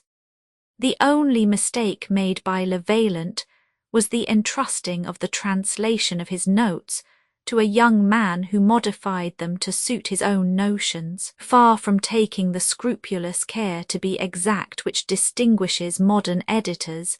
He exaggerated facts, and dwelling too much on the personal qualities of the traveller, he gave to the narrative of the journey a boastful tone very prejudicial to it. After 3 months' stay at the Cape and in its neighbourhood, Levaillant started on the 18th December, 1781, for a first journey eastwards and in Caffraria. His equipment this time consisted of 30 oxen, 10 for each of his 2 wagons, and 10 as reserve, 3 horses, 9 dogs, and 5 Hottentots. Levaillant first crossed the Dutch districts already explored by Spearman, where he met with vast herds of zebras, antelopes, and ostriches, arriving in due course at Zwellendam, where he bought some oxen, a cart and a cock, the last serving as an alarm clock throughout the journey. Another animal was also of great use to him. This was a monkey he had tamed, and promoted to the post, alike useful and honourable, of taster, no one being allowed to touch any fruit or root unknown to the Hottentots, till Master Rees had given his verdict upon it. Rees was also employed as a sentinel, and his senses, sharpened by use and the struggle for life, exceeded in delicacy those of the most subtle redskin. He it was who warned the dogs of the approach of danger. If a snake approached, or a troop of monkeys were disporting themselves in a neighbouring thicket, Rees' terror and his shrieks quickly revealed the presence of a disturbing element. From Zwellendam, which he left on the 12th January, 1782, Levaillant made his way eastwards, at some little distance from the sea. He pitched his camp on the banks of the Columbia Daiwen Hock River, and made many very successful hunting excursions in a district rich in game, finally reaching Mossel Bay, where the howls of innumerable hyenas frightened the oxen. A little farther on he entered the country of the Houtniquas, a Hottentot name signifying men filled with honey. Here not a step could be taken without coming upon swarms of bees. Flowers sprang up beneath the feet of the travellers. The air was heavy with their perfume. Their varied colours lent such enchantment to the scene that some of the servants would have liked to halt. Levaillant, however, hastened to press on. The whole of this district, down to the sea, is occupied by colonists who breed cattle, make butter, cultivate timber and collect honey, sending their merchandise to the Cape for sale. A little beyond the last post of the company, Levaillant, having entered a district peopled by thousands of turacos and other rare birds, pitched his hunting camp, but his plans were terribly upset by the continuous fall of heavy rains, the result of which was to reduce the travellers to great straits for want of food. After many a sudden change of fortune and many hunting adventures, an account of which would be very amusing, though beyond the scope of our narrative, Levaillant reached Mossel Bay. Here, with what delight we can easily imagine, he found letters from France awaiting him. One excursion after another was now made in various directions, until Caffraria was entered. It was difficult to open relations with its people, who sedulously avoided the whites, having suffered the loss of many men and much cattle at their hands. Moreover, the Tambaukis had taken advantage of their critical position to invade Caffraria and commit numerous depredations, whilst the Bosjemans hunted them down unmercifully. Without firearms and attacked on so many sides at once, the Kaffirs were driven to hiding themselves and were retiring northwards. A Kaffir woman, facsimile of early engraving. As matters stood, it was useless to attempt to penetrate into the mountainous districts of Caffraria, and Levaillant retraced his steps. He then visited the Schneeberg Mountains, the Karoo Desert and the shores of the Buffalo River, returning to the Cape on the 2nd April, 1783. The results of this long campaign were important. Levaillant obtained some decided information about the Gonaquas, a numerous race which must not be confounded with the Hottentots properly so called, but are probably the offspring of their intermarriage with the Kaffirs. With regard to the Hottentots themselves, the information collected by Levaillant agrees on almost every point with that obtained by Spearman. The Kaffirs seen by Levaillant, says Walknaer, were most of them taller than either the Hottentots or the Gonaquas. They have neither the retiring jaws nor prominent cheek bones which are so repulsive in the Hottentots, but are less noticeable in the Gonaquas. Neither have they the broad flat faces and thick lips of their neighbours the Negroes of Mozambique. Their faces, on the contrary, are round, their noses fairly prominent, and their teeth the whitest and most regular of any people in the world. Their complexion is of a clear dark brown, and but for this one characteristic, says Levaillant, any Kaffir woman would be considered very pretty, even beside a European. During Levaillant's 16 months of absence, the aspect of the Cape had completely changed. When the traveller left, he admired the modest bearing of the Dutch women. On his return, he found them thinking only of amusement and dress. Ostrich feathers were so much in vogue that they had to be imported from Europe and Asia. All those brought by our traveller were quickly bought up. The birds which he had sent to the colony on every possible opportunity now amounted to 1,024 specimens, and Mr. Bower's house, where they were kept, was converted into a regular natural history museum.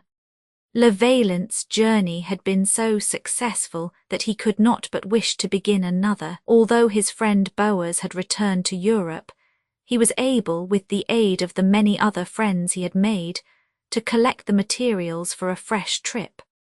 On the 15th June 1783, he started at the head of a caravan numbering 19 persons. He also took 13 dogs, 1 he and 2 she goats, 3 cows, 36 draft and 14 reserve oxen, with 2 for carrying the baggage of the Hottentot servants. We shall not, of course, follow the traveller in his hunting excursions. All we need to know is that he succeeded in making a collection of marvellous birds, that he introduced the first giraffe to Europe, and that he traversed the whole of the vast space between the Tropic of Capricorn on the west and the 14th meridian on the east.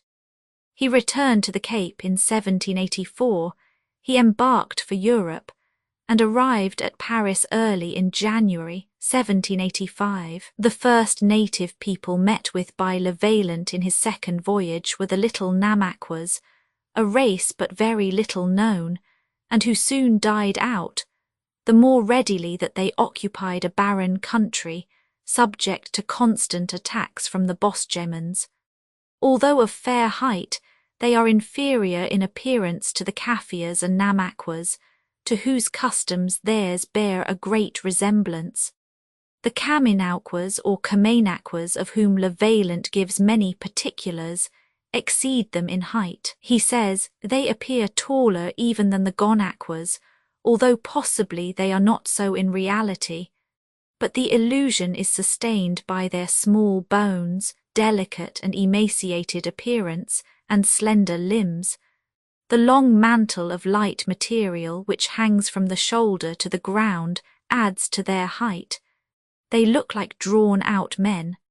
Lighter in colour than the Cape natives, they have better features than the other Hottentot tribes, owing to the fact that their noses are less flat and their cheek bones less prominent. Of all the races visited by Levaillant, the most peculiar and most ancient was that of the Houzananas, a tribe which had not been met with by any other northern traveller. But they appear identical with the Bechuanas, although the part of the country assigned to them does not coincide with that which they are known to have occupied for many years. The Houzananas, says the narrative, are small in stature, the tallest being scarcely 5 feet 4 in height. These small beings are perfectly proportioned and are surprisingly strong and active. They have an imposing air of boldness. Levaillant considers them the best endowed mentally and the strongest physically of all the savage races he had met with. In face they resemble the Hottentots, but they have rounder chins and they are far less black. They have curly hair, so short that Levaillant at first imagined it to be shaven. One striking peculiarity of the Houzananas is a large mass of flesh upon the back of the women, which forms a natural saddle, and oscillates strangely with every movement of the body. Le Vaillant describes a woman whom he saw with her child about 3 years old, who was perched upon his feet behind her, like a footman behind a cabriolet.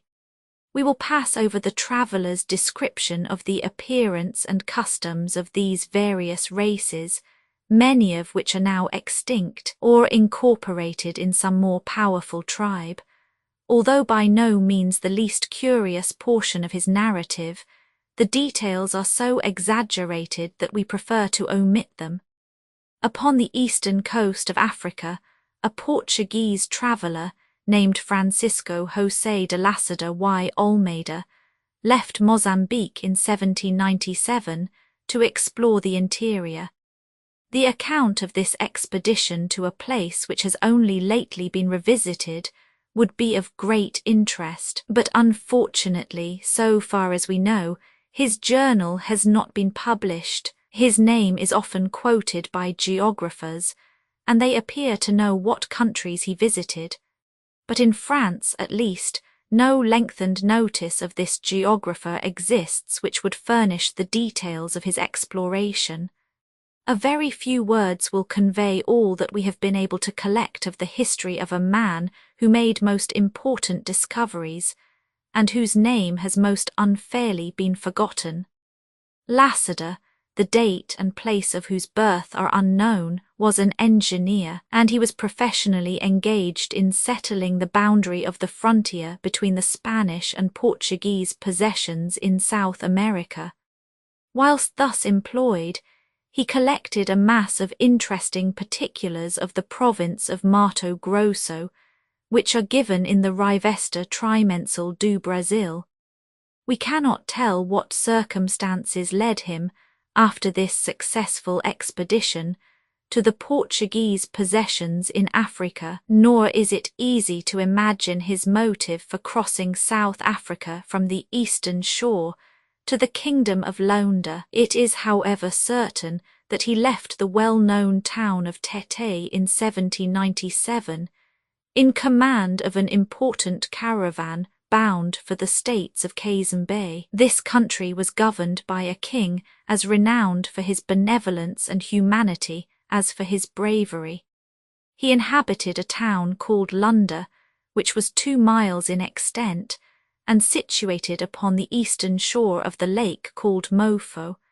It would have been interesting to compare these localities with those that we know of in the same parallels today, but the lack of details obliges us to desist, merely observing that the word Luanda was well known to Portuguese travellers.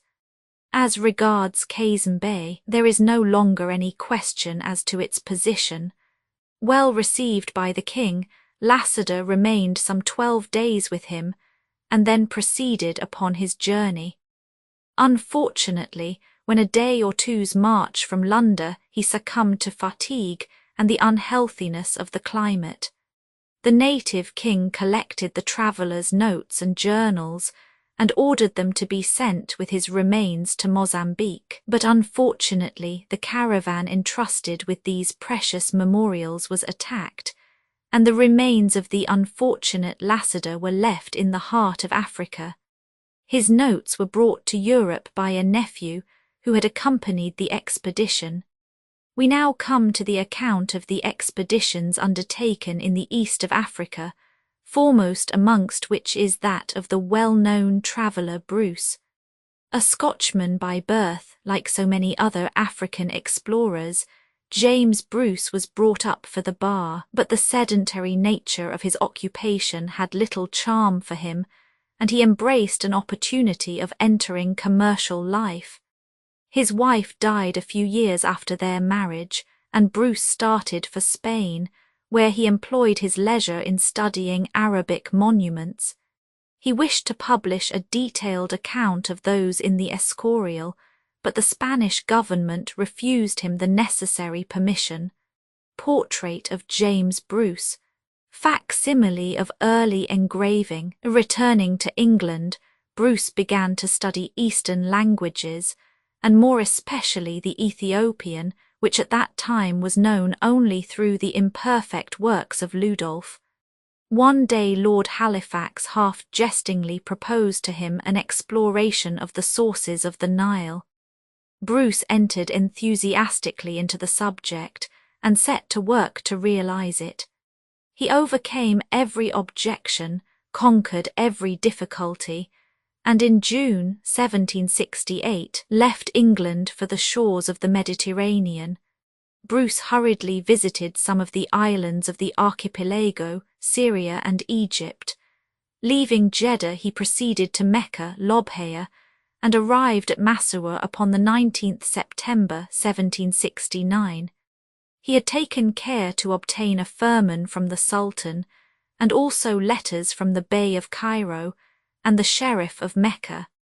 This was fortunate, for the Nawab or governor did all in his power to prevent his entering Abyssinia, and endeavoured to make him pay heavily with presents.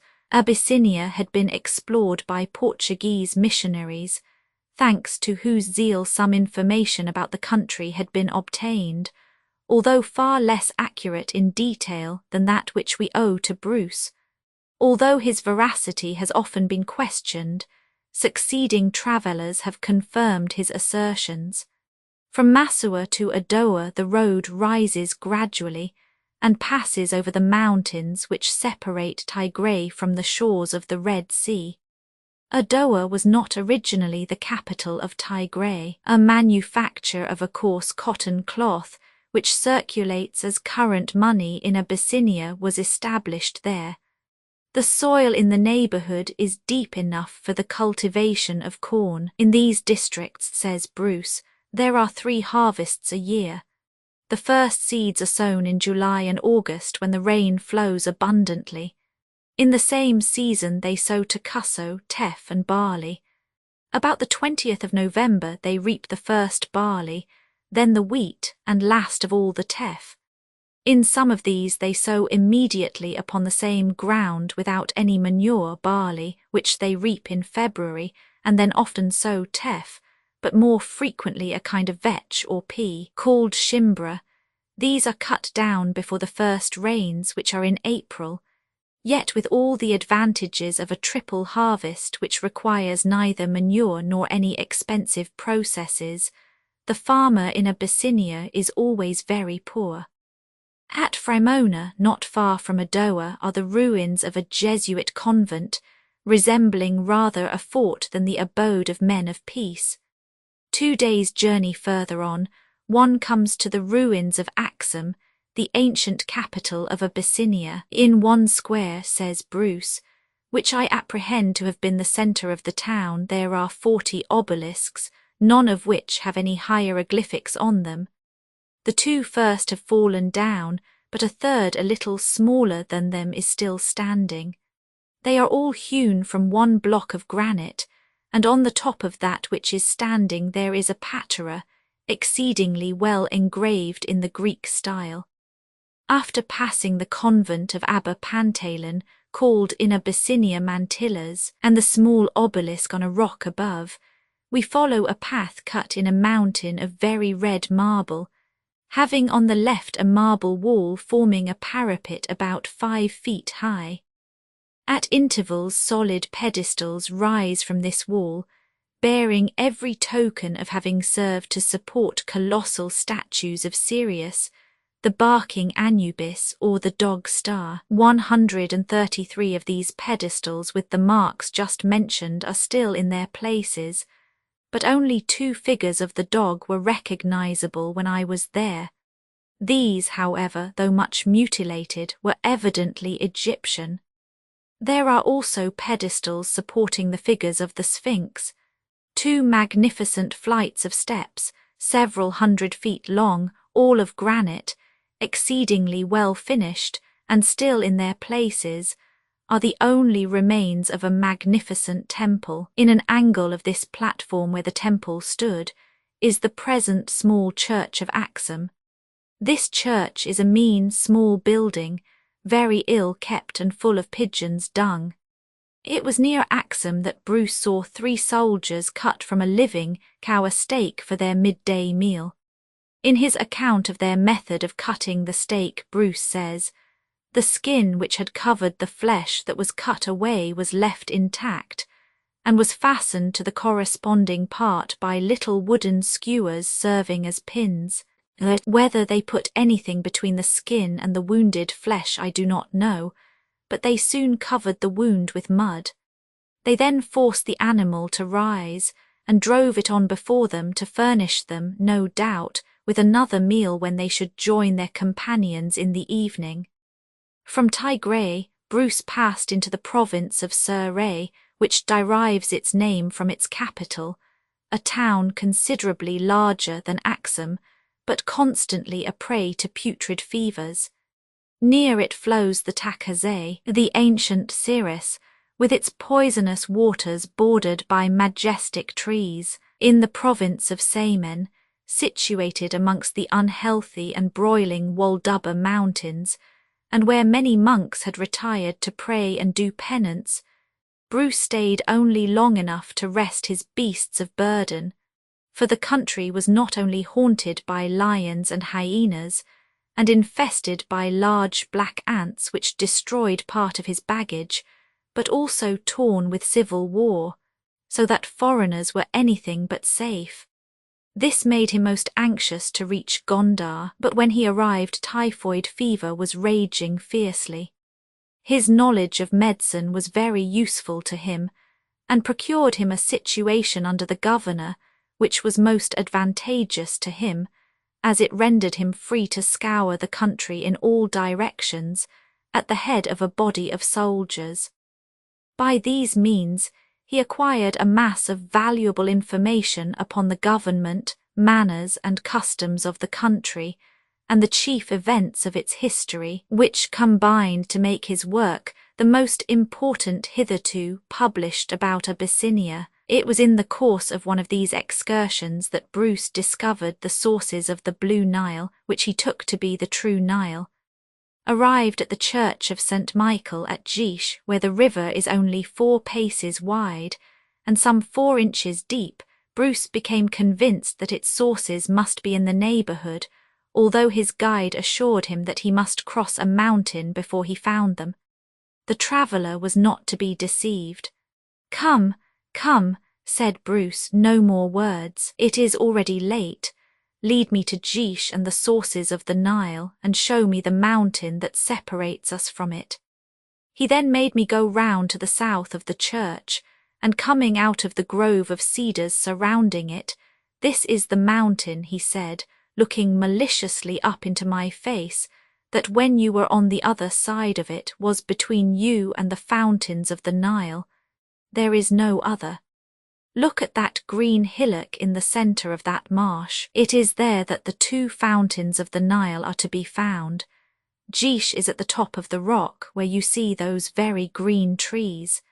If you go to the fountains, pull off your shoes as you did the other day, for these people are all pagans, and they believe in nothing that you believe, but only in the Nile, to which they pray every day as if it were God, as you perhaps invoke it yourself."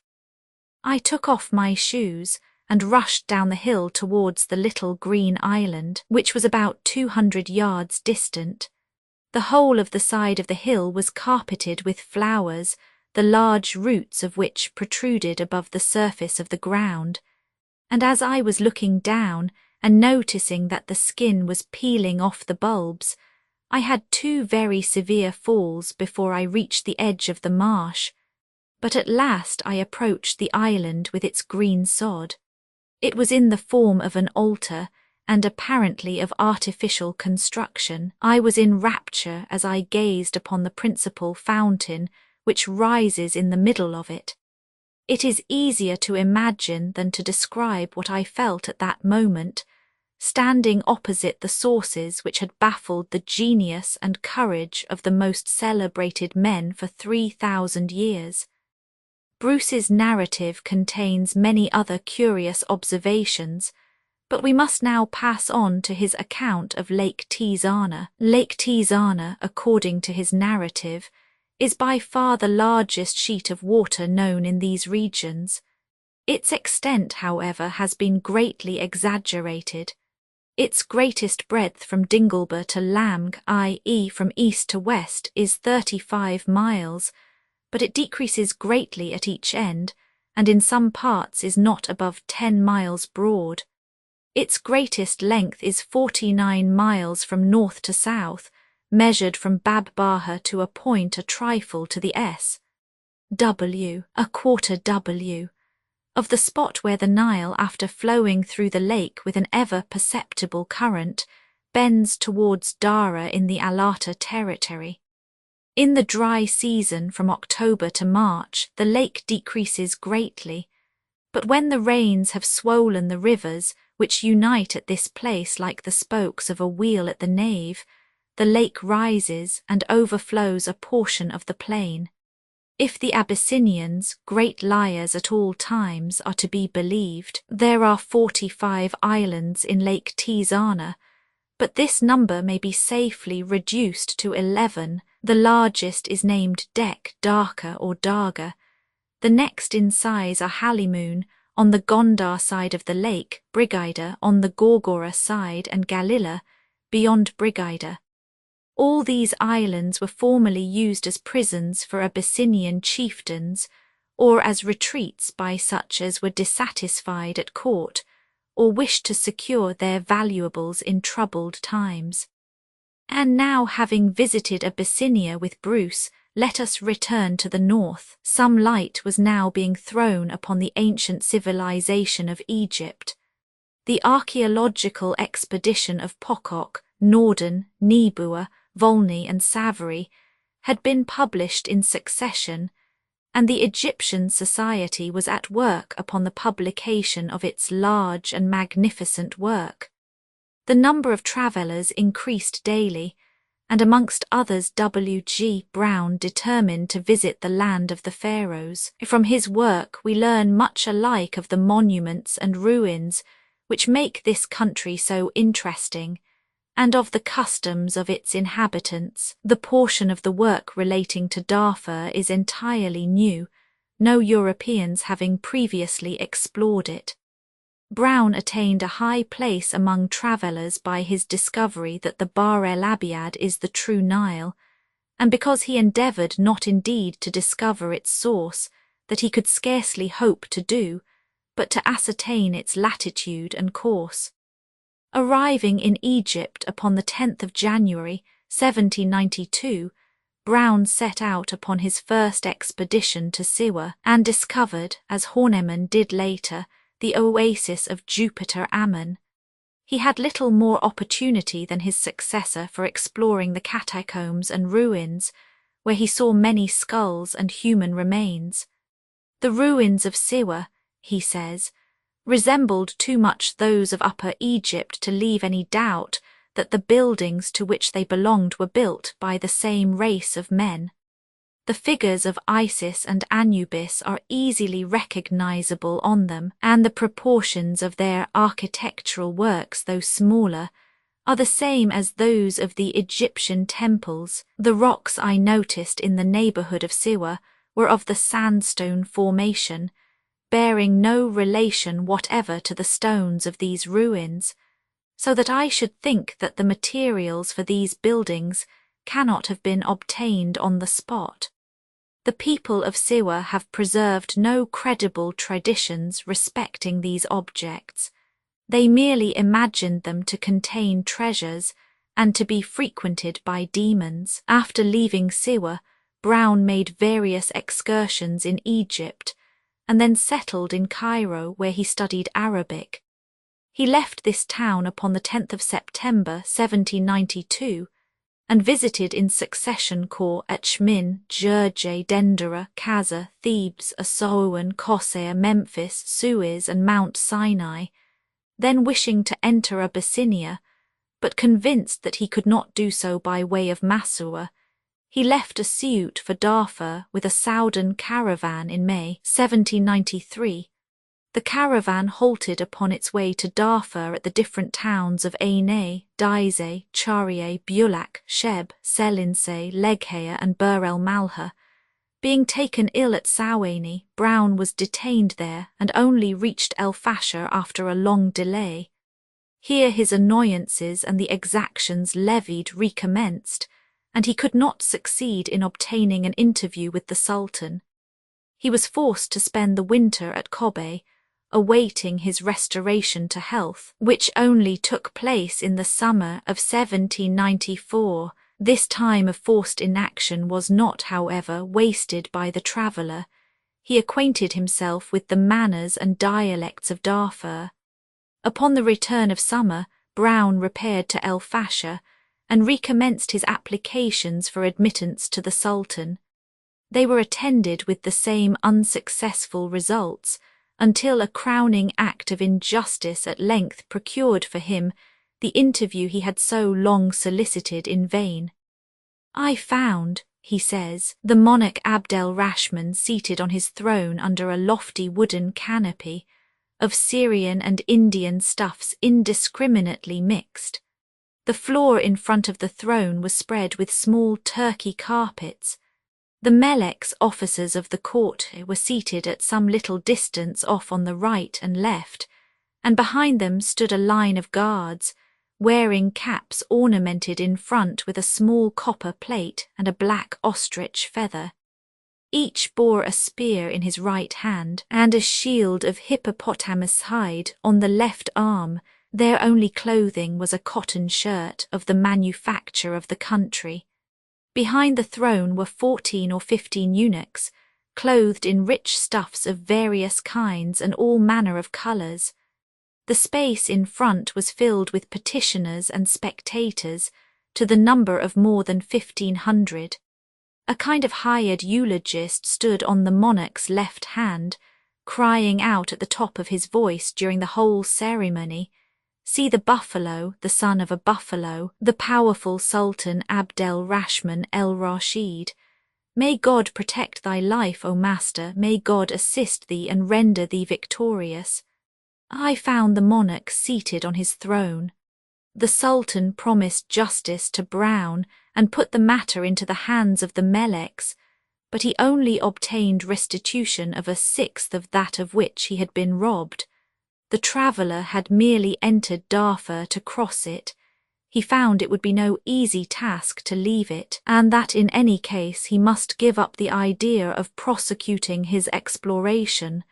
He says, on the 11th of December 1795, after a delay of 3 months, I accompanied the Chatib, one of the principal officers of the country, to the monarch's presence. I shortly stated what I required, and the Chatib seconded me, though not with the zeal that I might have wished. To my demand for permission to travel no answer was returned, and the iniquitous despot, who had received from me no less than the value of about 750 piastres in goods, condescended to give me 20 meagre oxen, worth about 120 piastres. The state of my purse would not permit me to refuse even this mean return, and I bade adieu to El Fasher as I hoped for ever. Brown was not able to leave Darfur till the spring of 1796, when he joined the caravan which was about to return to Egypt. The town of Kobe, although not the resort of the merchants, must be considered the capital of Darfur. It is more than 2 miles in length, but is extremely narrow. Each house stands in a field surrounded by a palisade, and between each there is a plot of fallow land. The plain in which the town is situated runs WSW, to a distance of some 20 miles. Almost all the inhabitants are merchants who trade with Egypt. Their number may be estimated at 6,000, the larger proportion being slaves. The entire population of Darfur cannot exceed 200,000, but Brown only arrived at this calculation by estimating the number of recruits raised for the war with Kordofan. The inhabitants of Darfur, says the narrative, are of various races. Some, chiefly fakirs or priests and traders, come from the west, and there are a good many Arabs, none of whom are permanent residents. They are of various tribes. the greater number lead a wandering life on the frontiers, where they pasture their camels, oxen and horses. They are not in such complete dependence on the Sultan as always to contribute to his forces in war, or to pay him tribute in time of peace. After the Arabs come the people of Zeghawa, which once formed a distinct kingdom, whose chief could put 1,000 horsemen in the field. The Zeghawas speak a different dialect from the people of Fua. We must also include the people of Bigo or Daeju, who are now subject to Darfur, but are the issue of a tribe which formerly ruled the country. The natives of Darfur are inured to hunger and thirst, but they indulge freely in an intoxicating liquor called boozer or merissé. Thieving, lying and dishonesty with their accompanying vices prevail largely among them. In buying and selling the parent glories in deceiving the son, and the son the parent, and atrocious frauds are committed in the name of God and of the Prophet. Polygamy, which it is well known is tolerated by their religion, is indulged into excess by the people of Darfur. When Sultan Terarub went to war with Khoradoffen, he took in his retinue 500 women, leaving as many in his palace. This may at first sight seem ridiculous, but it must be remembered that these women had to grind corn, draw water, dress food, and perform all the domestic work for a large number of people, so that there was plenty for them to do. Brown's narrative contains many medical observations of interest and gives valuable advice as to the mode of travelling in Africa, with particulars of the animals, fish, metals and plants of Darfur. We do not give them here, because they do not contain anything of special interest for us. Chapter 17. Whitson's account of Tartary, China as described by the Jesuits and Father Du Halde, Macartney in China, stay at Chusang, arrival at Nankin, negotiations, reception of the embassy by the emperor, fêtes and ceremonies at Jihol, return to Pekin and Europe, Volney, Choiseul Gouffia, Le Chevalier in Troas, Olivier in Persia, a semi-Asiatic country, Pallas's account of Russia. At the end of the 17th century, a traveller named Nicholas Whitson had explored eastern and northern Tartary, and in 1692 published a curious narrative of his journey. This work, which was in Dutch and was not translated into any other European language, did not win for its author the recognition he deserved. A second edition, illustrated with engravings which were meritorious rather from their fidelity to nature than their artistic merit, was issued in 1705, and in 1785 the remaining copies of this issue were collected and appeared under a new title, but it attracted little notice, as by this time further and more curious particulars had been obtained. From the day that the Jesuits first entered the Celestial Empire, they had collected every possible fact with regard to the customs of this immense country, which previous to their stay there had been known only through the extravagant tales of Marco Polo. Although China is the country of stagnation, and customs and fashion always remain much the same in it, the many events which had taken place made it desirable to obtain more exact particulars of a nation with whom Europeans might possibly enter into advantageous friendly relations. The Jesuits published the result of these investigations in the rare work entitled Letters Edifiants, which was revised and supplemented by a zealous member of their order, Father Du Halde. It would be useless to attempt any reproduction of this immense work, for which a volume would be required, and it is the less necessary as at this day we have fuller and more complete details of the country than are to be found even in the learned Father's book. To the Jesuits also belong the merit of many important astronomical observations, facts concerning natural history, and the compilation of maps, which were till quite lately authorities on remote districts of the country consulted with advantages. Towards the end of the 18th century, Abbé Grozier of the Order of St. Louis du Louvre published in an abridged form a new description of China and Tartary. He made use of the work of his predecessor, Du Halde, and at the same time rectified and added to it, after an account of the 15 provinces of China and Tartary, with the tributary states such as Korea, Tonking, Cochin China and Thibet. The author devotes several chapters to the population and natural history of China, whilst he reviews the government, religion, manners, literature, science and art of the Chinese.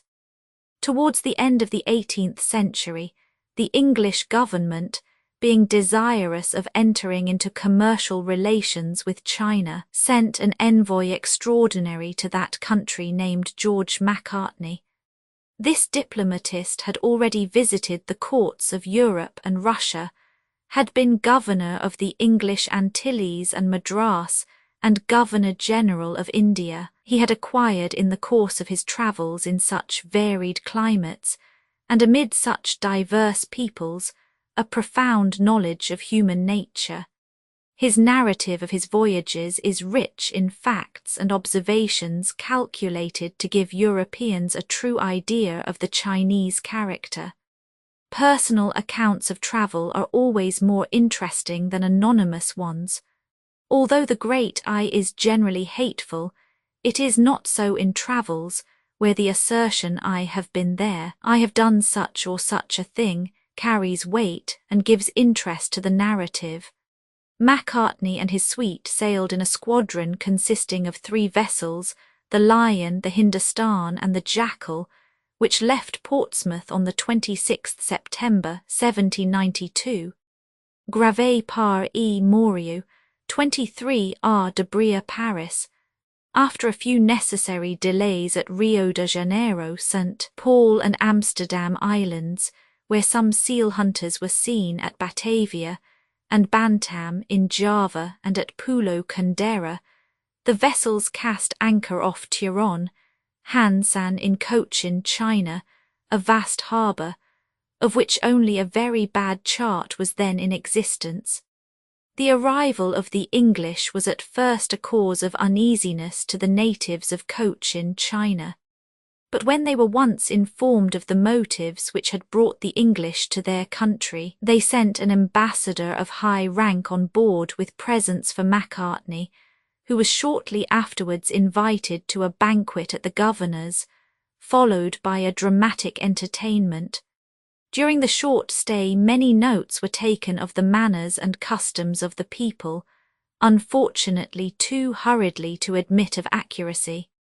As soon as the sick had recovered and fresh provisions had been obtained, the vessels set sail. A short stay was made at the Ladrone Islands, and the squadron then entered the Strait of Formosa, where it encountered stormy weather, and took refuge in Chusan Harbour. During this stay, the map of this archipelago was rectified, and an opportunity was taken to visit Tinghai, where the English excited as much curiosity as they felt themselves at the sight of the many things which were new to them. Many of the facts which surprised them are familiar to us: the appearance of the houses, the markets and dress of the Chinese, the small feet of the women, and many other particulars to which we need not refer. We will only allude to the account of the method employed by them in cultivating dwarf trees. This stunted vegetation, says Macartney, seems to be highly appreciated in China, for specimens of it are found in all the larger houses. It is an art peculiar to the Chinese, and the gardener's skill consists in knowing how to produce it, independently of the satisfaction of triumphing over a difficulty. He has the advantage of introducing into rooms plants whose natural size would have precluded such a possibility. The following is the method employed in China for the production of dwarf trees. The trunk of a tree of which it is desired to obtain a dwarfed specimen is covered as nearly as possible where it separates into branches with clay or mould, over which is placed a linen or cotton covering constantly kept damp. This mould is sometimes left on for a whole year, and throughout that time the wood it covers throws out tender, root-like fibres. Then the portions of the trunk from which issue these fibres, with the branch immediately above them, are carefully separated from the tree and placed in fresh mould, where the shoots soon develop into real roots, whilst the branch forms the stem of a plant which is in a manner metamorphosed. This operation neither destroys nor alters the productive faculties of the branch which is separated from the parent tree. When it bears fruit or flowers, it does so as plentifully as when it was upon the original stem. The extremities of the branches intended to be dwarfed are always pulled off, which precludes the possibility of their growing tall, and forces them to throw out shoots and lateral branches. These shoots are tied with wire and assume the form the gardener chooses. When it is desired to give an aged appearance to the tree, it is constantly moistened with diarrhea or treacle, which attracts to it multitudes of ants, who, not content with devouring the sweetmeat, attack the bark of the tree and eat it away in such a manner as to produce the desired effect. Upon leaving Chusan, the squadron entered the Yellow Sea, never before navigated by an European vessel. The river Hongho flows into it, and it is from the immense quantity of yellow mud brought down by it in its long and tortuous course that the sea derives its name.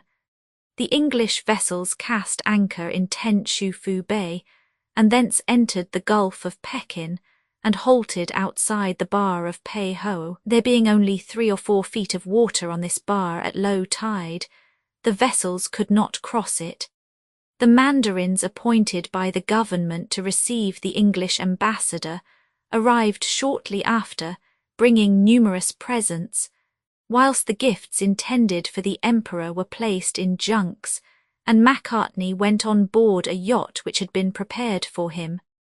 The first town reached was Taku, where Macartney received a visit from the viceroy of the province and the principal mandarin. Both were men of venerable and dignified aspect, polite and attentive, and entirely free from obsequiousness. It has been rightly said, remarks Macartney, that a people are as they are made, and the English had continual proof of this truth in the effect produced upon the Chinese character by the fear of the iron power that ruled them. Apart from this fear they were cheerful and confiding, but in the presence of their rulers they appeared most timid and embarrassed. In ascending the Pei Ho towards Pekin, the course was retarded by the many windings of the river.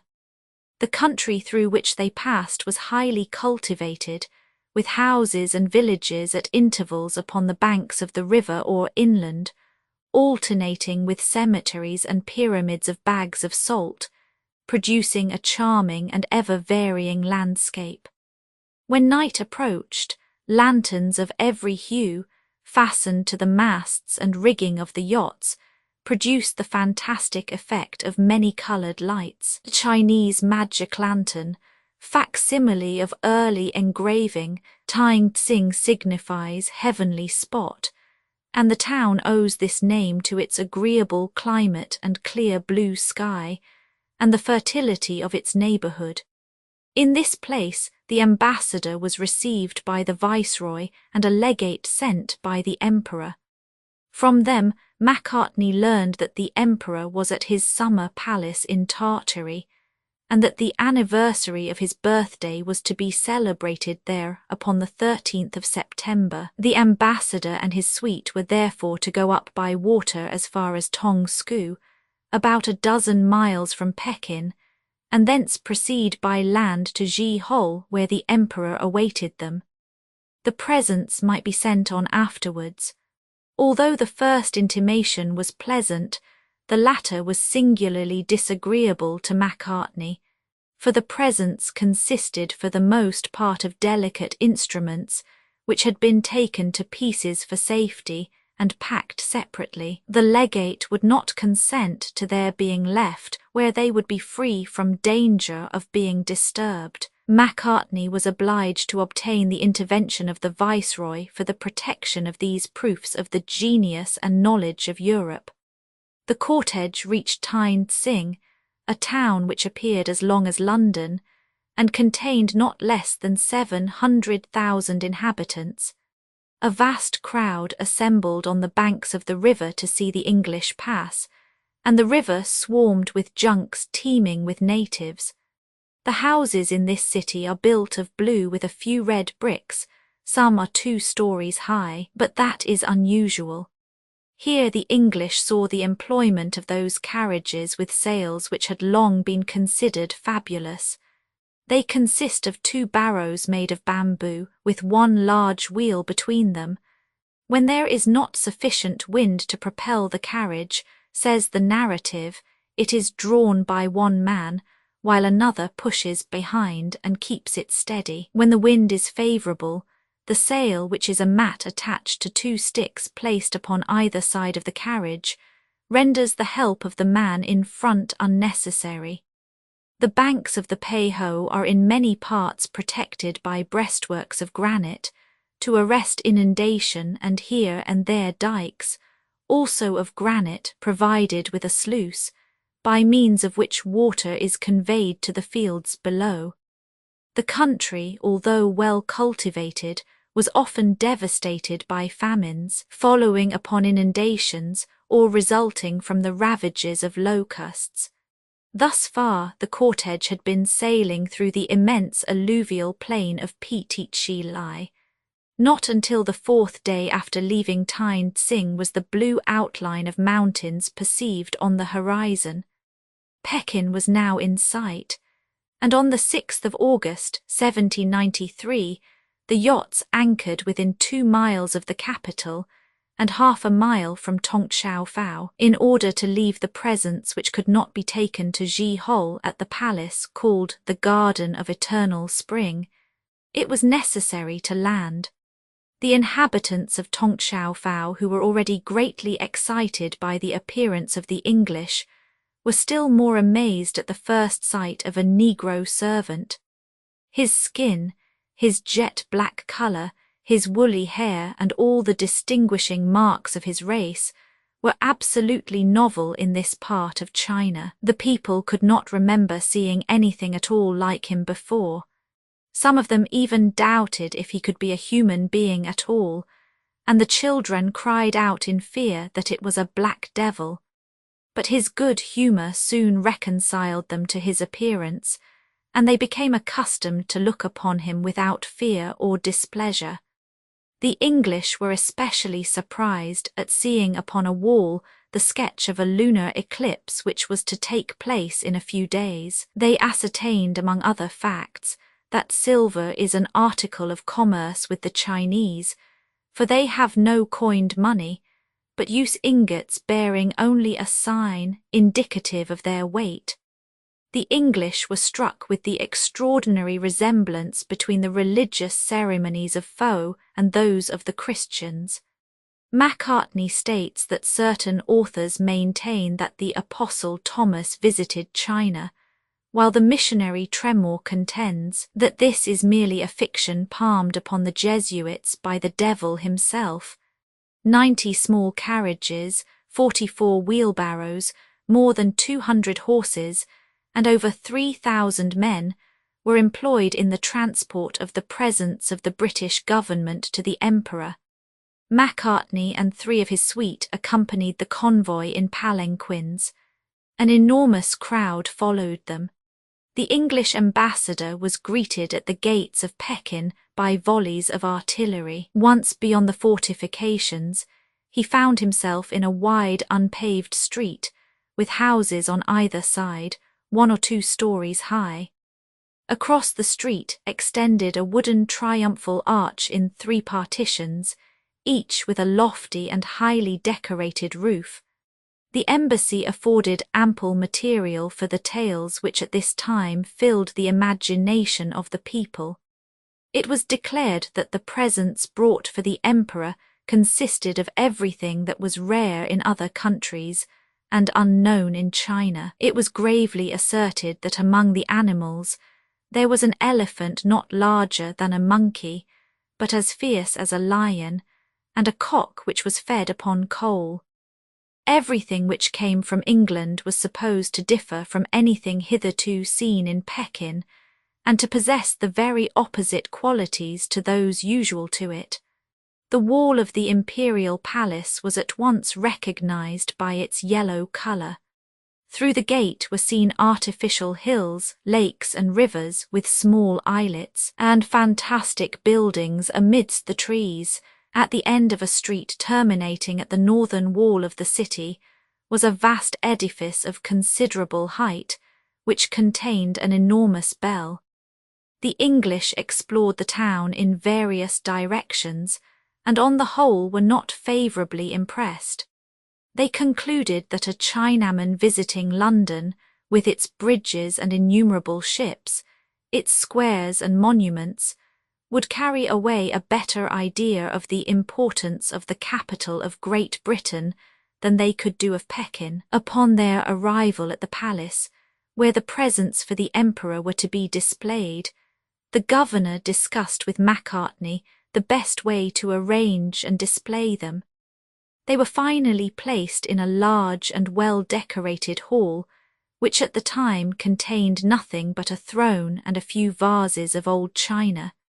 It is unnecessary to enter upon the interminable negotiations which arose out of the resolve of the Chinese that Macartney should prostrate himself before the emperor, which humiliating proposition they had prepared for by the inscription placed upon the yachts and carriages of the embassy, ambassador bringing tribute from England.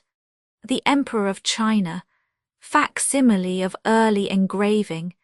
It is in Pekin that the field is situated which the emperor, in accordance with ancient custom, sows every spring. Here, too, is to be found the temple of the earth, to which the sovereign resorts at the summer solstice, to acknowledge the astral power which lightens the world, and to give thanks for its beneficent influence.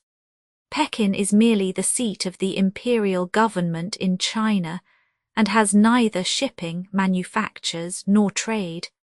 Macartney computes the number of inhabitants at 3 millions. The one-storied houses in the town appear insufficient for so large a population, but a single house accommodates 3 generations. This density of the population is the result of the early ages at which marriages are contracted. These hasty unions are often brought about from prudential motives by the Chinese, the children, and especially the sons, being responsible for the care of their parents. The embassy left Pekin on the 2nd of September, 1793, Macartney, travelling in a post-chaise, probably the first carriage of the kind which ever entered Tartary. As the distance from Pekin increased, the road ascended and the soil became more sandy, and contained less and less clay and black earth. Shortly afterwards, vast plains planted with tobacco were crossed. Macartney imagines tobacco to be indigenous and not imported from America, and thinks that the habit of smoking was spontaneous in Asia. The English soon noticed that as the soil became more and more barren, the population decreased. At the same time, the Tartar element became larger and larger, and the difference between the manners of the Chinese and their conquerors was less marked. Upon the 5th day of the journey, the far-famed Great Wall was seen. The first glance at this fortified wall, says Macartney, is enough to give an impression of an enterprise of surprising grandeur. It ascends the highest mountains to their very loftiest peaks. It goes down into the deepest valleys, crossing rivers on sustaining arches, and with its breadth often doubled and trebled to increase its strength, whilst at intervals of about 100 paces rise towers or strong bastions. It is difficult to understand how the materials for this wall were brought to and used in places apparently inaccessible, and it is impossible sufficiently to admire the skill brought to bear upon the task. One of the loftiest mountains over which the wall passes has been ascertained to be no less than 52-25 feet high. This fortification, for the simple word wall gives no just idea of the wonderful structure, is said to be 1,500 miles long, but it is not quite finished. The 1,500 miles was the extent of the frontier which separates colonized China from the various Tartar tribes. Such barriers as these would not suffice in modern times for nations at war. Many of the lesser works in the interior of this grand rampart have yielded to the effect of time and fallen into ruins. Others have been repaired, but the principal wall appears throughout to have been built with such care and skill as never to have needed repairs. It has now been preserved more than 2,000 years, and appears as little susceptible of injury as the rocks which nature herself has planted between China and Tartary. The Great Wall of China. Beyond the wall nature seems to proclaim the entrance into a new country. The temperature is colder, the roads are more rugged, and the mountains are less wooded. The number of sufferers from goitre in the Tartar valleys is very considerable, and according to the estimate given by Dr. Gillen, physician to the embassy, comprises 1/6 of the population. The portion of Tartary in which this malady rages is not unlike many of the cantons of Switzerland and Savoy.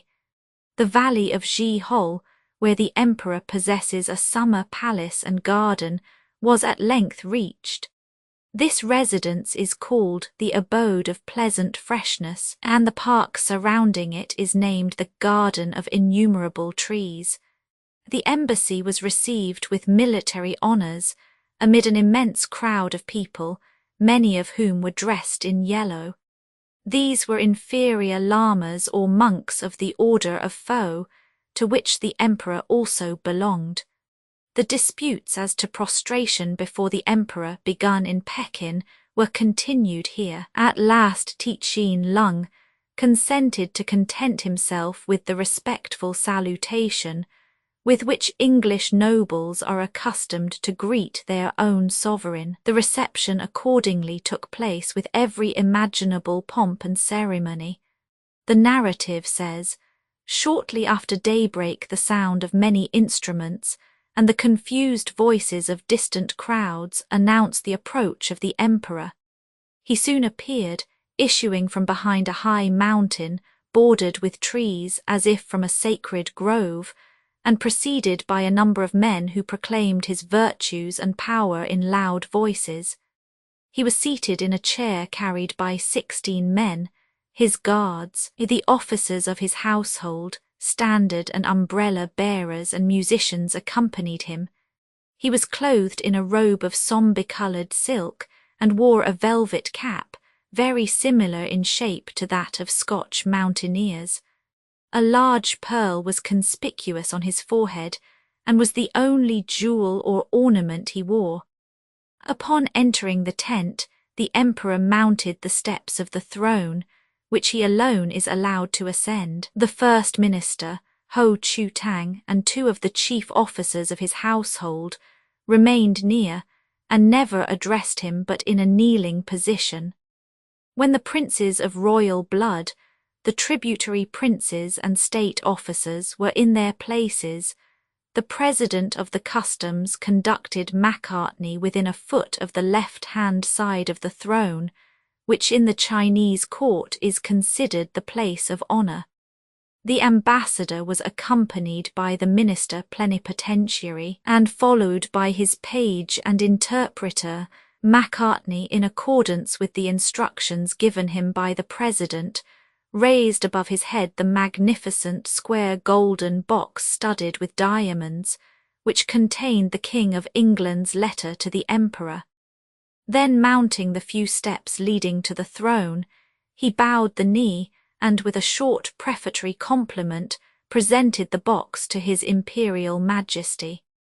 The Chinese monarch received it graciously, and said, as he placed it on one side, that he experienced much satisfaction at the token of esteem and friendship offered by His Britannic Majesty in sending to him an embassy with a letter and rich gifts, that for his part he had the like friendly feelings towards the King of Great Britain, and he hoped the same harmony would always continue between their respective subjects.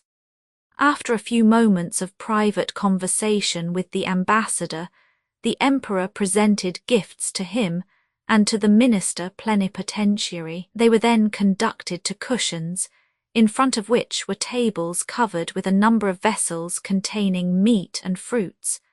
The emperor also partook of these, and continued to overwhelm the ambassadors with expressions of regard and esteem, which had a great effect in raising the English in the estimation of the Chinese public. Macartney and his suite were later invited to visit the gardens of Ji-hol. During their walk in the grounds, the English met the emperor, who stopped to receive their respectful salutations and order his first minister, who was looked upon as little less than a vice-emperor, and several other grandees to accompany them. Chinese Prime Minister. Facsimile of early engraving. The Chinese conducted the English over a portion of the grounds laid out as pleasure gardens, which formed only a small portion of the vast enclosure. The rest is sacred to the use of the women of the imperial family, and was as rigorously closed to the Chinese ministers as to the English embassy. Macartney was then led through a fertile valley, in which there were many trees, chiefly willows of enormous size. Grass grows abundantly between the trees, and its luxuriance is not diminished by cattle or interfered with by mowing. Arriving upon the shores of an irregular lake of vast extent, the whole party embarked in yachts and proceeded to a bridge which is thrown across the narrowest part of the lake, and beyond which it appeared to stretch away indefinitely. Upon the 17th of September, Macartney and his suite were present at a ceremony which took place upon the anniversary of the emperor's birthday. Upon the morrow and following days splendid fêtes succeeded each other, Tichin Lung participating in them with great zest. Dancers on the tightrope, tumblers, conjurers of unrivalled skill, and wrestlers are performed in succession. The natives of various portions of the empire appeared in their distinctive costumes and exhibited the different productions of their provinces. Music and dancing were succeeded by fireworks, which were very effective, although they were let off in daylight. The narrative says, several of the designs were novel to the English. One of them I will describe. A large box was raised to a great height, and the bottom being removed as if by accident, an immense number of paper lamps fell from it. When they left the box, they were all neatly folded, but in falling they opened by degrees and sprung one out of the other. Each then assumed a regular form, and suddenly a beautifully coloured light appeared. The Chinese seemed to understand the art of shaping the fireworks at their fancy. On either side of the large boxes were smaller ones, which opened in a similar manner, letting fall burning torches of different shapes, as brilliant as burnished copper, and flashing like lightning at each movement of the wind. The display ended with the eruption of an artificial volcano. It is the usual custom for the Emperor of China to conclude his birthday festivities by hunting in the forests of Tartary, but in the present case advancing age rendered that diversion unwise, and His Majesty decided to return to Pekin, the English embassy being invited to precede him thither. Macartney, however, felt that it was time to terminate his mission. In the first place, It was not customary for ambassadors to reside long at the Chinese court, and in the second, the fact that the Chinese emperor defrayed the expenses of the embassy naturally induced him to curtail his stay. In a short time he received from Tien Lung the reply to the letter of the King of England, and the presents intended for the English monarch, as well as a number for the members of his suite. This Macartney rightly interpreted as his congé. The English went back to Tong Chu Fu by way of the Imperial Canal. Upon this trip they saw the famous bird Lutse fishing for its master. It is a species of cormorant, and is so well trained that it is unnecessary to place either a cord or ring round its neck to prevent it from swallowing any of its prey. Upon every boat or raft there are 10 or 12 of these birds, ready to plunge the instant they receive a sign from their masters. It is curious to see them catch enormous fish and carry them in their beaks. The famous bird Lutse. Macartney mentions a singular manner of catching wild ducks and other water birds. Empty jars and calabashes are allowed to float upon the water for several days, until the birds are accustomed to the sight of them. A man then enters the water, places one of the jars upon his head, and advancing gently, seizes the feet of any bird which allows him to come near enough. He rapidly immerses it in the water to choke it, and then noiselessly continues his search until his bag is full. The embassy visited Canton and Macau, and thence returned to England. We need not dwell upon the return voyage. We must now consider that portion of Asia which may be called the interior. The first traveller to be noticed is Volney. Every one knows, by repute at least, his book on ruins, but his account of his adventures in Egypt and Syria far surpasses it. There is nothing exaggerated in the latter. It is written in a quiet, precise manner, and is one of the most instructive of books. The members of the Egyptian expedition refer to it as containing exact statements as to climate, the productions of the soil, and the manners of the inhabitants. Volney prepared himself most carefully for the journey, which was a great undertaking for him. He determined to leave nothing to chance, and upon reaching Syria he realized that he could not possibly acquire the knowledge of the country he desired unless he first made himself acquainted with the language of the people. He therefore retired to the monastery of Marhand in Libya and devoted himself to the study of Arabic. Later on, in order to learn something of the life led by the wandering tribes of the Arabian desert, he joined company with a sheikh and accustomed himself to the use of a lance and to live on horseback, thus qualifying himself to accompany the tribes in their excursions. Under their protection he visited the ruins of Palmyra and Baalbek, cities of the dead, known to us only by name.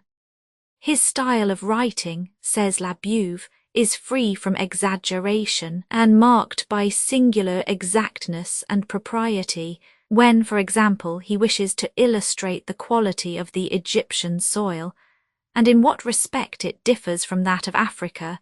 He speaks of this black, light, greasy earth, which is brought up and deposited by the Nile. When he wishes to describe the warm winds of the desert, with their dry heat, he compares them to the impression which one receives upon opening a fierce oven to take out the bread. According to his description, speaking of the fitful winds, he says they are not merely laden with fog but gritty and powdery, and in reality full of fine dust which penetrates everything. And of the sun, he says it presents to view but an obscured disk. If such an expression may be used in speaking of a rigid statement of facts, Volney attained to true beauty of expression, to an actual physical beauty, so to speak, recalling the touch of Hippocrates in his Der Air, Aquis et Locis, although no geographical discoveries can be imputed to him, we must none the less recognize in him one of the first travellers who had a true conception of the importance of their task.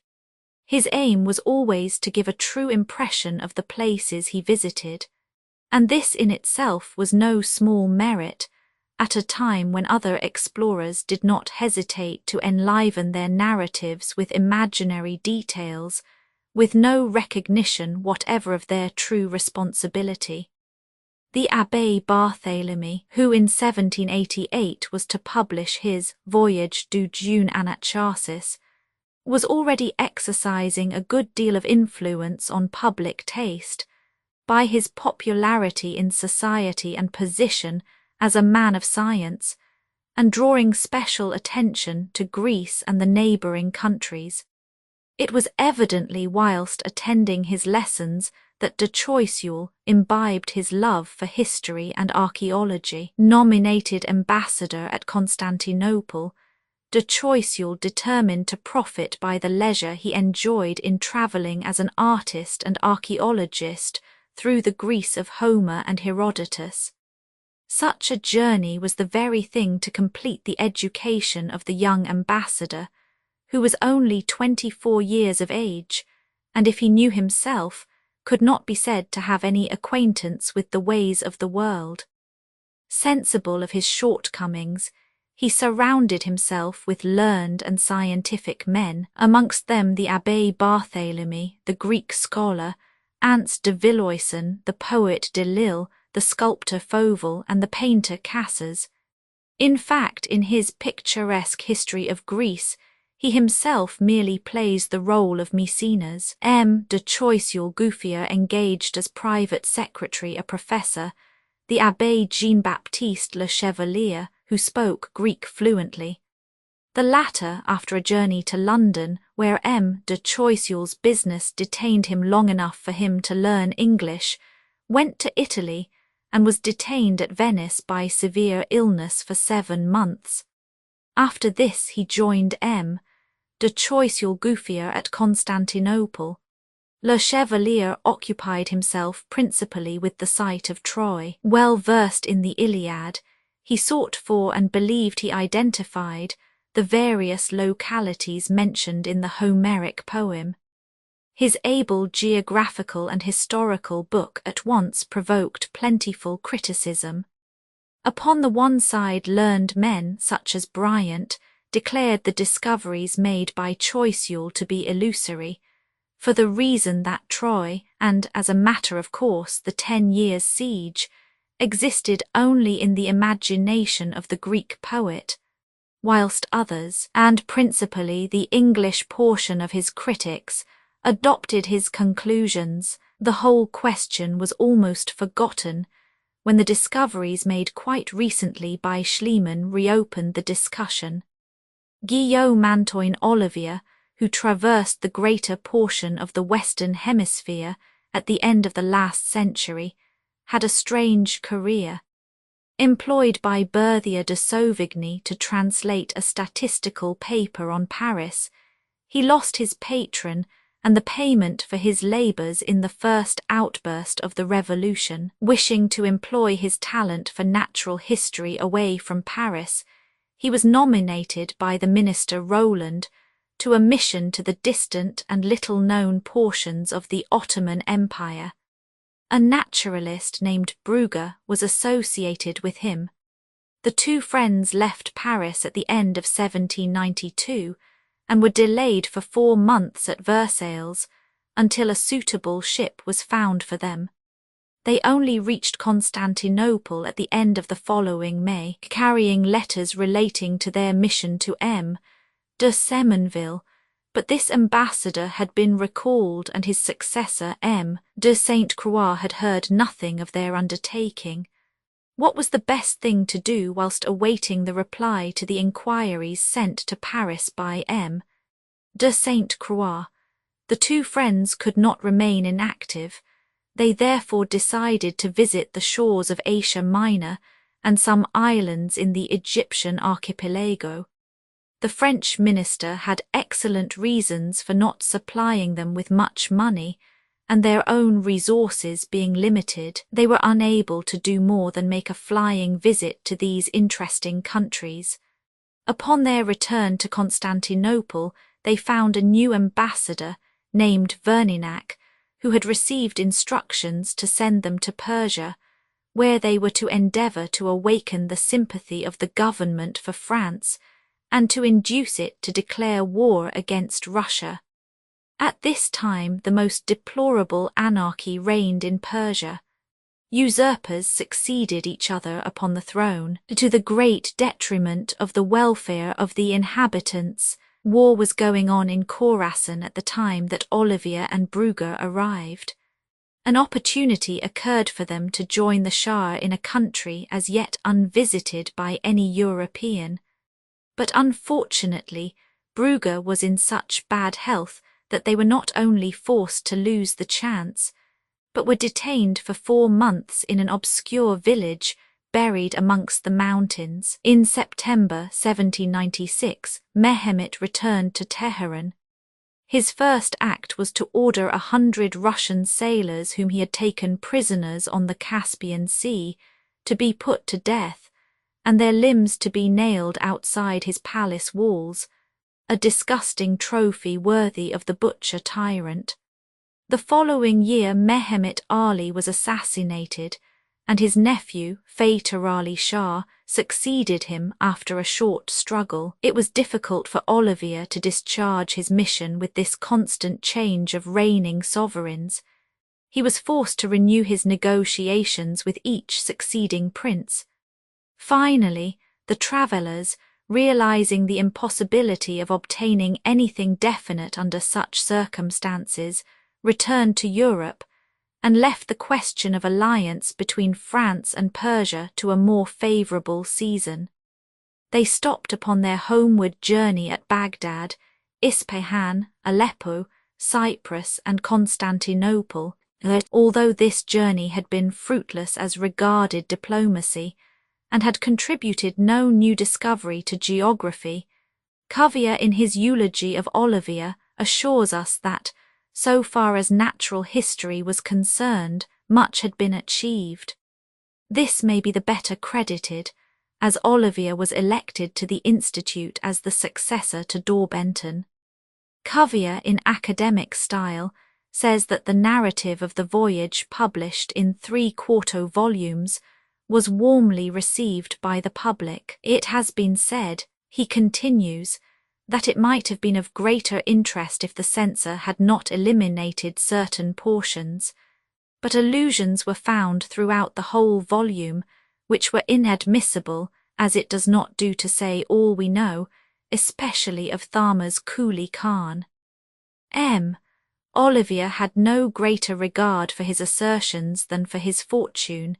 He quietly omitted all that he was told to leave out, and restricted himself to a quiet and simple account of what he had seen. A journey from Persia to Russia is not difficult, and was less so in the 18th century than today. As a matter of fact, Russia only became an European power in the days of Peter the Great. Until the reign of that monarch she had been in every particular, manners, customs and inhabitants, Asiatic. With Peter the Great and Catherine Roman too. However, commerce revived, high roads were made, the navy was created, and the various tribes became united into one nation. The empire was vast from the first, and conquest has added to its extent.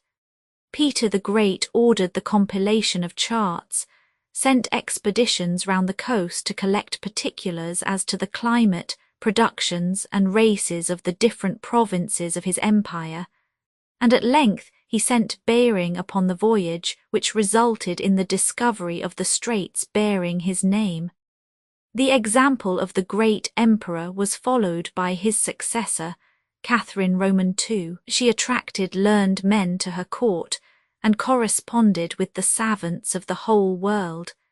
She succeeded in impressing the nations with a favourable idea of her subjects. Interest and curiosity were awakened, and the eyes of Western Europe were fixed upon Russia. It became recognized that a great nation was arising, and many doubts were entertained as to the result upon European interests. Prussia had already changed the balance of power in Europe by her victories under Frederick Roman II. Russia possessed resources of her own not only in men, but in silver and riches of every kind, still unknown or untested. Thus it came to pass that publications concerning that country possessed an attraction for politicians, and those interested in the welfare of their country, as well as for the scientific men to whom descriptions of manners and customs foreign to their experience were always welcome. No work had hitherto excelled that of the naturalist Pallas, which was translated into French between 1788 to 1793. It was a narrative of a journey across several provinces of the Russian Empire. The success of this publication was well deserved. Peter Simon Pallas was a German naturalist who had been summoned to St. Petersburg by Catherine Roman II in 1668 and elected by her a member of the Academy of Sciences.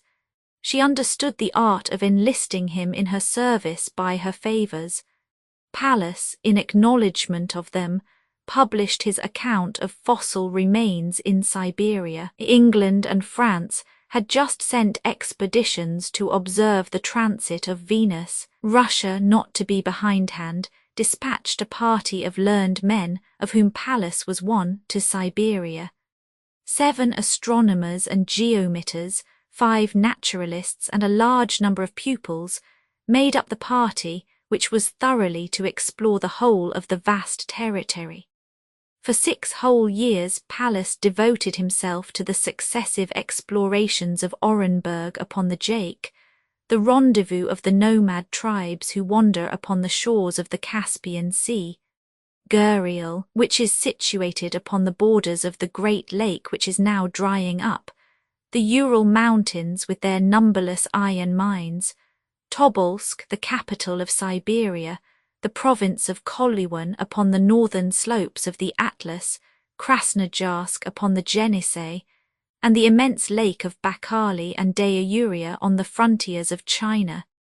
He also visited Astrakhan, the Caucasus with its varied and interesting inhabitants, and finally he explored the Don, returning to St. Petersburg on the 30th of July, 1774. It may well be believed that Pallas was no ordinary traveller.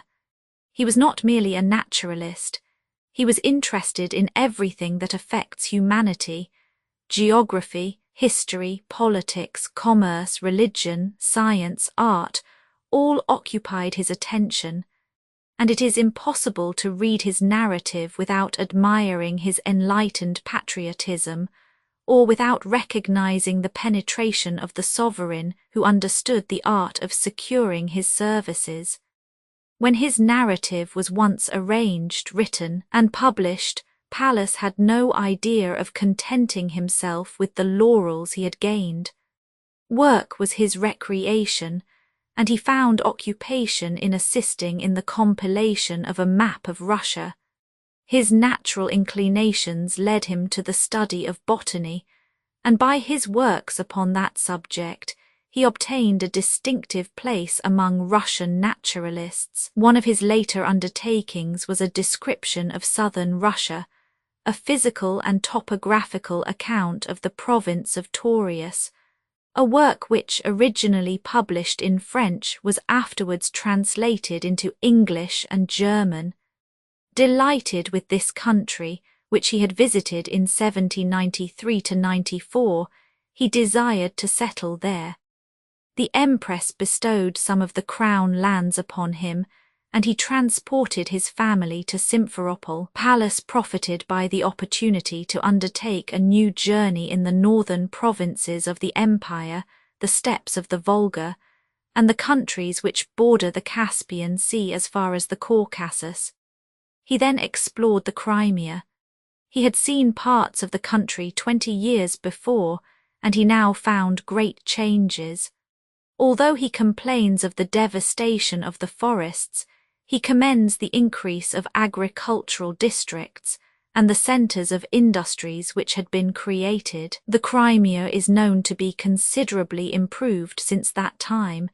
It is impossible to foresee what it may yet become. Enthusiastic though he was at first in his admiration of this province, Pallas was exposed to every kind of treachery on the part of the Tartars. His wife died in the Crimea, and finally, disgusted with the country and its inhabitants, he returned to Breton to end his days. He died there on the 8th of September, 1811. He left two important works, from which naturalists, geographers, statesmen, and merchants were able to gather much trustworthy information upon countries then but little known, and the commodities and resources of which were destined to have a large influence over European markets. Chapter 18. The western coast of America, Juan de Fuca and de Font, the three voyages of Bering and Teeskirikau, exploration of the Straits of de Fuca, survey of the archipelago of New Georgia and of part of the American coast, exploration of the interior of America, Samuel Hearne, discovery of the Coppermine River, Mackenzie, and the river named after him, Fraser River, South America, survey of the Amazon by Condamine, journey of Humboldt and Bonpland, Tenerife, the Guachero Cavern, the Llanos, the electric eels, the Amazon, Negro, and Orinoco rivers, the Earth Eaters, results of the journey, Humboldt's second journey, the Volcanitos, or little volcanoes, the cascade at Tequendama, the bridge of Icononzo, crossing the Brindisi on men's backs, Pinto and Pinchincha, ascent of Chimborazo, the Andes, Lima, the transit of Mercury, exploration of Mexico, Puebla and Coffer de Perote, return to Europe. We have more than once had occasion to speak of expeditions for the survey of the coasts of America. We have told of the attempts of Fernando Cortes and of the voyages and explorations of Drake, Cook, La Perouse and Marchand. It will be well now to go back for a time, and with Fleurieu sum up the series of voyages along the western coast of America to the close of the 18th century. In 1537, Cortes with Francisco de Ulloa discovered the huge peninsula of California and sailed over the greater part of the long and narrow strait now known as the Vermilion Sea. He was succeeded by Vasquez Coronado and Francisco Alarcon, who, the former by sea and the latter by land, devoted themselves to seeking the channel which was erroneously supposed to connect the Atlantic and Pacific. They did not, however, penetrate beyond 36 degrees N. Lat. 2 years later, in 1542, the Portuguese Rodrigue de Cabrillo reached 44 degrees N. Lat. Where the intense cold, sickness, want of provisions, and the bad state of his vessel compelled him to turn back. He made no actual discovery, but he ascertained that from Port Natividad to the furthest point reached by him, the coastline was unbroken. The channel of communication seemed to recede before all explorers. The little success met with appears to have discouraged the Spaniards, for at this time they retired from the ranks of the explorers. It was an Englishman, Drake, who, after having sailed along the western coast as far as the Straits of Magellan and devastated the Spanish possessions, reached the 48th degree, explored the whole coast, and returning the same way, gave to the vast districts included within 10 degrees the name of New Albion. Next came, in 1592, the greatly fabulous voyage of Juan de Fuca, who claimed to have found the long-sought Strait of Anian, when he had but found the channel dividing Vancouver's island from the mainland. In 1602, Vizcaino laid the foundations of Port Monterey in California, and 40 years later took place that much contested voyage of Admiral de Fuente, or de Font according as one reckons him a Spaniard or a Portuguese, which has been the text of so many learned discussions and ingenious suppositions. To him we owe the discovery of the archipelago of St. Lazarus above Vancouver's Island, but all that he says about the lakes and large towns he claims to have visited must be relegated to the realms of romance, as well as his assertion that he discovered a communication between the two oceans. Port Monterey, facsimile of early engraving. In the 18th century, the assertions of travellers were no longer blindly accepted. They were examined and sifted, those parts only being believed which accorded with the well-authenticated accounts of others. Buach, Delisle, and above all Fleurieu, inaugurated the prolific literature of historical criticism, and we have every reason to be grateful to them. The Russians, as we know, had greatly extended the field of their knowledge, and there was every reason to suppose that their hunters and Cossacks would soon reach America, if, as was then believed, the two continents were connected in the north. But from such unprofessional travellers no trustworthy scientific details could be expected. A few years before his death, the Emperor Peter I drew up with his own hands a plan of an expedition with instructions to its members, which he had long had in view, for ascertaining whether Asia and America are united or separated by a strait, the arsenal and forts of Kamtschatka being unable to supply the necessary men, stores, and sea. Captains, sailors, equipment, and provisions had to be imported from Europe. Vitus Bering, a Dane, and Alexis Tskirikow, a Russian who had both given many a proof of skill and knowledge, were appointed to the command of the expedition, which consisted of 2 vessels built at Kamtschatka. They were not ready to put to sea until July 20th, 1720, steering northeast along the coast of Asia, of which he never for a moment lost sight.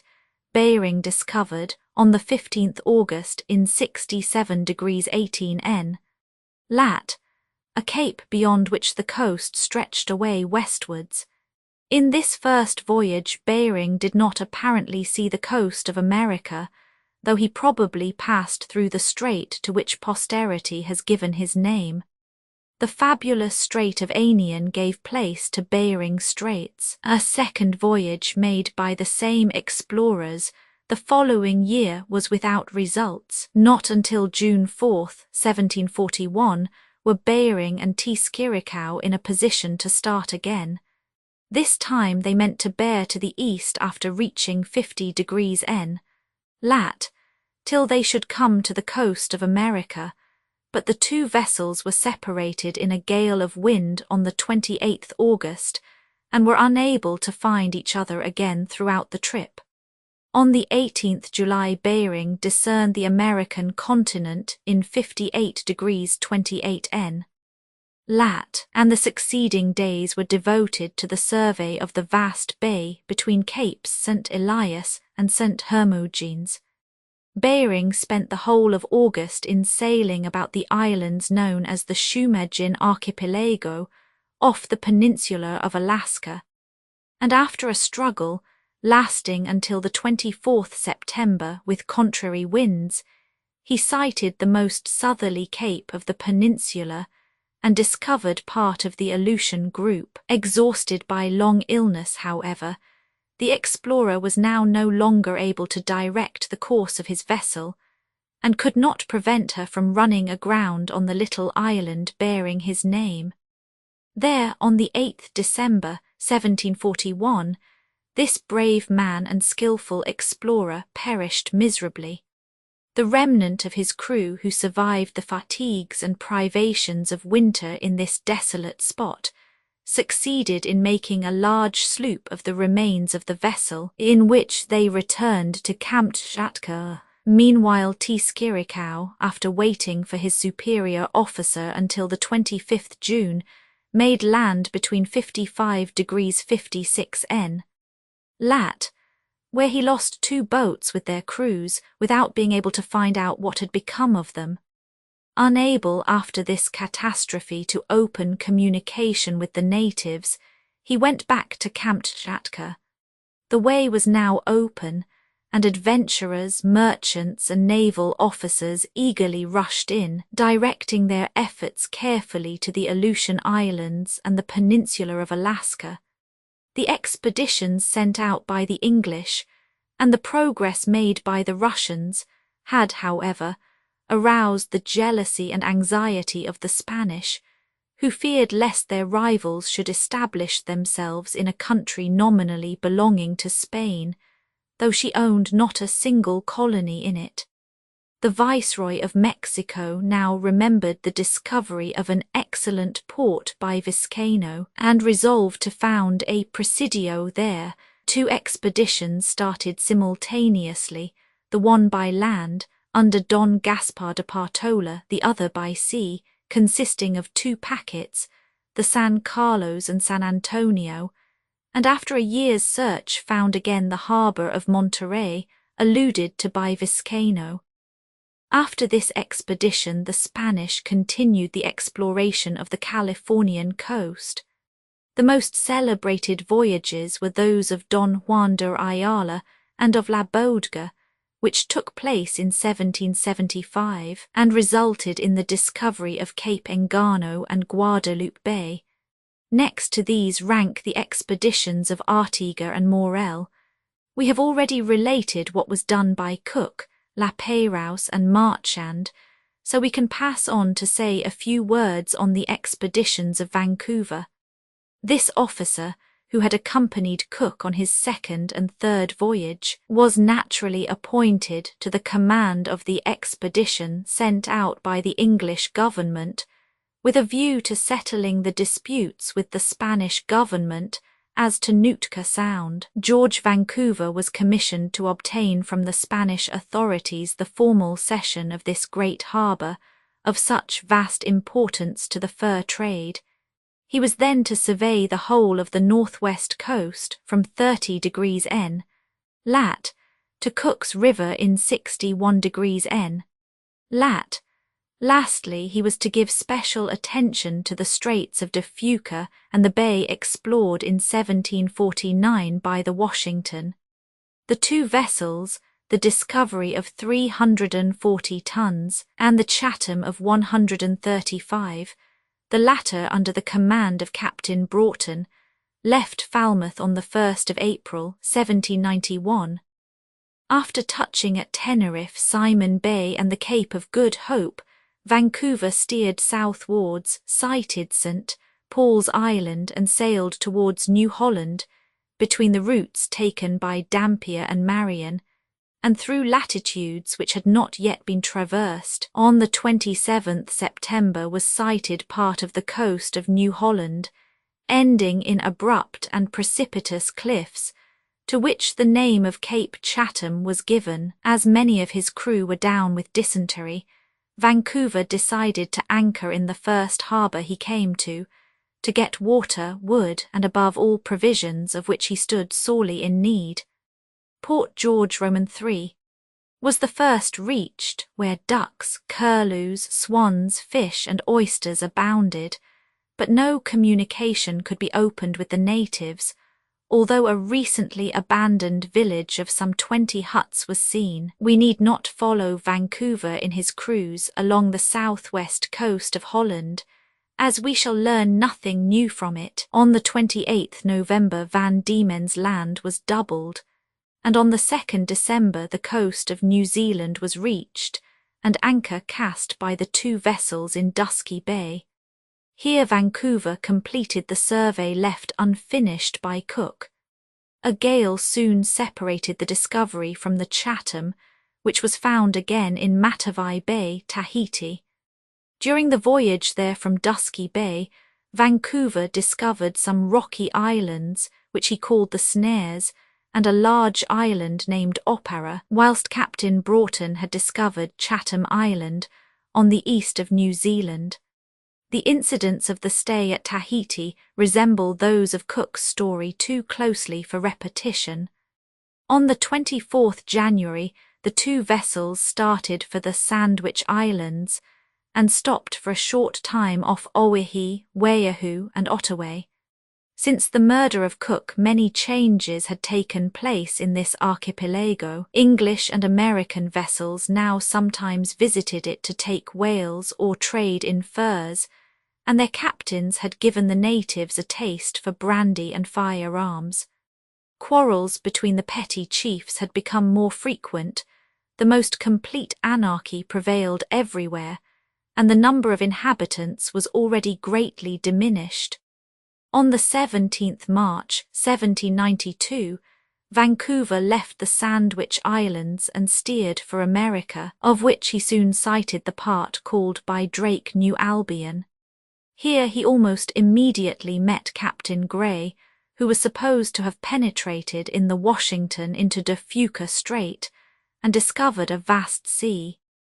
Gray at once disavowed the discoveries with which he was so generously credited, explaining that he had only sailed 50 miles up the strait, which runs from east to west till it reaches a spot where, according to some natives, it veers to the north and disappears. Vancouver in his turn entered De Fuca Strait and recognized Discovery Port, Admiralty Entry, Birch Bay, Desolation Sound, Johnston Strait, and Broughton Archipelago.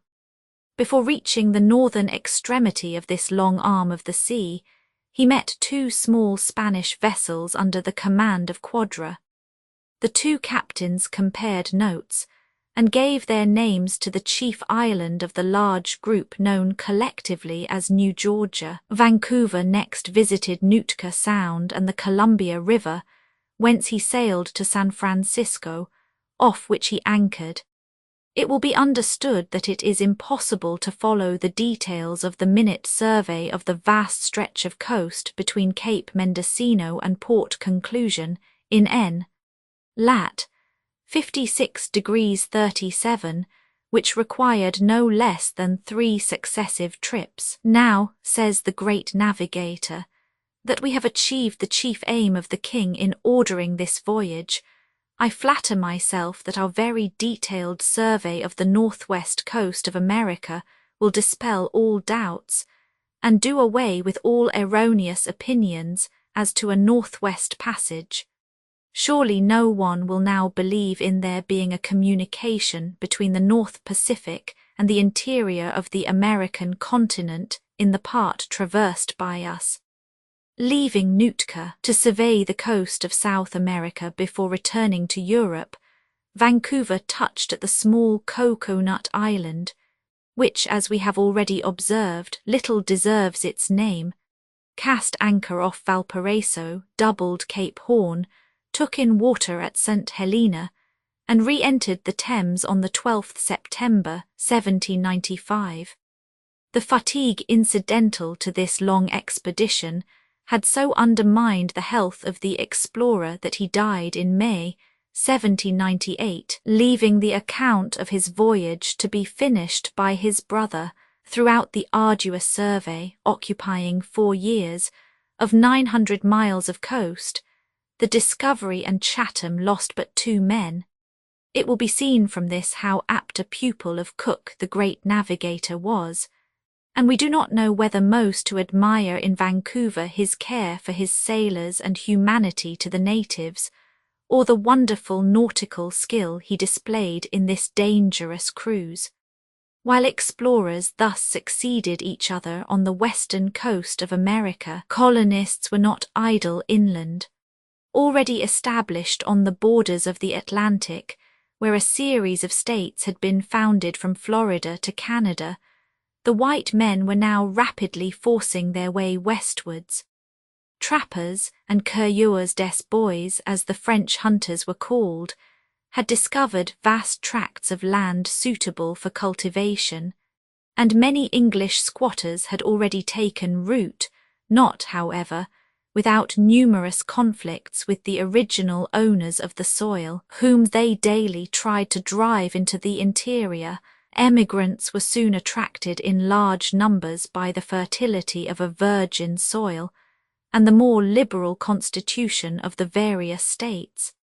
Their number increased to such an extent that at the end of the 17th century, the heirs of Lord Baltimore estimated the produce of the sale of their lands at £3,000, and in the middle of the following century, 1750, the successors of William Penn also made a profit 10 times as great as the original price of their property. Yet emigration was even then not sufficiently rapid, and convicts were introduced. Maryland numbered 1981 in 1750.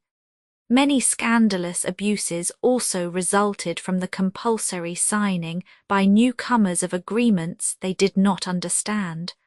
Although the lands bought of the Indians were far from being all occupied, the English colonists continued to push their way inland, at the risk of encounters with the legitimate owners of the soil. In the north, the Hudson's Bay Company, holding a monopoly of the fur trade, were always on the lookout for new hunting grounds, for those originally explored were soon exhausted. Their trappers made their way far into the western wilds and gained valuable information from the Indians whom they pressed into their service and taught to get drunk. By this means the existence of a river flowing northwards past some copper mines, from which some natives brought fine specimens to Fort Prince of Wales, was ascertained. The company at once, i.e. in 1769, decided to send out an expedition, to the command of which they appointed Samuel Hearne, for a journey to the Arctic regions, where provisions are difficult to obtain, and the cold is intense.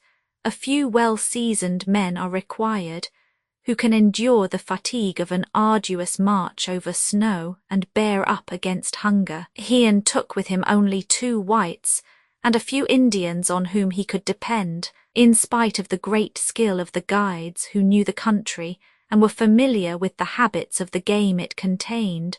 Provisions soon failed. 200 miles from Fort Prince of Wales, the Indians abandoned Hearne and his 2 companions, who were obliged to retrace their steps. The chief of the expedition, however, was a rough sailor, accustomed to privations, so he was not discouraged.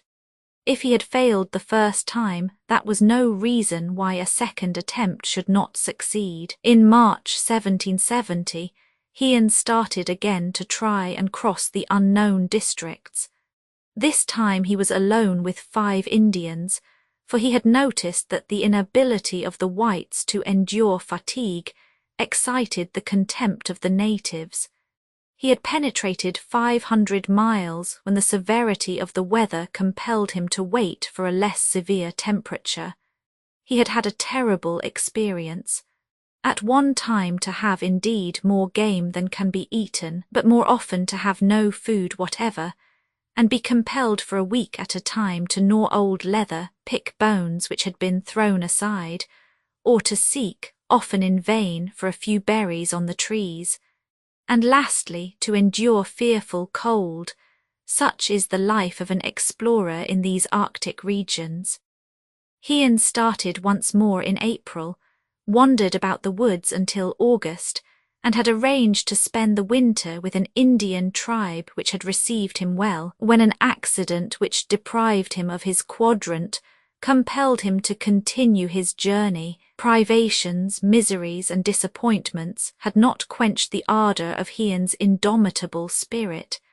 He started again on the 7th December, and penetrating westwards below the 60th parallel N. Lat. He came to a river. Here he built a canoe and went in it down the stream, which flowed into an innumerable series of large and small lakes.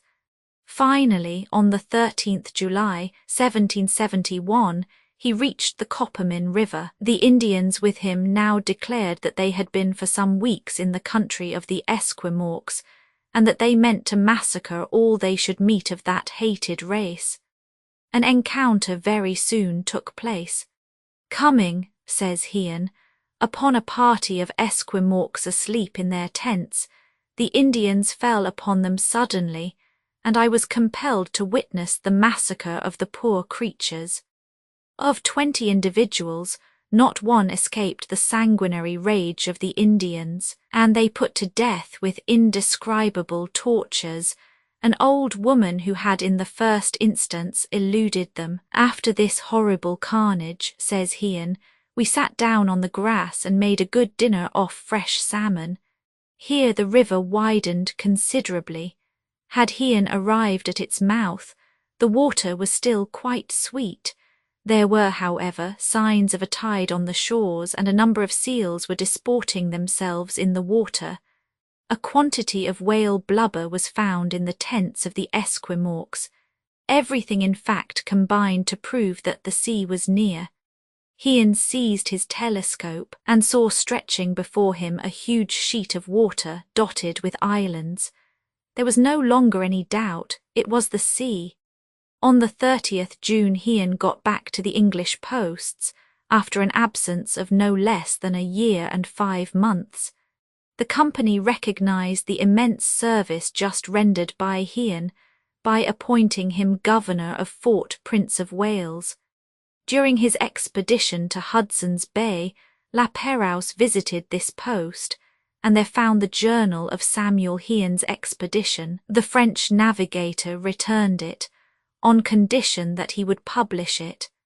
We do not know why its appearance in accordance with the promise given by the English traveller to the French sailor was delayed until 1795. Not until the close of the 18th century did the immense chain of lakes, rivers and portages become known, which, emanating from Lake Superior, receive all the waters flowing from the Rocky Mountains and divert them to the Arctic Ocean. It was to the brothers Frobisher, fur traders, and to a Mr. Pond who reached Athabasca that their discovery is partially due. Thanks to their efforts, travelling in these parts became less difficult. One explorer succeeded another, posts were established, and the country was opened to all comers. Soon after, a rumour was spread of the discovery of a large river flowing in a northwesterly direction. It was Alexander Mackenzie who gave his name to it. Starting on the 3rd June 1789, from Fort Chippewyan on the southern shores of the Lake of the Hills, accompanied by a few Canadians and several Indians who had been with Samuel Hean, he reached 67 degrees 45 N. Lat, where he heard that the sea was not far off on the east, but that he was even nearer to it on the west. It was evident that he was quite close to the northwestern extremity of America. On the 12th July, Mackenzie reached a large sheet of shallow water covered with ice, which he could not believe to be the sea, though no land could be seen on the horizon. It was, however, the Northern Ocean, as he became assured when he saw the water rising. Although the wind was not violent, the tide was coming in. The traveller then gained an island at a little distance from the shore, from which he saw several whales gambolling in the water. He therefore named the island, which is situated in N. Lat. 69 degrees 11 Whale Island. On the 12th September the expedition safely returned to Fort Chippewyan. 3 years later Mackenzie, whose thirst for discovery was unslaked, ascended Peace River, which rises in the Rocky Mountains. In 1793, after forcing his way across this rugged chain, he made out on the other side the Takautches River, which flows in a southwesterly direction. In the midst of dangers and privations more easily imagined than described, Mackenzie descended this river to its mouth, below Prince of Wales Islands. There he wrote with a mixture of grease and vermilion the following laconic but eloquent inscription on a wall of rock: Alexander Mackenzie, come from Canada overland, July 22, 1793. On the 24th August he re-entered Fort Chippewyan. Mackenzie's first view of the North Pacific Ocean. In South America, no scientific expedition took place during the first half of the 18th century. We have now only to speak of Condamine. We have already told of his discoveries in America, explaining how when the work was done he had allowed Boughner to return to Europe and left Jussieu to continue the collection of unknown plants and animals which was to enrich science, whilst he himself went down the Amazon to its mouth. Condamine, says Maury in his Histoire de l'Académie des Sciences, may be called the Humboldt of the 18th century. An intellectual and scientific man, he gave proof in this memorable expedition of an heroic devotion to the progress of knowledge. The funds granted to him by the king for his expedition were not sufficient. He added 100,000 livres from his private purse, and the fatigue and suffering he underwent led to the loss of his ears and legs. The victim of his enthusiasm for science, on his return home he met with nothing but ridicule and sarcasm from a public who could not understand a martyr who aimed at winning anything but heaven. In him was recognized not the indefatigable explorer who had braved so many dangers, but the infirm and deaf M. de Condamine, who always held his ear trumpet in his hand, content, however, with the recognition of his fellow savants, to which Buffon gave such eloquent expression in his reply to the address at his reception at the French Academy. Condamine consoled himself by composing songs, and maintained until his death, which was hastened by all he had undergone, the zeal for information on all subjects, even torture, which led him to question the executioner on the scaffold of Damiens. Portrait of Condamine, facsimile of early engraving. Few travellers before Condamine had had an opportunity of penetrating into Brazil. The learned explorer hoped, therefore, to render his journey useful by making a map of the course of the river and putting down all his observations on the singular costumes worn by the natives of that little frequented country. After Orellana, whose adventurous trip we have related, Pedro de Ursua was sent in 1559 by the Viceroy of Peru to seek for Lake Parima and the El Dorado. He was murdered by a rebel soldier who committed all manner of outrages on his way down the river and finished his course by being abandoned on Trinity Island. Efforts of this kind did not throw much light on the course of the river. The Portuguese were more fortunate. In 1636 and 1637, Pedro Teixeira with 47 canoes and a large number of Spaniards and Indians followed the Amazon as far as the junction of its tributary, the Napo, and then ascended first it and afterwards the Coca to within 30 miles of Quito, which he reached with a few men. The map drawn up by Sanson after this trip, and as a matter of course copied by all geographers, was extremely defective, and until 1717 there was no other. At that time the copy of a map drawn up by Father Fritz, a German missionary, came out in vol. Roman 12, of the Letters Edifiants, a valuable publication, containing a multitude of interesting historical and geographical facts. In this map it was shown that the Napo is not the true source of the Amazon, and that the latter, under the name of the Marañon, issues from Lake Guanuco, 30 leagues east of Lima. The lower portion of the course of the river was badly drawn, as Father Fritz was too ill when he went down it to observe closely. Leaving Tarqui, 5 leagues from Cuenca, on the 11th May 1743, Condamine passed Zaruma, a town once famous for its gold mines, and having crossed several rivers on the hanging bridges, which look like huge hammocks slung from one side to the other, reached Loxa, 4 degrees from the line and 400 fathoms lower than Quito.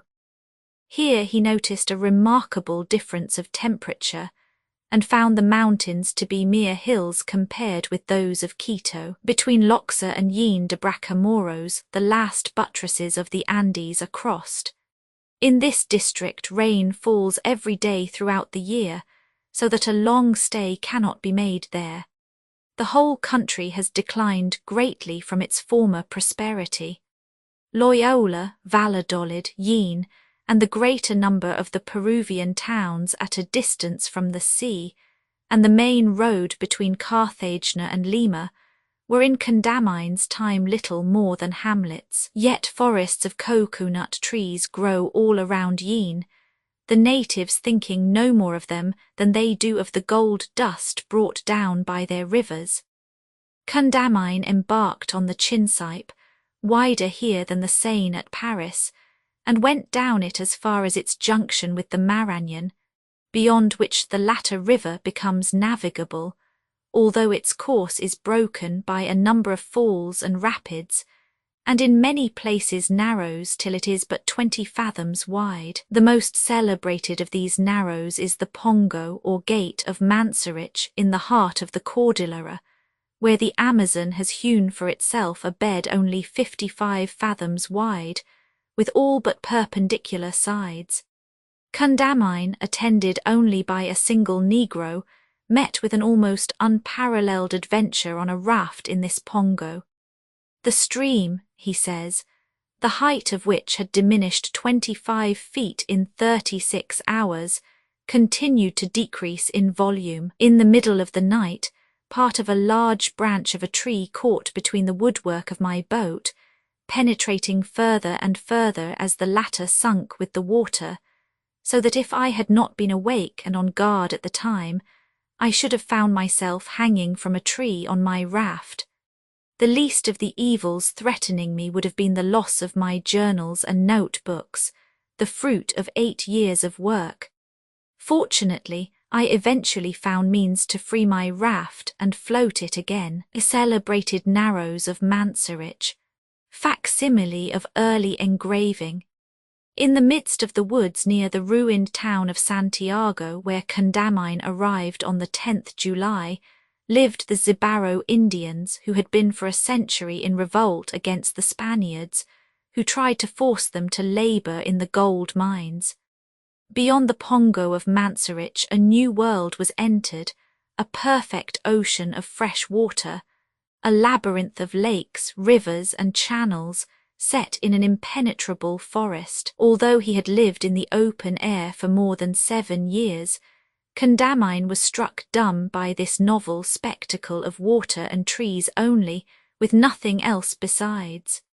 Leaving Borja on the 14th July, the traveller soon passed the mouth of the Morona, which comes down from the volcano of Sangay, the ashes from which are sometimes flung beyond Guayaquil.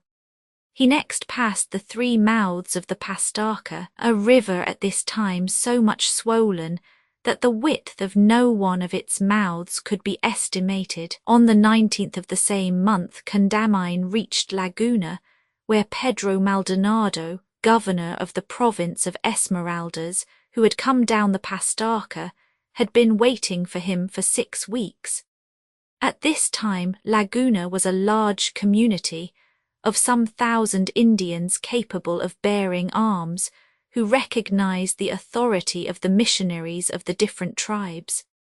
In making a map of the course of the Amazon, says Condamine, I provided myself with a resource against the ennui of a quiet voyage with nothing to break the monotony of the scenery, though that scenery was new to me.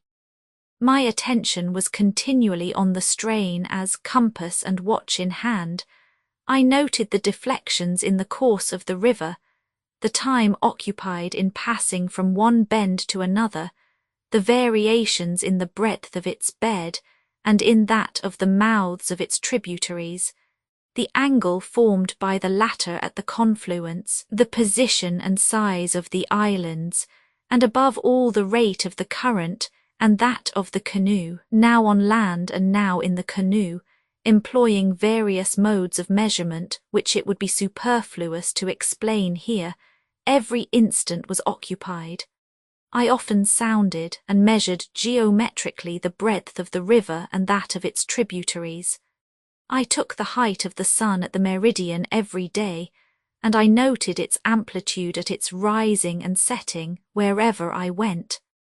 On the 25th July, after having passed the Tiger River, Condamine came to a new mission station, that of a tribe called Yamios, recently rescued from the woods by the fathers.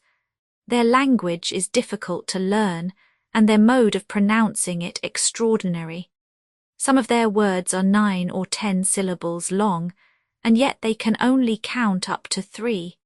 They use a kind of pea-shooter with great skill, firing from it small arrows tipped with a poison which causes instantaneous death. The following day the explorer passed the mouth of the Ucayale, one of the most important of the tributaries of the Maranhão, and which might even be its source.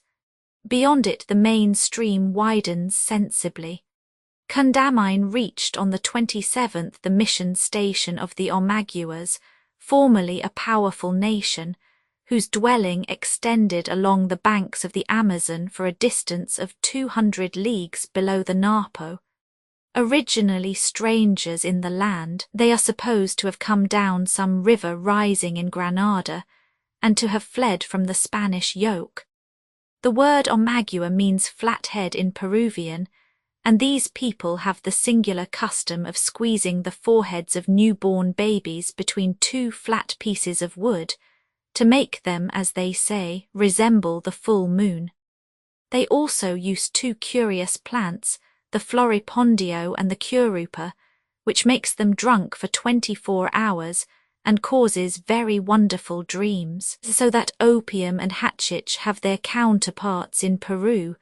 Omagua Indians, Cinchona, Ipcacuanha, Simaruba, Sarsaparilla, Guariacum, cocoa and vanilla grow on the banks of the Maranhão, as does also a kind of India rubber, of which the natives make bottles, boots and syringes, which, according to Condamine, require no piston.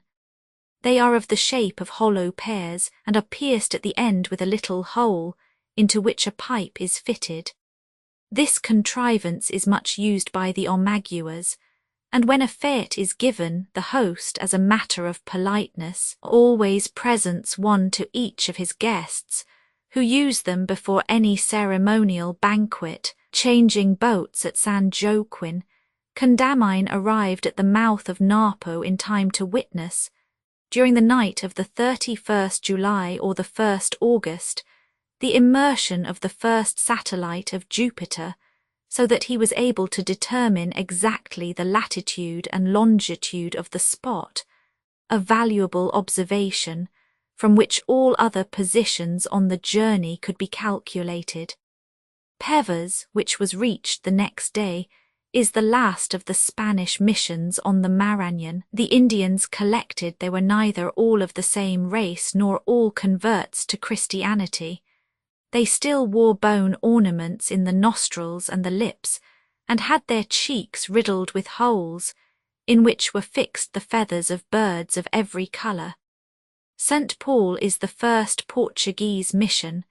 There the river is no less than 900 fathoms wide, and often rises in violent storms. The traveller was agreeably surprised to find the Indian women possessed of pet birds, locks, iron keys, needles, looking-glasses, and other European utensils, procured at Para in exchange for cocoa.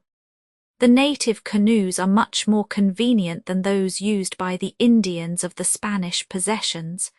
They are in fact regular little brigantines, 60 feet long by 7 wide, manned by 40 oarsmen. Between St. Paul and Cori, several large and beautiful rivers flow into the Amazon. On the south the Ute, Uruca, Tefé and Cori. On the north the Putumayo and Upura. On the shores of the last-named river lives a cannibal race.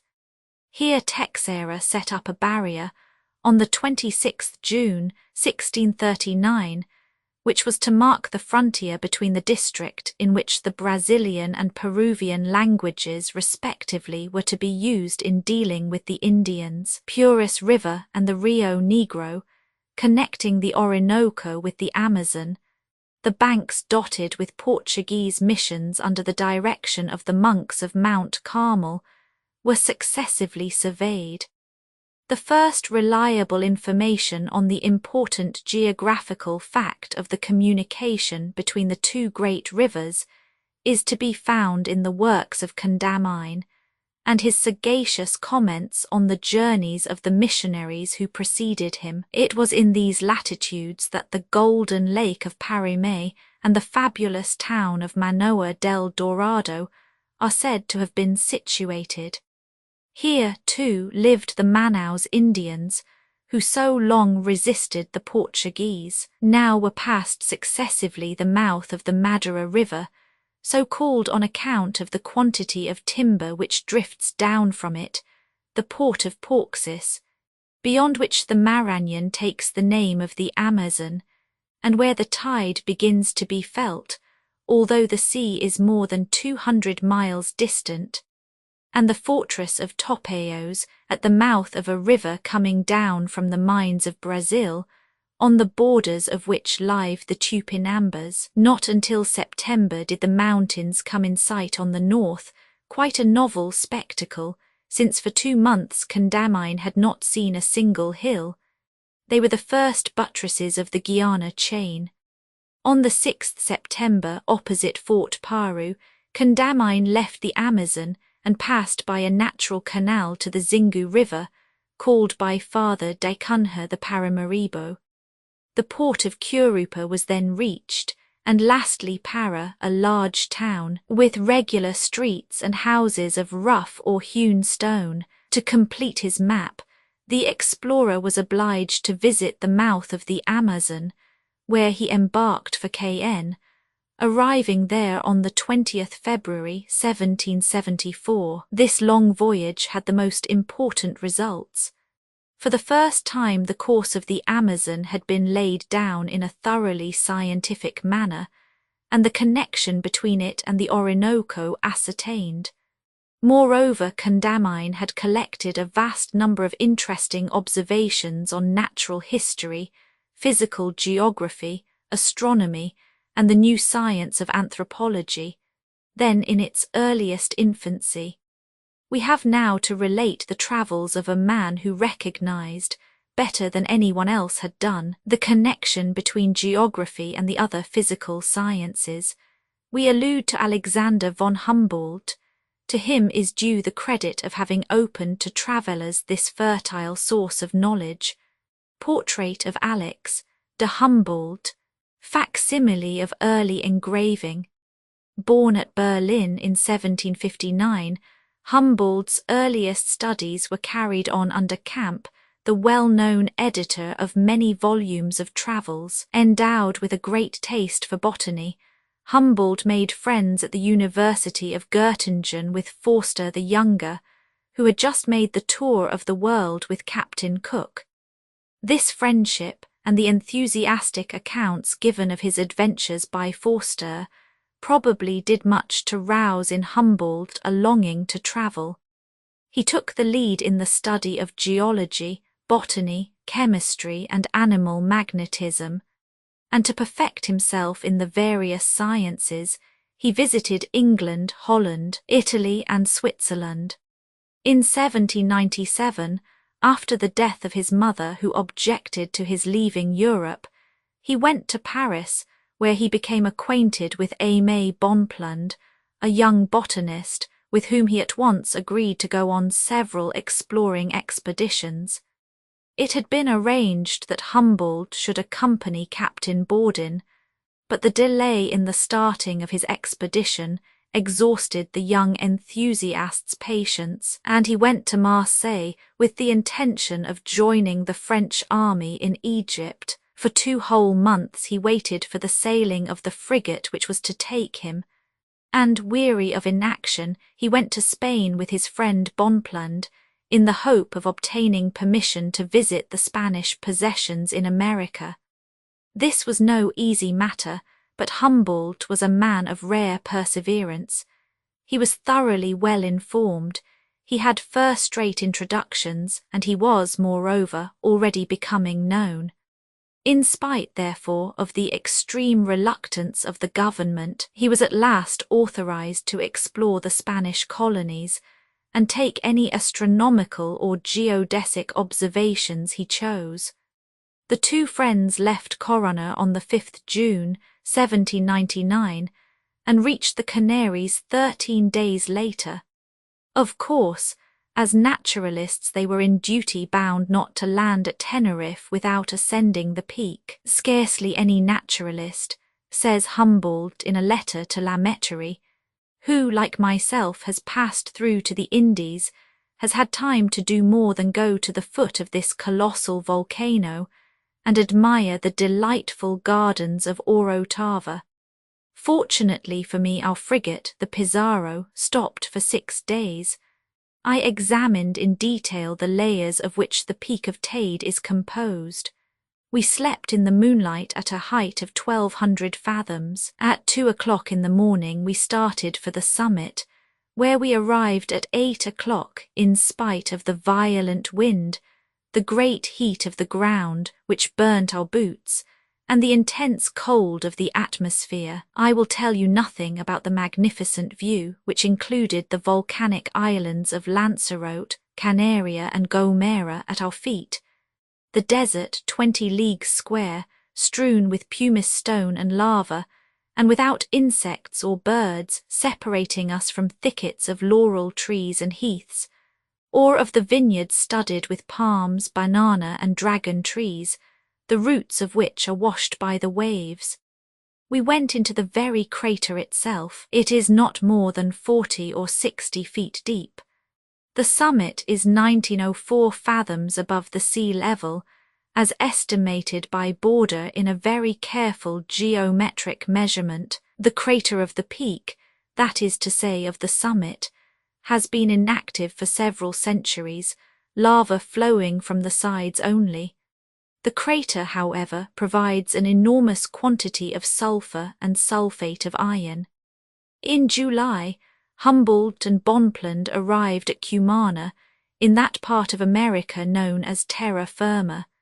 Here they spent some weeks in examining the traces left by the great earthquake of 1797. They then determined the position of Cumana, which was placed a degree and a half too far north on all the maps, an error due to the fact of the current bearing to the north near La Trinidad, having deceived all travellers. In December 1799, Humboldt wrote from Caracas to the astronomer Lalande, "I have just completed an intensely interesting journey in the interior of Paria, in the Cordillera of Cocola, Tumari and Geary. I had 2 or 3 mules loaded with instruments, dried plants and sea. We penetrated to the Capuchin mission, which had never been visited by any naturalist. We discovered a great number of new plants, chiefly varieties of palms, and we are about to start for the Orinoco and propose pushing on from it perhaps to San Carlos on the Rio Negro beyond the equator. We have dried more than 1,600 plants and described more than 500 birds, picked up numberless shells and insects, and I have made some 50 drawings. I think that is pretty well in 4 months considering the broiling heat of this zone." During this first trip Humboldt visited the Chama and Garorno missions. He also climbed to the summit of the Tumiriquiri and went down into the Guacharo cavern, the entrance to which, framed as it is with the most luxuriant vegetation, is truly magnificent. From it issues a considerable river, and its dim recesses echo to the gloomy notes of birds. It is the Akron of the Chama Indians, for, according to their mythology and that of the natives of Orinoco, the souls of the dead go to this cavern. To go down into the Guacharo signifies in their language to die. The Indians go into the Guacharo cavern once a year in the middle of summer, and destroy the greater number of the nests in it with long poles. At this time many thousands of birds die a violent death, and the old inhabitants of the cave hover above the heads of the Indians with piercing cries, as if they would defend their broods. The young birds which fall to the ground are opened on the spot. Their peritoneum is covered with a thick layer of fat, extending from the abdomen to the anus and forming a kind of cushion between the legs. At the time called at Caripe the oil harvest, the Indians build themselves huts of palm leaves outside the cavern, and then light fires of brushwood, over which they hang clay pots filled with the fat of the young birds recently killed. This fat, known under the name of the guacharo oil or butter, is half liquid, transparent without smell, and so pure that it can be kept a year without turning rancid. Humboldt continues, "We passed 15 days in the Caripe Valley, situated at a height of 952 Castilian varas above the sea level, and inhabited by naked Indians. We saw some black monkeys with red beards. We had the satisfaction of being treated with the greatest kindness by the Capuchin monks and the missionaries living amongst these semi-barbarous people." Engraved by Morio. From the Caripe Valley, the two travellers went back to Cumana by way of the Santa Maria Mountains and the Catuaro missions, and on the 21st November they arrived, having come by sea, at Caracas, a town situated in the midst of a valley rich in cocoa, cotton and coffee, yet with a European climate.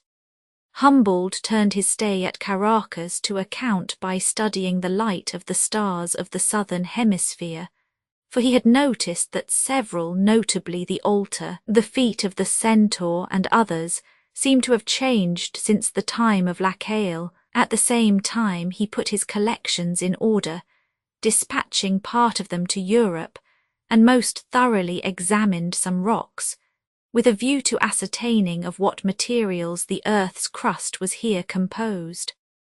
After having explored the neighbourhood of Caracas and ascended the Silla, which, although close to the town, had never been scaled by any native, Humboldt and Bonpland went to Valencia, along the shores of a lake called Tacarigua by the Indians, and exceeding in size that of Neufchatel in Switzerland. Nothing could give any idea of the richness and variety of the vegetation, but the interest of the lake consists not only in its picturesque and romantic beauty. The gradual decrease in the volume of its waters attracted the attention of Humboldt, who attributed it to the reckless cutting down of the forests in its neighbourhood, resulting in the exhaustion of its sources. Near this lake Humboldt received proof of the truth of the accounts he had heard of an extraordinary tree, the palo de la vaca, or cow tree, which yields a balsamic and very nutritive milk, drawn off from incisions made in the bark. The most arduous part of the trip began at Porto Caballo, at the entrance to the Llanos, or perfectly flat plains stretching between the hills of the coast and the Orinoco Valley. "I am not sure," says Humboldt, "that the first sight of the Llanos is not as surprising as that of the Andes. Nothing, in fact, could be more striking than this sea of grass, from which whirls of dust rise up continually, although not a breath of wind is felt at Calabozo, in the centre of this vast plain."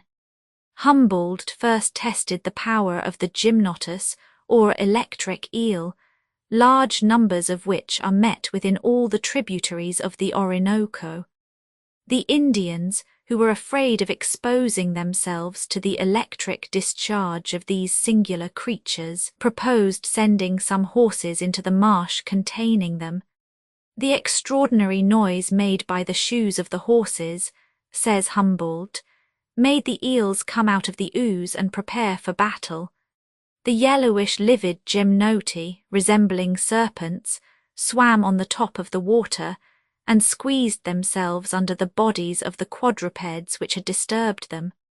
The struggle which ensued between animals so differently constituted presented a very striking spectacle. The Indians, armed with harpoons and long canes, surrounded the pond on every side, and even climbed into the trees, the branches of which stretched horizontally over the water. Their wild cries as they brandished their long sticks prevented the horses from running away and getting back to the shores of the pond, whilst the eels, driven mad by the noise, defended themselves by repeated discharges from their electric batteries. For a long time they appeared victorious, and some horses succumbed to the violence of the repeated shocks which they received upon their vital organs from every side. They were stunned and sank beneath the water.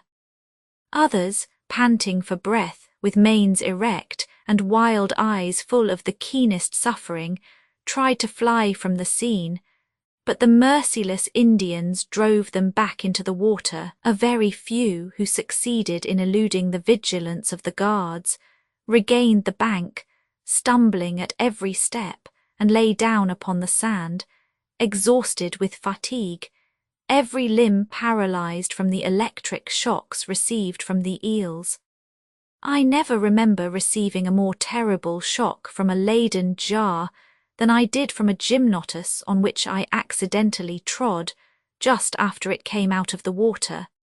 The astronomic position of Calabozo having been determined, Humboldt and Bonpland resumed their journey to the Orinoco.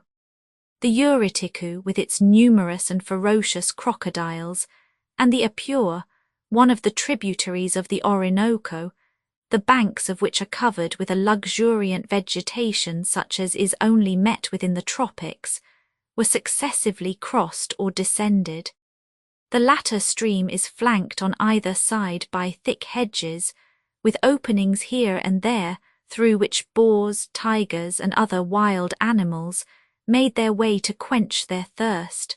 When the shades of night shut in the forest, so silent by day, it resounds with the cries of birds and the howling or roaring of beasts of prey, vying with each other as to which shall make the most noise. While the Uriticu is inhabited by fierce crocodiles, the Apure is the home of a small fish called the carabito, which attacks bathers with great fury, often biting out large pieces of flesh. It is only 4 or 5 inches long, but more formidable than the largest crocodile, and the waters it frequents are carefully avoided by the Indians, in spite of their fondness for bathing, and the relief it affords them, persecuted as they are by ants and mosquitoes. Our travellers went down the Orinoco as far as the Temi, which is connected by a short portage with the Cano Pimicino, a tributary of the Rio Negro. The banks of the Temi and the adjacent forests are often inundated, and then the Indians make waterways 2 or 3 feet wide between the trees. Nothing could be more quaint or imposing than floating amongst the gigantic growths beneath their green foliage. Sometimes 300 or 400 leagues inland, the traveller comes upon a troop of freshwater dolphins, spouting up water and compressed air in the manner which has gained for them the name of blowers. Gigantic vegetation on the banks of the Temi. It took 4 days to transport the canoes from the Tenia to the Cano Pimicino, as a path had to be cleared with axes. The Pimicino flows into the Rio Negro, which is in its turn a tributary of the Amazon. Humboldt and Bonpland went down the Rio Negro as far as San Carlos, and then up the Cassiquairo, an important branch of the Orinoco, which connects it with the Rio Negro. The shores of the Cassiquairo are inhabited by the Idapaminors, who live entirely on smoked ants. Lastly, the travellers went up the Orinoco nearly to its source, at the foot of the Duida volcano, where their further progress was stopped by the hostility of the Guaharibos and the Guarica Indians, who were skilful marksmen with the bow and arrow. Here was discovered the famous El Dorado Lake, with its floating islets of talc. Thus was finally solved the problem of the junction of the Orinoco and the Marañon, which takes place on the borders of the Spanish and Portuguese territories, 2 degrees above the equator. The two travellers then floated with the current down the Orinoco, traversing by this means 500 leagues in 25 days, after which they halted for 3 weeks at Angostura, to tide over the time of the great heat, when fever is prevalent, regaining Cumana in October 1800. My health, says Humboldt, was proof against the fatigue of a journey of more than 1,300 leagues, but my poor comrade Bonpland was, immediately on his return, seized with fever and sickness, which nearly proved fatal.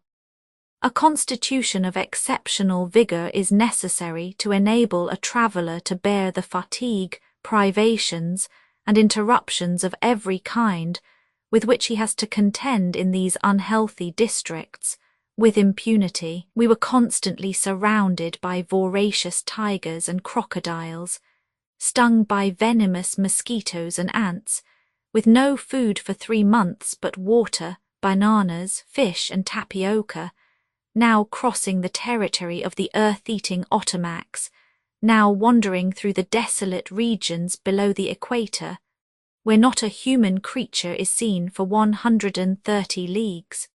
Few indeed are those who survive such perils and such exertions, fewer still are those who, having surmounted them, have sufficient courage and strength to encounter them a second time. We have seen what an important geographical discovery rewarded the perseverance of the explorers who had completed the examination of the whole of the district north of the Amazon, between Popayan and the mountains of French Guiana.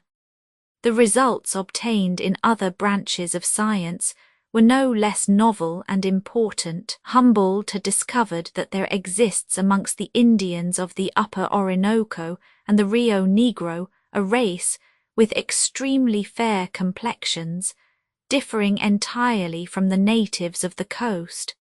He also noticed the curious tribe of the Ottomacs. These people, he says, who disfigure their bodies with hideous paintings, eat nothing but loam for some 3 months, when the height of the Orinoco cuts them off from the turtles which form their ordinary food. Some monks say they mix earth with the fat of crocodiles' tails, but this is a very false assertion.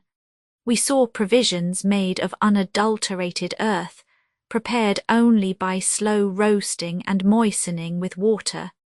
Amongst the most curious of the discoveries made by Humboldt, we must mention that of the curia, the virulent poison which he saw manufactured by the Catarapne and Maquiritere Indians, and a specimen of which he sent to the Institute with the dapitch, a variety of Indian rubber hitherto unknown, being the gum which exudes spontaneously from the roots of the trees known as jacio and cucurma, and dries underground. Humboldt concluded his first journey by the exploration of the southern districts of San Domingo and Jamaica, and by a short stay in Cuba, where he and his companions made several experiments with a view to facilitating the making of sugar, surveyed the coast of the island, and took some astronomical observations. These occupations were interrupted by the news of the starting of Captain Borden, who, it was said, was to double Cape Horn and examine the coasts of Chile and Peru. Humboldt, who had promised to join the expedition, at once left Cuba and crossed South America, arriving on the coast of Peru in time, as he thought, to receive the French navigator. Although Humboldt had throughout his long journey worked with a view to timing his arrival in the Peruvian capital to meet Borden, it was only when he reached Quito that he ascertained that the new expedition was making for the Pacific by way of the Cape of Good Hope. In May 1801, Humboldt, still accompanied by the faithful Bonpland, embarked at Cartagena, whence he proposed going first to Santa Fe de Bogotá, and then to the lofty plains of Quito. To avoid the great heat, the travellers spent some time at the pretty village of Turbaco, situated on the heights overlooking the coast, where they made the necessary preparations for their journey. In one of their excursions in the neighbourhood they visited a very strange region, of which their Indian guides had often spoken under the name of Volcanitos. This is a volcanic district, set in a forest of palms, and of the tree called tola, about 2 miles to the east of Turbaco.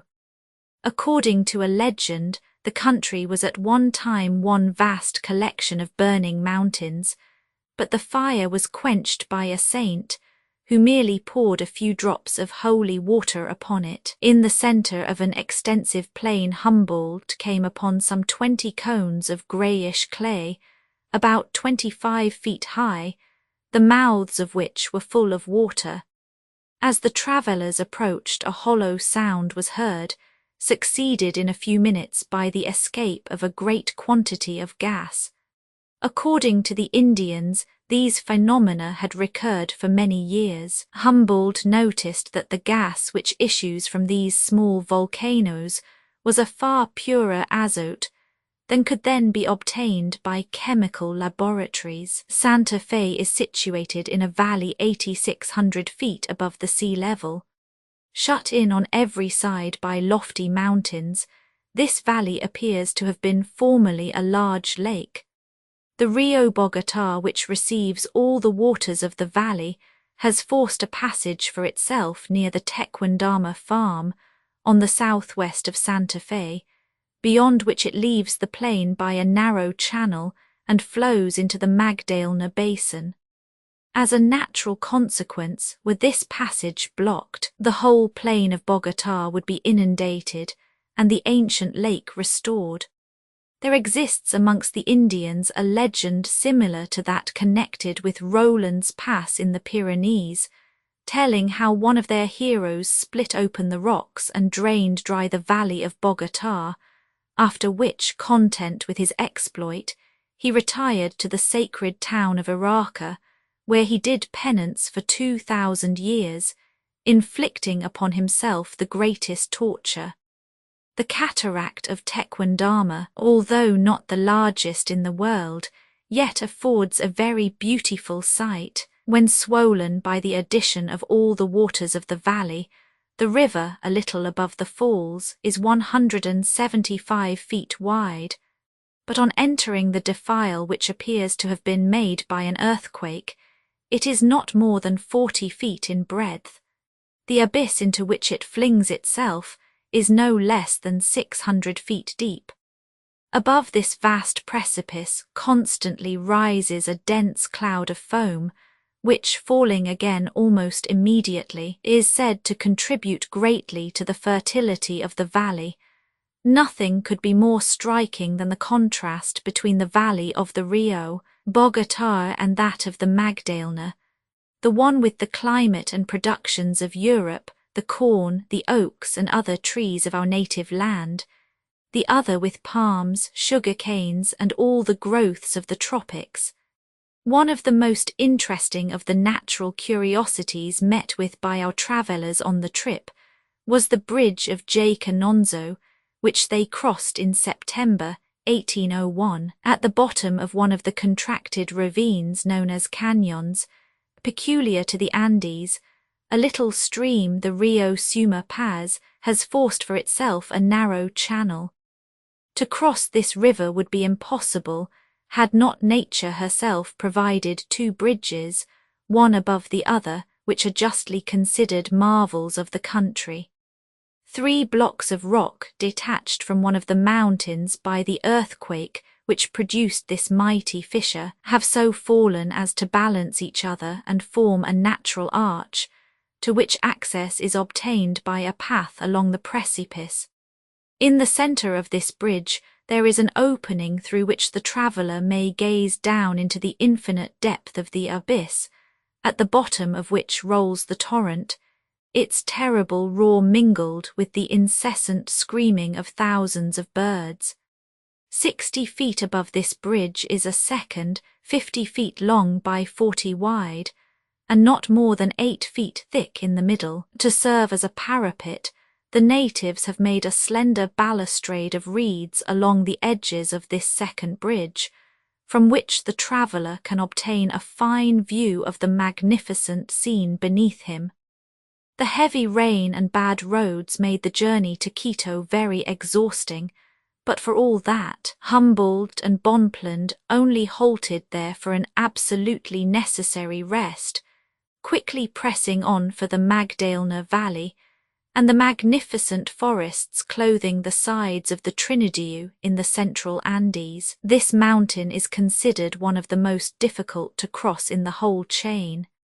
Even when the weather is favourable, 12 days at least are necessary for traversing the forests, in which not a human creature is seen and no food can be obtained.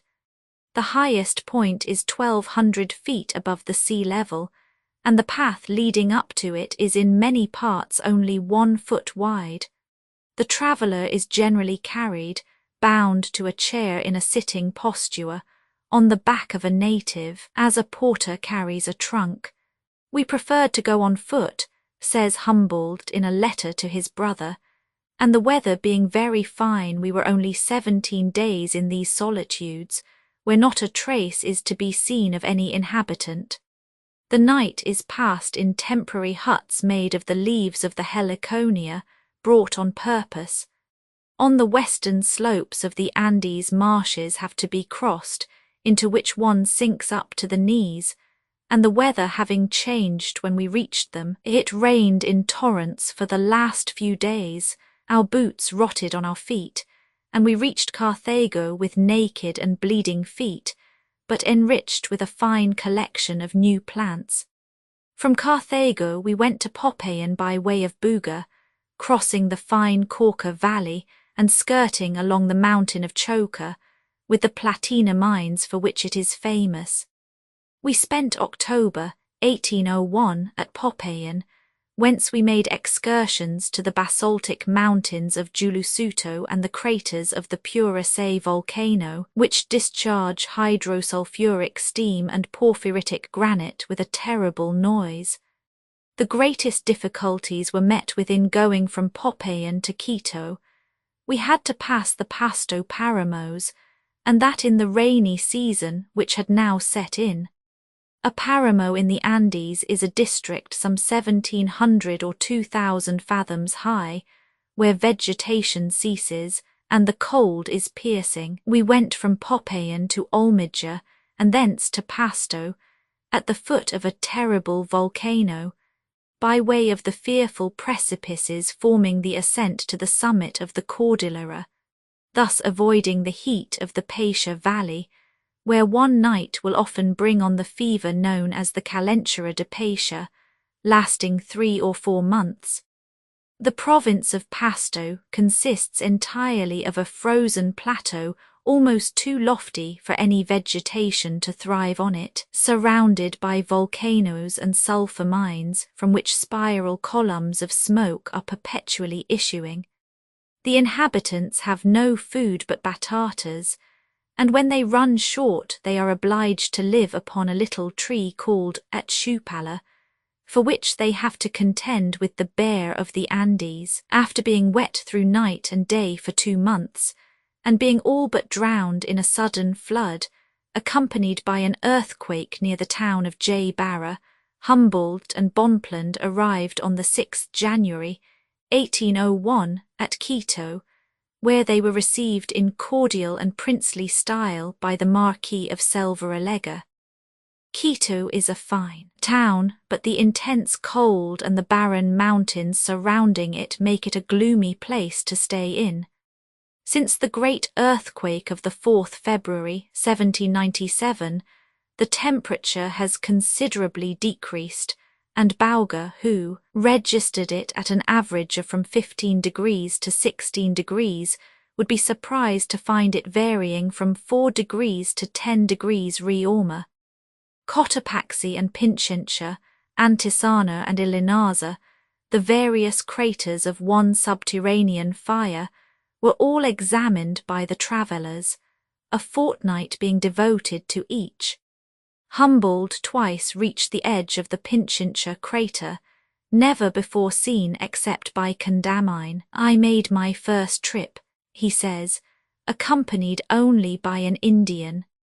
Condamine had approached the crater by the lower part of its edge, which was covered with snow, and in this first attempt I followed his example, but we nearly perished. The Indian sank to the breast in a crevasse, and we found to our horror that we were walking on a bridge of frozen snow, for a little in advance of us there were some holes through which we could see the light. Without knowing it, we were in fact on the vaults belonging to the crater itself. Startled but not discouraged, I changed my plan. From the outer rim of the crater, flung as it were upon the abyss, rise 3 peaks, 3 rocks, which are not covered with snow, because the steam from the volcano prevents the water from freezing. I climbed upon one of these rocks, and on the top of it found a stone attached on one side only to the rock and undermined beneath, so as to protrude like a balcony over the precipice. This stone was but about 12 feet long by 6 broad, and is terribly shaken by the frequent earthquakes, of which we counted 18 in less than 30 minutes. To examine the depths of the crater thoroughly, we lay on our faces, and I do not think imagination could conceive anything drearier, more gloomy, or more awful than what we saw. The crater consists of a circular hole nearly a league in circumference, the jagged edges of which are surrounded by snow. The interior is of pitchy blackness, but so vast is the gulf that the summits of several mountains situated in it can be made out at a depth of some 300 fathoms, so only fancy where their bases must be. I have no doubt that the bottom of the crater must be on a level with the town of Quito. Condamine found this volcano extinct and covered with snow, but we had to take the bad news to the inhabitants of the capital, that the neighbouring burning mountain is really active. Humboldt ascended the volcano of Antisana to a height of 2773 fathoms, but could go no further, as the cold was so intense that the blood started from the lips, eyes, and gums of the travellers. It was impossible to reach the crater of Cotopaxi. On the 9th June 1802, Humboldt, accompanied by Bonpland, started from Quito to examine Chimborazo and Tungurunga. The peak of the latter fell in during the earthquake of 1797, and Humboldt found its height to be but 2531 fathoms, whilst in Condamine's time it was 2620 fathoms. From Quito the travellers went to the Amazon by way of Lactaicunga, Ambato and Rio Bamba, situated in the province laid waste by the earthquake of 1797, when 40,000 inhabitants were swallowed up by water and mud. Going down the Andes, Humboldt and his companions had an opportunity of admiring the remains of the Yega road, leading from Cusco to Asue, and known as the Inca's Road. It was built entirely of hewn stones, and was very straight. It might have been taken for one of the best Roman roads. In the same neighbourhood are the ruins of a palace of the Inca Fupayupangi, described by Condamine in the minutes of the Berlin Academy. After a stay of 10 days at Cuenca, Humboldt entered the province of Jaen, surveyed the Marañon as far as the Rio Napo, and with the aid of the astronomical observations he was able to make, supplemented Condamine's map. On the 23rd October 1802, Humboldt entered Lima, where he successfully observed the transit of Mercury. After spending a month in that capital, he started for Guayaquil, whence he went by sea to Acapulco in Spanish America. The vast number of notes collected by Humboldt during the year he spent in Mexico, and which led to the publication of his essay on Spanish America, would, after what we have said of his previous proceedings, be enough to prove, if proof were needed, what a passion he had for knowledge, how indomitable was his energy, and how immense his power of work. At one and the same time he was studying the antiquities and the history of Mexico, the character, customs, and language of its people, and taking observations in natural history, physical geography, chemistry, astronomy, and topography. The Tasco, Moran, and Guanajuato mines, which yield a profit of several million piastres per annum, first attracted the attention of Humboldt, who had early studied geology. He then examined the Jorullo volcano, which, although situated in the centre of an immense plain 36 leagues from the sea, and more than 40 from any volcano, discharged earth on the 29th September, 1759, and formed a mountain of cinders and clay 1,700 feet high. In Mexico, the travellers were able to obtain everything necessary to the arrangement of the immense collections they had accumulated, to classify and compare the observations each had taken, and to prepare their geographical map for publication. Finally, in January 1804, they left Acapulco to examine the eastern slopes of the Cordilleras, and to take the dimensions of the two lofty Puebla volcanoes. Popocatépetl, says Disborough Cooley, is always active, although nothing but smoke and ashes have issued from its crater for centuries. It is not only 2,000 feet higher than the loftiest mountains of Europe, but is also the loftiest mountain in Spanish America. In spite of the great quantity of snow which had recently fallen, Humboldt accomplished the ascent of the coffer, 1,300 feet higher than the peak of Tenerife, obtaining from its summit an extensive and varied view, embracing the Puebla plain and the eastern slopes of the Mexican Cordilleras, clothed with thick forests of liquid ambar, tree ferns, and sensitive plants. The travellers were able to make out the port of Vera Cruz, the castle of San Juan d'Ulloa, and the seashore. This mountain owes its name of coffer to a naked rock of pyramidal form which rises like a tower from its summit at a height of 500 feet. After this last trip, Humboldt went down to Vera Cruz, and having fortunately escaped the yellow fever then decimating the population, he set sail for Cuba, where he had left the greater part of his collection, going thence to Philadelphia. There he remained a few weeks to make a cursory study of the political constitution of the United States, returning to Europe in August 1804. The results of Humboldt's travels were such that he may be justly called the discoverer of equinoctial America, which before his time had been explored without becoming really known, while many of its innumerable riches were absolutely ignored. It must be fully acknowledged that no traveller ever before did so much as Humboldt for physical geography and its kindred sciences. He was the very ideal of a traveller, and the world is indebted to him for important generalizations concerning magnetism and climate, whose results are plainly seen in the isothermal lines of modern maps. The writings of Humboldt mark an era in the science of geography and have led to many further researches. End of the great navigators of the 18th century. London, Gilbert and Rivington, printers, St. John's Square. Jules Verne, that prince of storytellers. Times, books by Jules Verne, large crown 8 vo, containing 350 to 600 pp, and from 50 to 100 full-page illustrations, containing the whole of the text with some illustrations. Works, in very handsome cloth binding, gilt edges, in plainer binding, plain edges, in cloth binding, gilt edges, smaller type, coloured boards, SD 20,000 Leagues Under the Sea, Parts I and Roman II, 1065036 vols, 1s, each.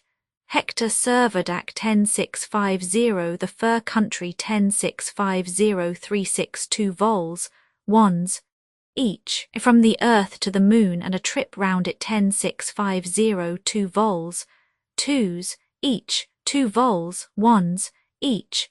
Michael Strogoff, the courier of the Tsar 10650 Dick Sands, the boy captain 106SD.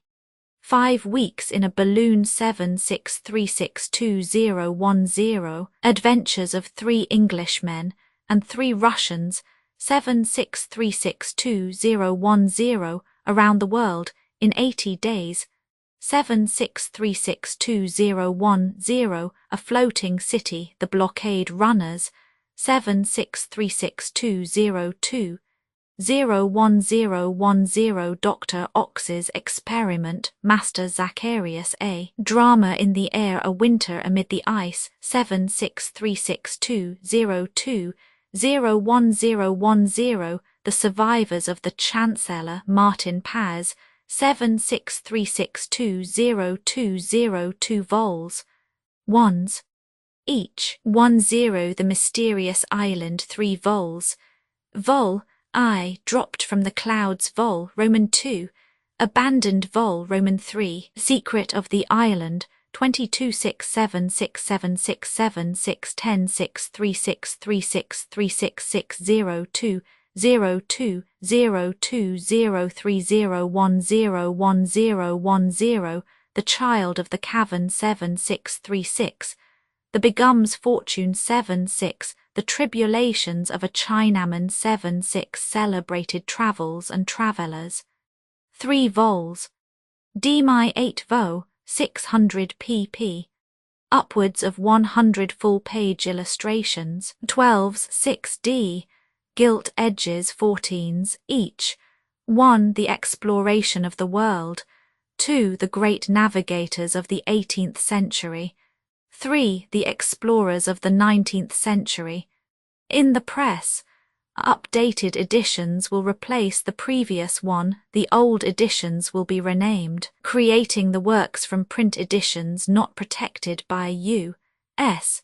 copyright law means that no one owns a United States copyright in these works, so the Foundation and you can copy and distribute it in the United States without permission and without paying copyright royalties.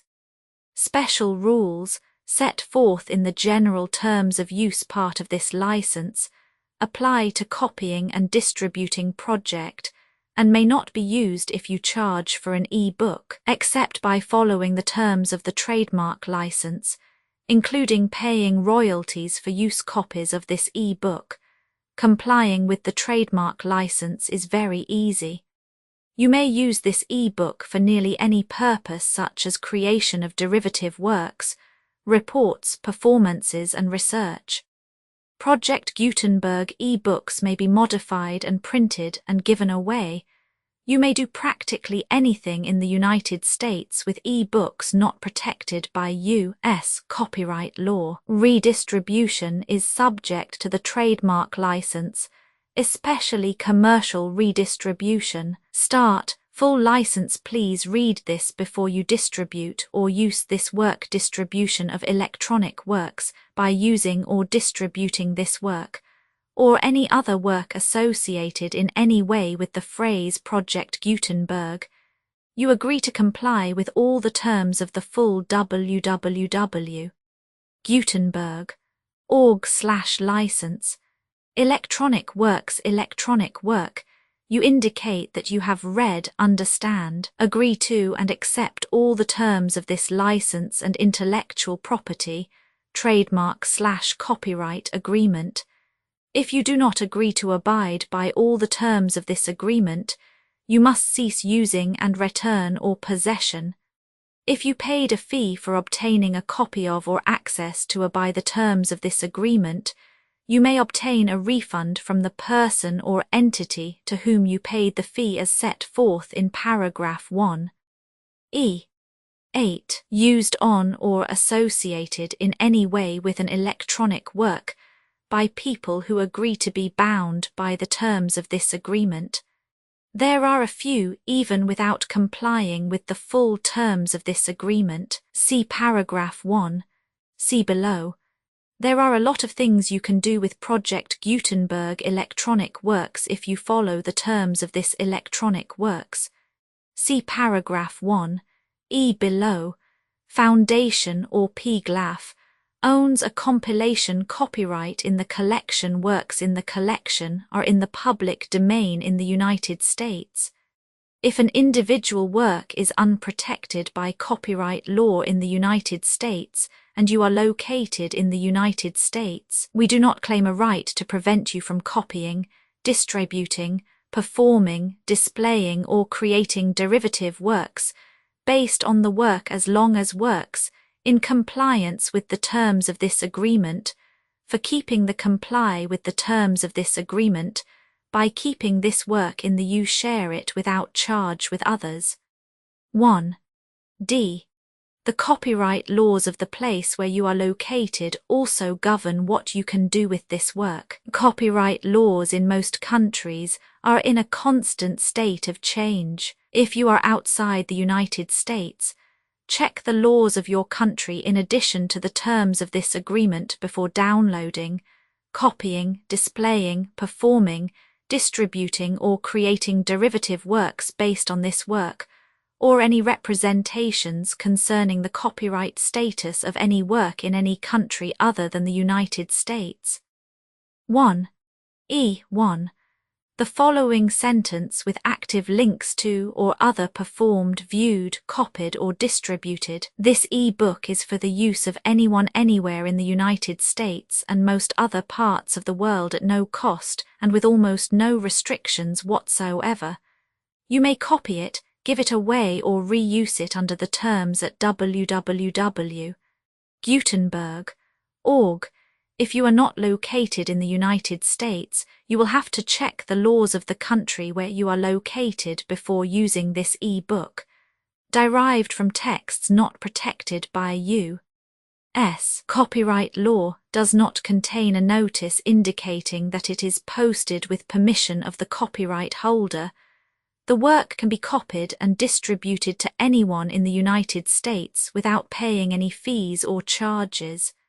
If you are redistributing or providing access to a work with the phrase Project Gutenberg associated with or appearing on the work, you must comply either with the requirements of paragraphs 1, 1 through 1, 7 or trademark as set forth in paragraphs 1, 8 or 1, 9, with the permission of the copyright holder.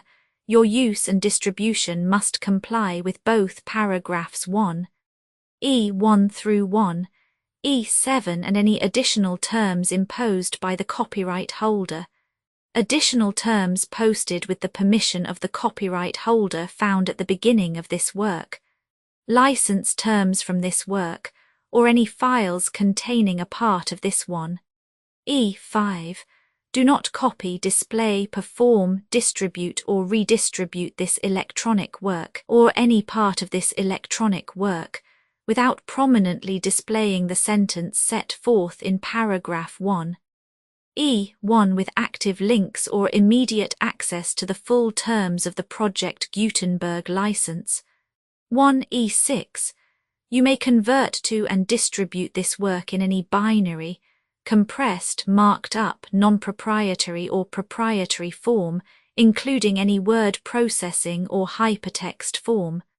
However, if you provide access other than plain vanilla ASCII or other format used in the official www.gutenberg.org, you must at no additional cost, fee or expense to the user provide a copy, a means of exporting a copy, or a means of obtaining a copy upon request of the work in its original plain vanilla ASCII or other form.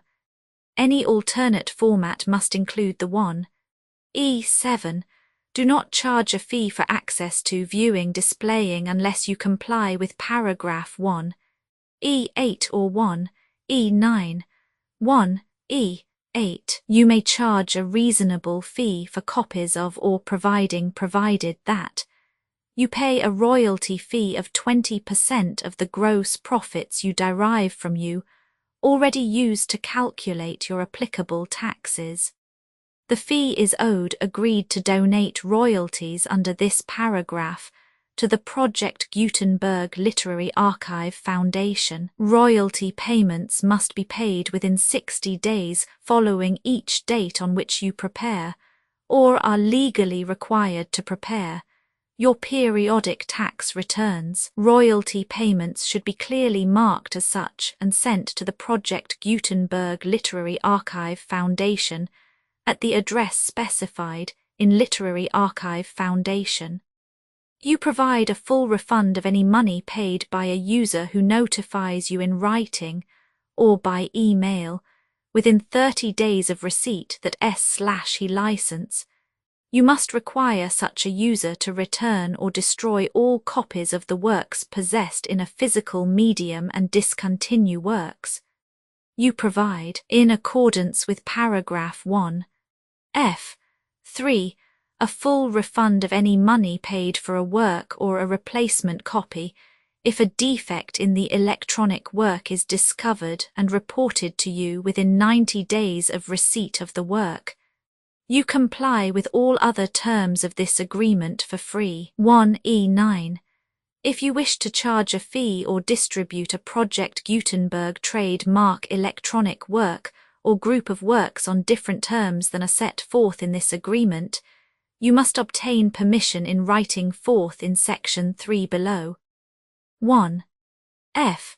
Effort to identify, do copyright research on, transcribe and proofread works not protected by U.S. copyright law in creating the project electronic works, and the medium on which they may be stored may contain defects, such as but not limited to incomplete, inaccurate or corrupt data, transcription errors, a copyright or other intellectual property infringement, a defective or damaged disk or other medium, a computer virus or computer codes that damage or cannot be read by your equipment. 1. F2. Limited warranty, disclaimer of damages except for the right of replacement or refund described in paragraph 1. F3. The Project Gutenberg Literary Archive Foundation, the owner of the Project Gutenberg trademark, and any other party distributing a Project Gutenberg trademark electronic work under this agreement, disclaim all liability to you for damages, costs and expenses, including legal fees. You agree that you have no remedies for negligence, strict liability, breach of warranty or breach of contract, except those provided in paragraph 1. F3. You agree that the foundation, the trademark owner, and any distributor under this agreement will not be liable to you for actual, direct, indirect, consequential, punitive or incidental damages, even if you give notice of the possibility of such damage. 1. F3. Limited right of replacement or refund if you discover a defect in this electronic work within 90 days of receiving it. You can receive a refund of the money, if any, you paid for it by sending a written explanation to the person you received the work from. If you received the work on a physical medium, you must return the medium with your written explanation. The person or entity that provided you with the defective work may elect to provide a replacement copy in lieu of a refund. If you received the work electronically, the person or entity providing it to you may choose to give you a second opportunity to receive the work electronically in lieu of a refund. If the second copy is also defective, you may demand a refund in writing without further opportunities to fix the problem. 1. F4. Except for the limited right of replacement or refund set forth in paragraph 1. F3. This work is provided to you as is with no other warranties of any kind, express or implied, including but not limited to warranties of merchantability or fitness for any purpose. 1. F. 5. Some states do not allow disclaimers of certain implied warranties or the exclusion or limitation of certain types of damages. If any disclaimer or limitation set forth in this agreement violates the law of the state applicable to this agreement, the agreement shall be interpreted to make the maximum disclaimer or limitation permitted by the applicable state law. The invalidity or unenforceability of any provision of this agreement shall not void the remaining provisions. 1. F. 6. Indemnity. You agree to indemnify and hold the foundation, the trademark owner, any agent or employee of the foundation, anyone accordance with this agreement, and any volunteers associated with the electronic works, harmless from all liability, costs and expenses, including legal fees, that arise directly or indirectly from any of the following which you do or cause to occur. A. Distribution of this defect you cause. Electronic works in formats readable by the widest variety of computers, including obsolete, old, middle-aged, and new computers. It exists because of the efforts of hundreds of volunteers and donations from people in all walks of life. Volunteers and financial support to provide volunteers with the remain freely available for generations to come. In 2001, the Project Gutenberg Literary Archive Foundation was created to provide a secure archive foundation and how your efforts and donations can help. See sections 3 and 4 and the Foundation information page at www.gutenberg.org. 501, c. 3. Educational corporation organized under the laws of the state of Mississippi and granted tax-exempt status by the Internal Revenue Service. The Foundation's EIN or Federal Tax Identification Archive Foundation are tax-deductible to the full extent permitted by U.S. federal laws and your state's laws. The Foundation's business office is located at 41 Watchung Plaza #516, Montclair, NJ 07042, USA, +1 862 621 to 9288. Email contact links and up-to-date contact information can be found at the Foundation's website and official page at www.gutenberg.org/contact Literary Archive Foundation public support and donations to carry out its mission of increasing the number of public domain and licensed works that can be freely distributed in machine-readable form accessible by the widest array of equipment, including outdated equipment. Many small donations, $1 to $5,000, are particularly important to maintaining tax-exempt status with the IRS. The Foundation is committed to complying with the laws regulating charities and charitable donations in all 50 states of the United States. Compliance requirements are not uniform, and it takes a considerable effort, much paperwork and many fees to meet and keep up with these requirements. We do not solicit donations in locations where we have not received written confirmation of compliance. To send donations or determine the status of compliance for any particular state, visit www.gutenberg.org/donate. While we cannot and do not solicit contributions from states where we have not met the solicitation requirements, we know of no prohibition against accepting unsolicited donations from donors in such states who approach us with offers to donate. International donations are gratefully accepted, but we cannot make any statements concerning tax treatment of donations received from outside the United States. US laws alone swamp our small staff. Methods and addresses. Donations are accepted in a number of other ways, including checks, online payments, and credit card donations. To donate, please visit www.gutenberg.org/donate. Professor Michael S. Hart was the originator of the Project Gutenberg concept of a library of electronic works that could be freely shared with anyone. For 40 years, he produced and volunteer support editions, all of which are confirmed as not protected by copyright in the U.S., unless a copyright notice is included. Thus, we do not necessarily keep e-books in compliance with any particular paper edition. Most people start at our website, which has the main PG search facility, www.gutenberg.org, Archive Foundation, how to help produce our new e-books, and how to subscribe to our email newsletter to hear about new e-books.